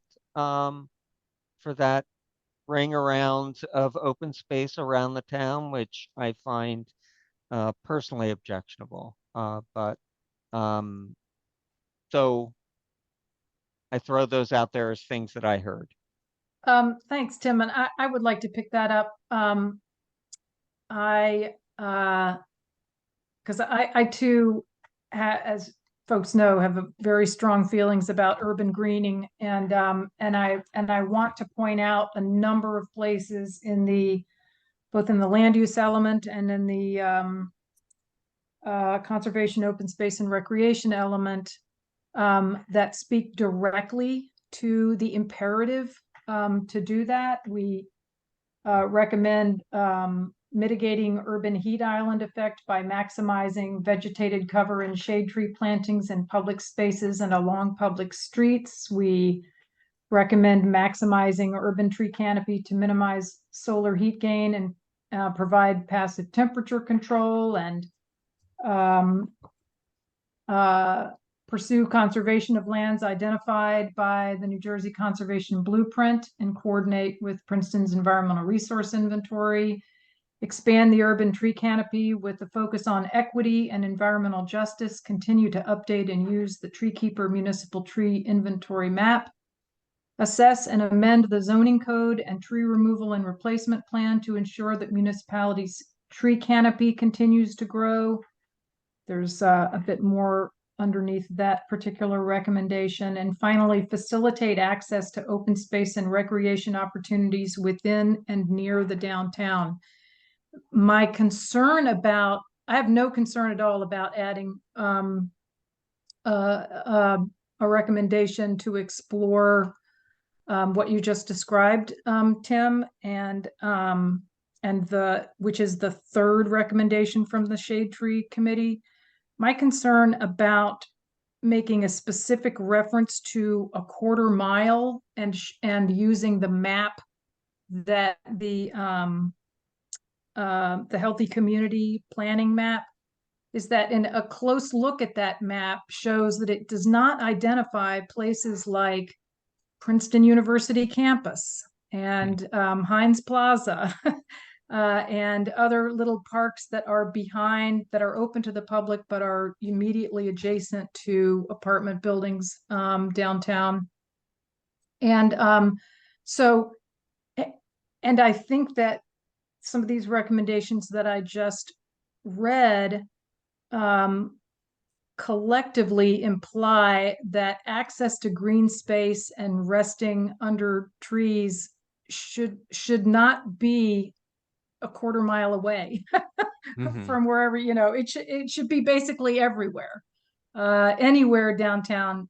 It's so important to green as we grow, not just for climate resiliency and cooling the air, but also for mental health benefits and of course making our downtown more absorbent.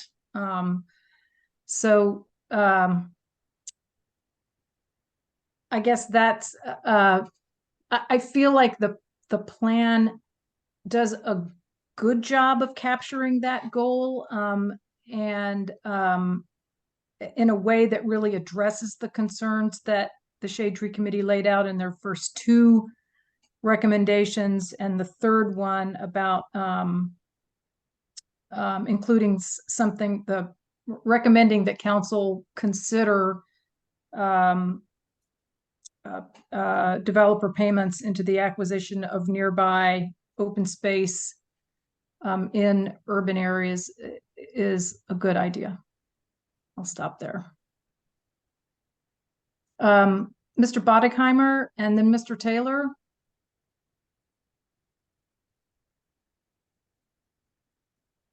Nat, I'm sorry, Nat, you're muted. What? Yeah. Thank you very much, Madam Chair. I just wanted to, the very first thing is just to associate myself with Councilman Cohen's comment. I thought that was a terrific summary, a better statement of the way I feel about the plan than I could have said myself. I caught a very similar note that was just so striking to me about the comments of the people who are supporting the plan, or connecting the proposals in the plan to problems with, contrasted with a desire just to wait. And it's just, there's no better alternative, as the councilman said. And that just reinforced when I reread the plan over the last couple of days. I mean, it just struck me over and over again as such a reasonable document that frankly acknowledged issues, stated goals that I relate to. I mean, it just seems like such a reasonable, measured,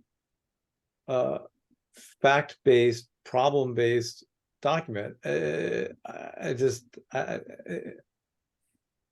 if you can't respond to that with practical suggestions, I mean, I just don't know what the conversation is about. Tim Quinn, I associate myself as well with your objection to the string of pearls. That's and I'll tell you why is partly because part of it is it's pearls. Part of it is also it's a string, and it doesn't say anything about how you get there. And I'm constantly thinking about how much I love the Mapleton Reserve, which isn't in Princeton, and how much I love Mountain Lakes, how much I love spending time with those green spaces, and thinking about when I lived in a village in England in the early 1970s. Now you walk out of town directly into the South Downs, into the hills. You can walk there, and it's a bit of a, you can walk across Baird Lane at Mountain Road, but I mean, the assumption is you're going to get to the Mountain Lakes by a car, and the whole image of a pearl necklace is that it's a circle and there's no getting from the town in the middle to these green spaces outside. So I mean, there are two aspects of it that are troubling to me. The third thing I just wanted to say was that, I mean, I was just trying to think about why it is that there's so much discomfort, and maybe this is completely not. Look, I spent a lot of time thinking about the psychology of discomfort with change, and maybe I'll save that for another time.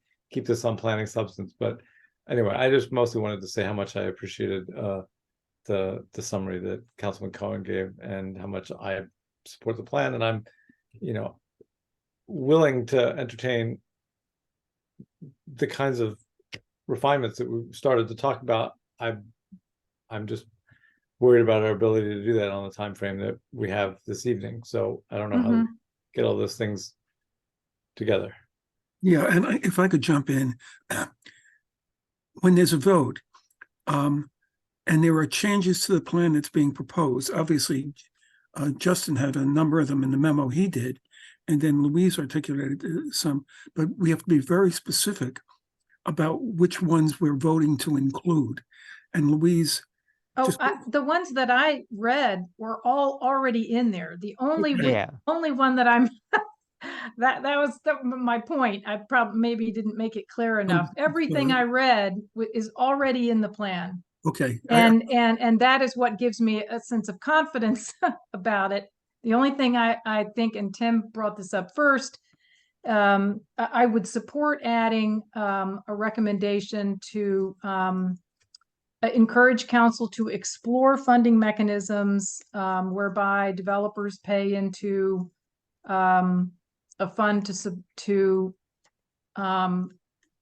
support open space purchases in the built areas near new development. So I think that is what Tim was suggesting. Is that right? Exactly. Yes. Okay. Can I just jump in real quick on that one? Yeah. I know, Jerry obviously said West Windsor does it.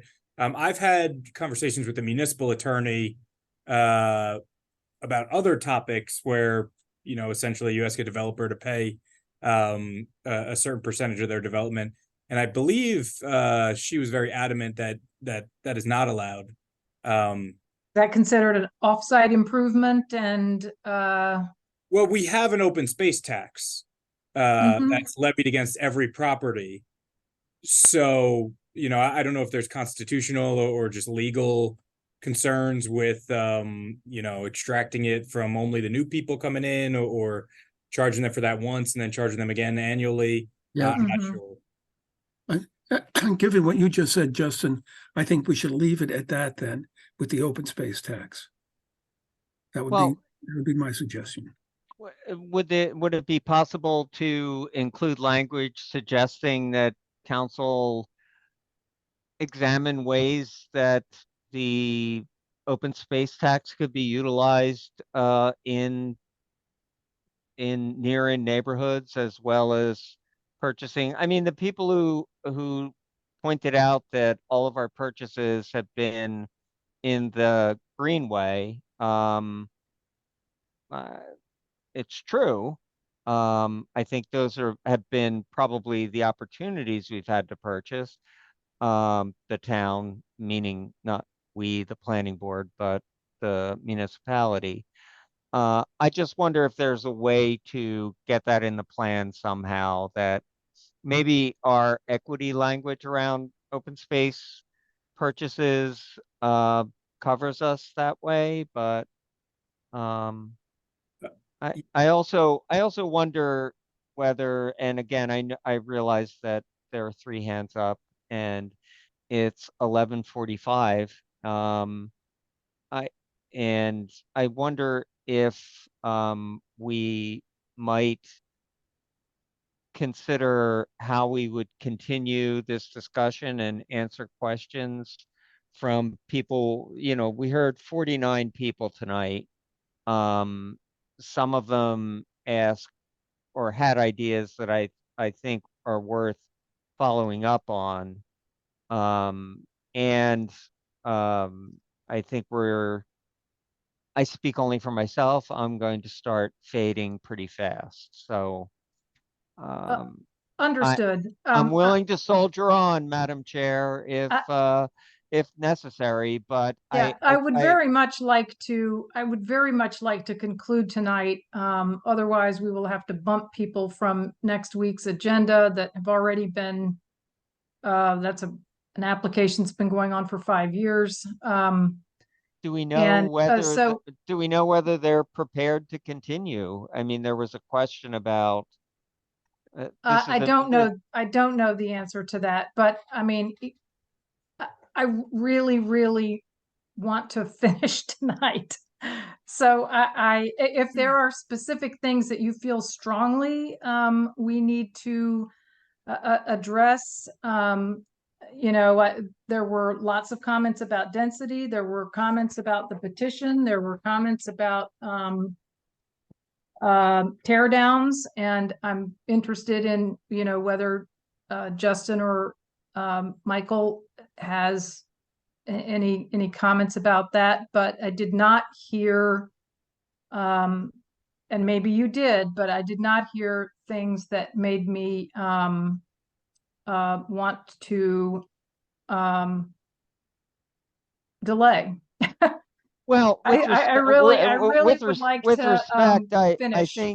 With respect, I think Mayor Lempert's suggestion about deed restrictions is I think deed restrictions to incentivize ownership units is although I just made a brief note about it. I certainly think that it was substantive and it spoke to parts of the plan that are.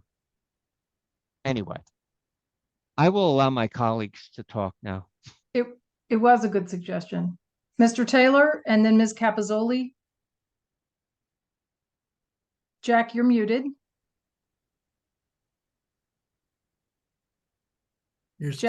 Jack, you're on mute. There you go. Am I on? Yeah. Yes. I don't ever seem to learn.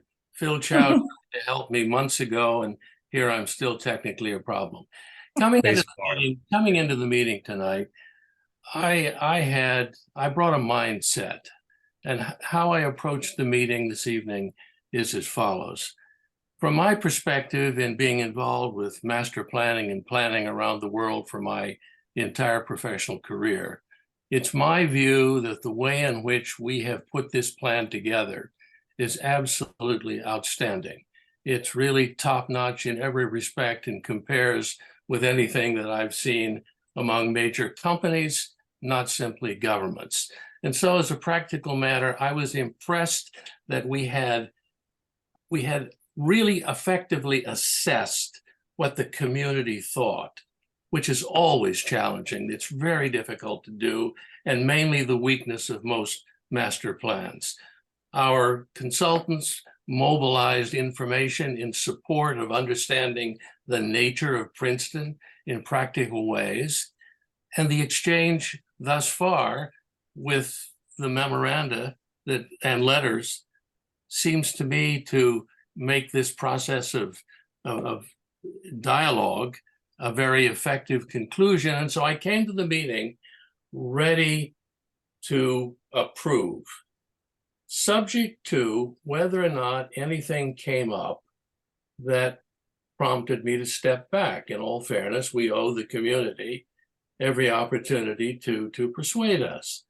And most everything that arose tonight, including many of the things we're discussing now, are for me implementation issues. What's critical to the success of this plan is, yes, getting it done, but it's moving on and sensitively implementing and hopefully involving the planning board appropriately in that implementation process. And the kinds of issues raised tonight will come up, should come up, and that should satisfy the community and ourselves when looking in the mirror that we will do as good a job in implementation as we have in creating the plan.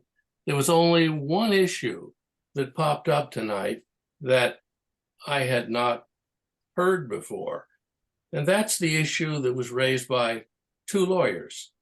We've talked about the pause issue versus approval tonight, and there is no reason in my mind not to approve unless there is some real weight to the two lawyers' comments. This is probably for you to comment on, Jerry. Is there a legal weight to the plan, the master plan, that we somehow have missed? We focused on it's a policy document, it's a strategic vision, and therefore implementation is everything, and that's the town council's responsibility.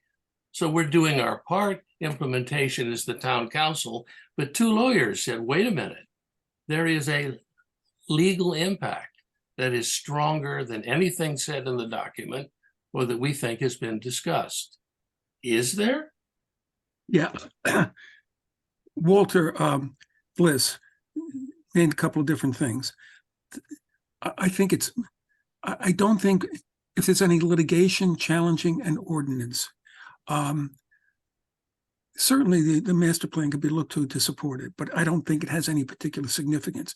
Where it has significance, though, is if there is a variance application, because part of the criteria for variance is it not be substantial detriment to the public good or substantial impairment of the intent and purpose of the zone plan and zoning ordinance, which includes the master plan.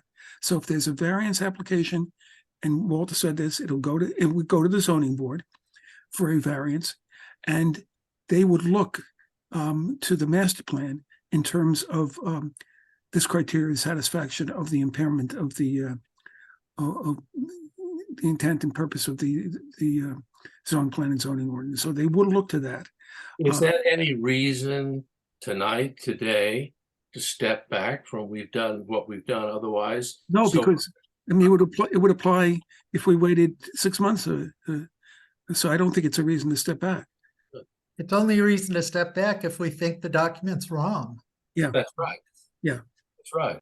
And I want to also make the point that the land use map is of no use to applicants for zoning variances because it doesn't align with our zones. Yeah. And so, you can look at the density that's in this broad swath of area, and somebody can claim that they're aligned with the master plan, but that's not the way that map works. Right.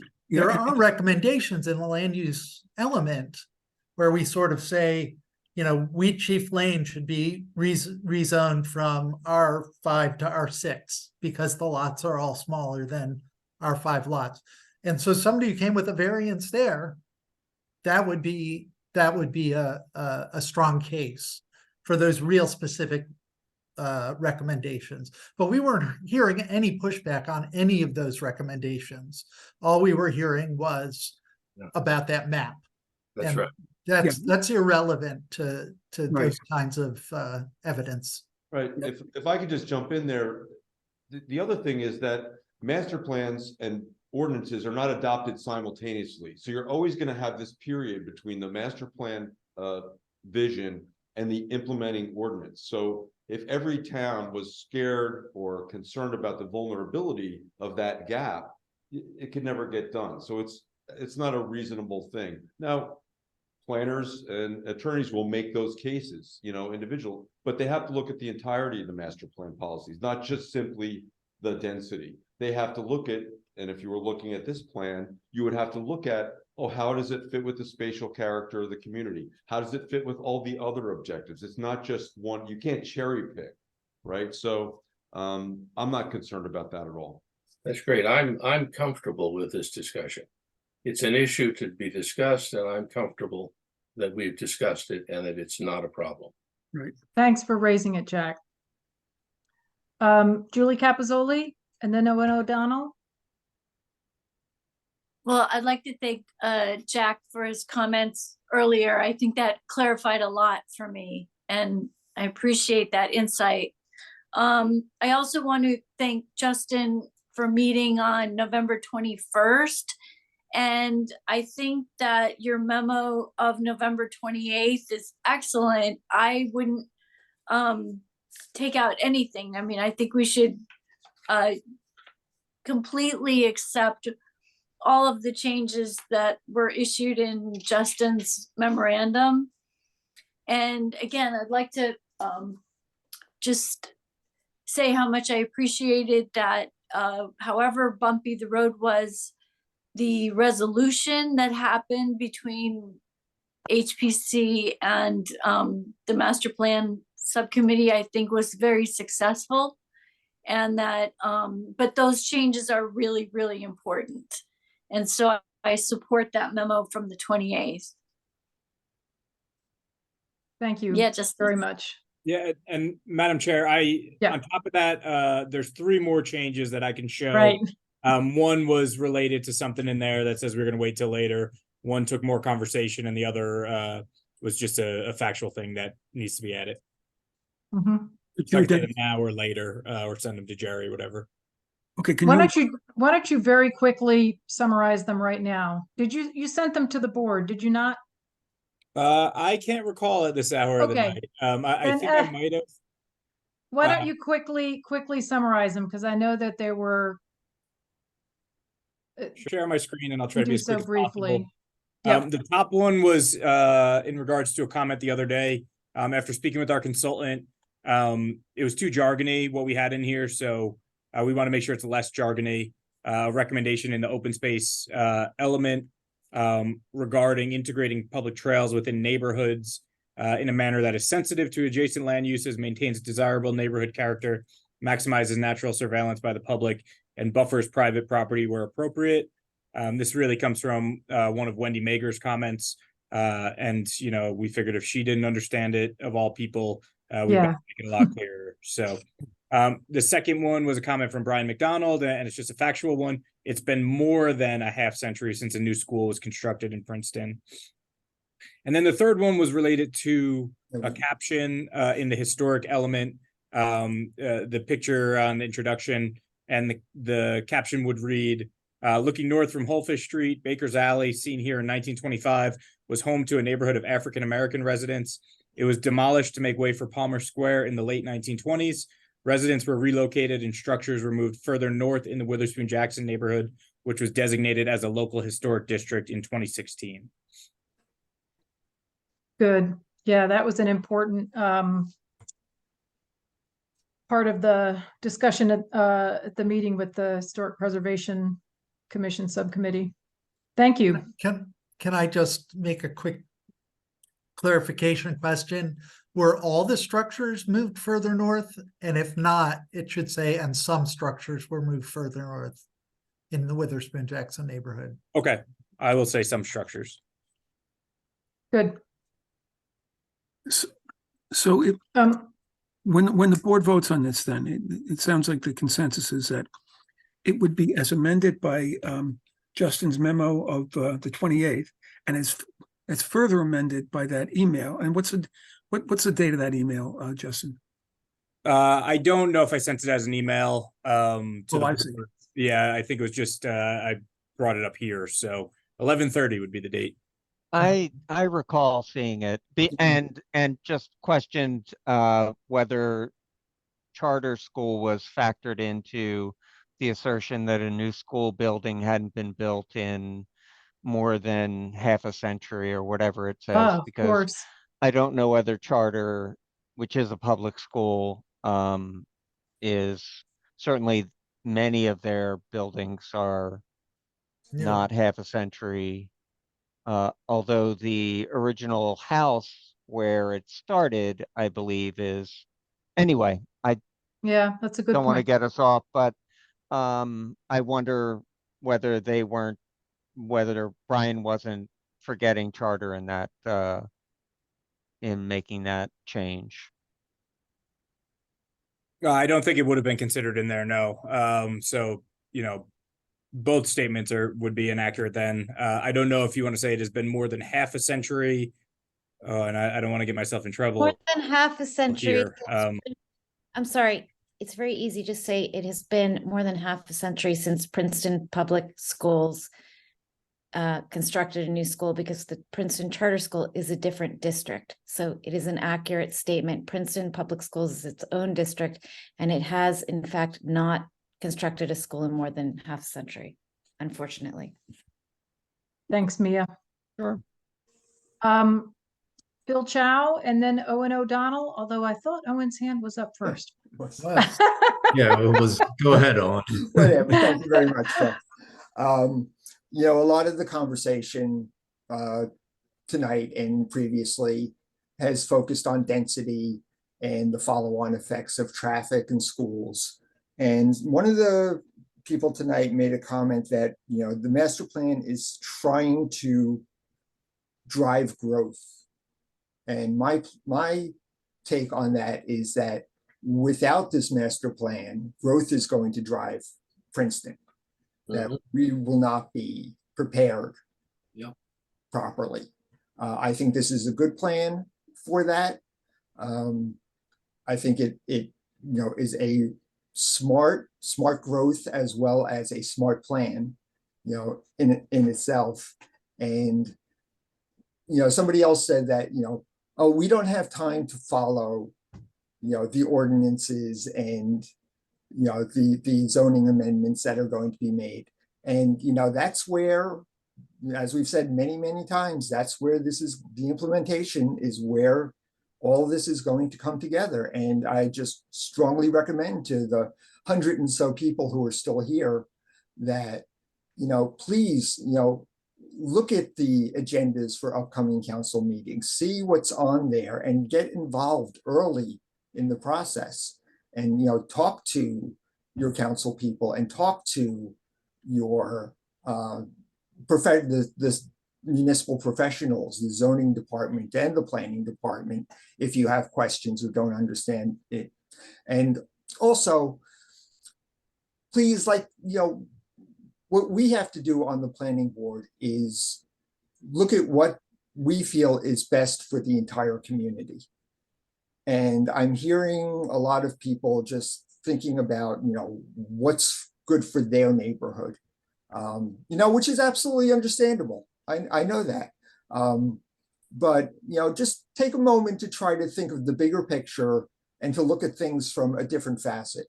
And then ask your questions, and hopefully that will inform the answers that you get as well. And, so that's what I wanted to say. Thank you very much. Thank you, Owen. Phil? Yeah, just real briefly, anything I wanted to say, I think has been covered already, David, Jack, and even Owen just now. But I wanted to, I was going to say yes, because, with PAC's endorsement and the focus on sustainability, which is my real focus, that told me that the plan the overall focus on sustainability is a priority, and the plan captures that. I was thinking a lot about the 2 to 8 units per acre in the inner neighborhoods, and I was really heartened to hear from, who was it, Caleb Firing, that he described it exactly the way I thought of it, is that you have on Jefferson as a prime example, and here in Jugtown where I live, you have mixes of duplexes and singles, and it all works. It's the acreage in these inner neighborhoods, a lot of the lots are 1/4 acre. That's 2 units. That's a duplex. That's what we like, that we cherish that. So when you hear 2 to 8, it's really not that different than what is existing already. So it was really heartening to hear him say that, and that he appreciates it, and it helps create a walkable neighborhood. So it's good to hear that. So anyway, so I'm voting yes. Thanks. Thank you, Phil. Mia Sachs. Yeah, I just wanted Justin to clarify something, which is, Phil, your hand is still up. There were 3 neighborhoods that came out and expressed a great deal of anxiety about the potential implications and impact to their neighborhood of this plan. The Riverside neighborhood, the Western section, and the Institute neighborhood. I served on the land use committee. My understanding of the plan and what we decided in that committee was that there was no impact of this plan whatsoever to those 3 neighborhoods.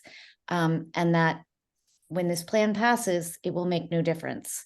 So I just, and there was some confusion about the map, which I also had a great deal of difficulty understanding. I think it's really unfortunate that so much, what's that, Owen? No, I'm sorry. That there was so much concern and anxiety generated throughout the community because of this map, which, from what I understand, well, Justin, if you could just confirm that, in fact, for those 3 neighborhoods, there is no change, that the numbers, and you explained it to me yesterday. Maybe you want to explain it again. Certainly. So like I said, throughout the text, we talk about development within the center of town and in these kind of walkable nodes. Those neighborhoods don't qualify as that. That's why they're on that second kind of, least dense ring here. The numbers, like I showed earlier, are based on what can be built now. And as we've heard tonight, in the Battle Road neighborhood, there are many people with cottages behind their houses. So those numbers are pretty true to what could be built there under our existing zoning. And, that's the starting point. That's why something like that, where there's 4 dwelling units an acre, is right in the middle of that 2 to 8. One other thing that has come to my attention recently, and maybe I should just kind of emphasize this more. What we're talking about here is the vision for regulations, for ordinances. As you kind of narrow it down, if you think about a pyramid, as you get to a decision of what could be put on a piece of land, you have the regulations, and then even further down, there are the legalities, and particularly within the deeds of a lot of the properties. 2 of the Battle Road neighbors told me recently. One said he signed that he could never take the house down. And another, I have a hunch, even though she has a cottage in the back, I have a feeling her deed says that she can never sell it off, which means the deeds probably also say they can't subdivide, and so on and so forth. So then once you get past that, then the next level is ultimately, obviously, all of this is a choice. No one is obviously coming in and saying you have to put 4 units, you have to put 2 units. Even in the areas of town where we allow for multiple units, there are still single family homes, and there are still many of them. So kind of to answer your question, no, I don't anticipate any change there. But as we go through some of these exercises, studying permitting uses, we'll look neighborhood by studying, subdividing the larger structures, we would look neighborhood by neighborhood. We would add conditions where they need to be, or even for something like the accessory dwelling units, we would look in each area. So there's no change really based on that map or based on what's in the plan, as we work out these kind of global ideas that we have. Okay, so I just have a few other comments. One, since you mentioned the ADUs, it's interesting because some people condemn the ADU ordinance because they say not enough ADUs have been built, and other people's cite it as a cause for concern because the entire town might be overrun by ADUs. My understanding from the zoning officer who was part of this earlier, and I think it's no longer here, is that I think so. The ordinance has been in effect since early, I think it was the beginning of 2020, and I think about 18 ADUs have been constructed. And to Mr. Mead's point on the ADU that was constructed on Oakland Avenue, that was that individual took advantage of a loophole that existed in the ordinance that we went back and closed. That was also a double lot. So that was an unusual circumstance. And I think the point was made at the time that if we allowed for some of the zoning flexibility, including subdivision, that this master plan paves the way for, it would have made it easier on that lot to do 2 smaller medium-sized units as opposed to 1 big house and 1 big ADU. So just by way of context. In terms of, I mostly want to just talk about the schools and children for a little bit. I think we do not want to be a town that plans based on trying to keep children out of our town. I can't think of any more depressing endeavor to be involved with than trying to create a plan for a future of our town that is that is contingent upon trying to keep children out. That said, at the point of Princeton's affordable housing settlement, its schools were already at capacity, and schools can absorb a tremendous amount of additional density based on fixed costs. It costs the same amount to keep the lights on if you have 10 kids or 100 kids. However,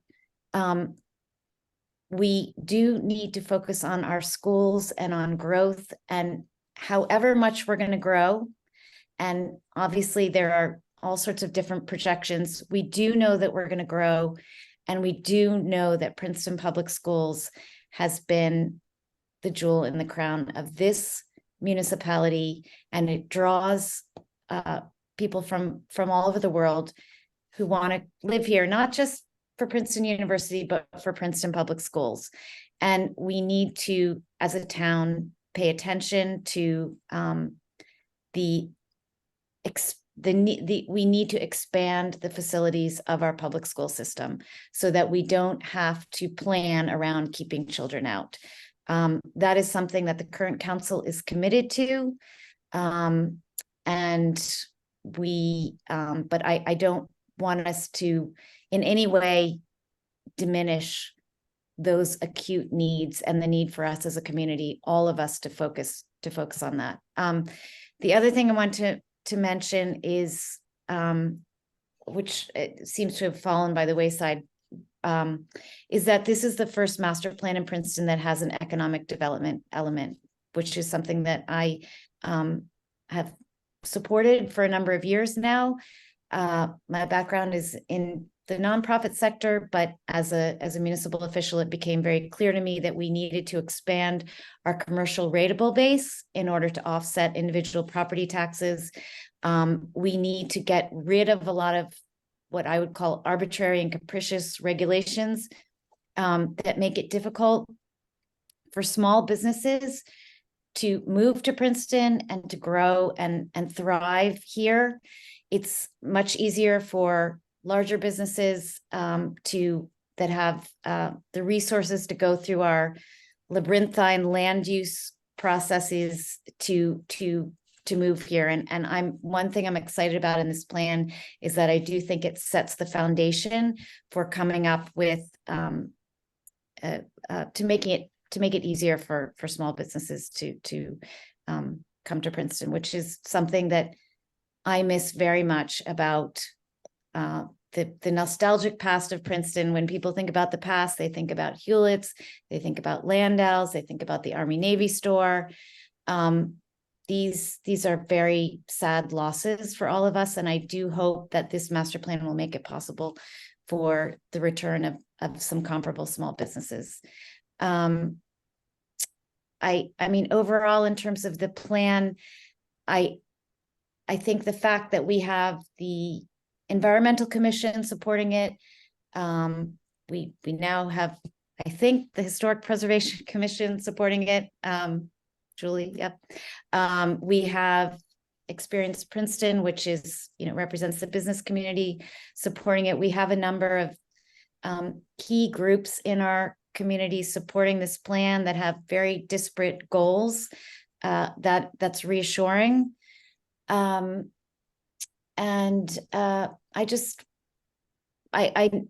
know that it's not perfect, and I know that there's concern, but I also want to say, speaking on behalf of the council, that we have been doing a tremendous amount of work in recent years on deferred maintenance in terms of infrastructure, like our sewer system and our roads, and people complain about all of the work going on, but they also are concerned about the need for infrastructure, and all of this work that's going on reflects all of the work that has been going on council to catch up with deferred maintenance on our infrastructure, and to pave the way for growth so that it doesn't overwhelm our infrastructure. The bike network that Lisa Sariasol mentioned, I agree.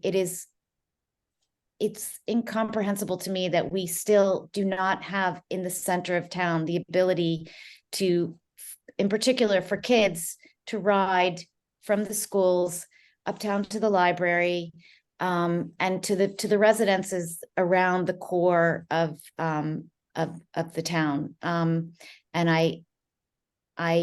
it is a priority of the council, and I hope that we will make better progress on that.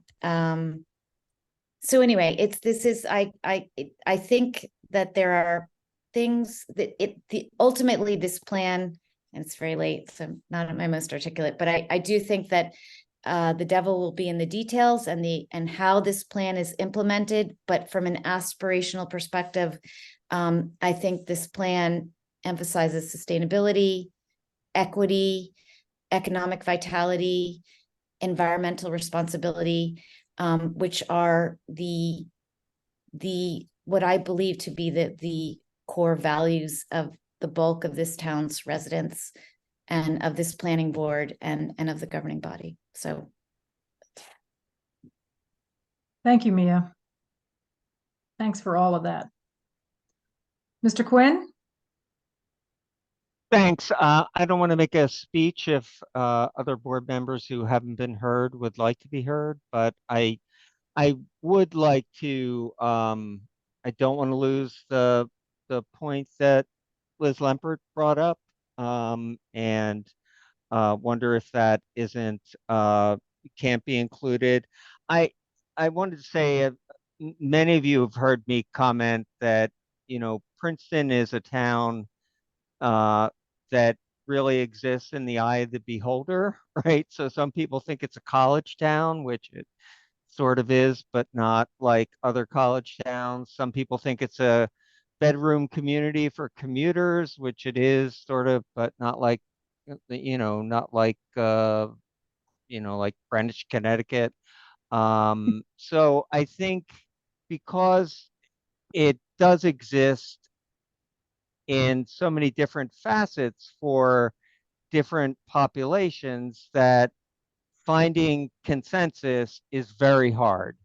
And, there are some people who who have a sort of romanticized view of a past in Princeton that may or may not have been equitable and as sunny as everyone remembers it.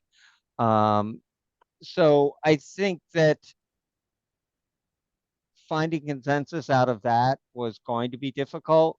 I applaud the board for putting in the time that that was required to get consensus. And at this point, I think the people who are asking for a pause or for more time to digest, I think that they're believing that more time will lead to, you know, a unanimity of opinion and total consensus around a plan. And I just don't think that that is a likely outcome of more time.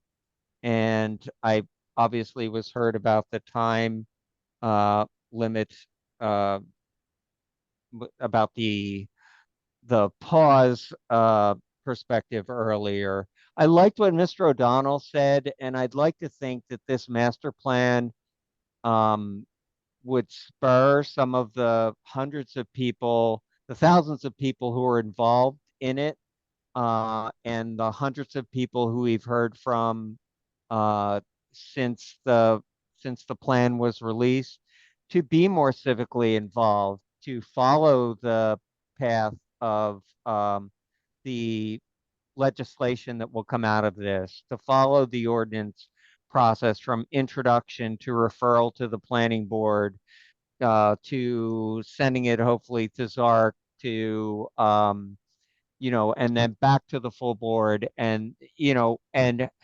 have those, take advantage of those opportunities to talk about how you feel at that point, and to be more involved. And I'm sure that members of council probably don't want to field more calls, but than they have. But I'd like to think that this plan will spur greater community involvement so that we don't wind up with a board that's you know, that's hearing public comment from members of the community who think that everything's sort of already baked and that what they say doesn't matter. I think that this process proved that what people said and what they thought, whether they responded in a survey or went to a listening session or pulled one of us over on the street, what they said mattered. And I thought Sam Bunting's comments about the land use element being very much a compromise and a longer process that was informed by more public input. And I think at this point, I don't think that we're going to reach more consensus by prolonging this process anymore. So I don't want to lose that one idea that came out tonight, and I honestly don't know where to go with that. And Well, I have a suggestion in that regard, and that is that we add a simple land use recommendation that says, consider ways to use housing density as an incentive to help address community goals and challenges. I mean, it's a thing to study. Liz referenced using all the tools in the toolbox. I'm sure that they're out there, and yeah, that, and I think the thing that struck me was that it was related to ownership units specifically, which is something oh, I that's didn't get that part. near and dear to me personally, Uh-huh. because I think that the majority of the housing built as a result of the court settlement has been rentals, and that I think ADUs offer a chance for ownership opportunities. So, and Michael Sullivan and Justin will fill in the blanks for me. I just want to say, I think that, so it's important that we provide the basis and the opportunity to have various different housing typologies that are more affordable. Trying to regulate the tenancy or ownership versus is stuff, not something we do in zoning ordinances. So while we have the housing plan element that talks about deed restrictions for the low and the moderate, in trying to do this in a way that is focused on trying to regulate how you tenant something, the ownership, that's not something we do in a zoning ordinance. And I agree. I would just add, we do have a recommendation within the element right now about deed restricting existing and new housing units for the upcoming 4th round, kind of in advance of that. So I think ultimately that's kind of a overall catch-all for, when we're talking about substantial ordinance consistency. I think that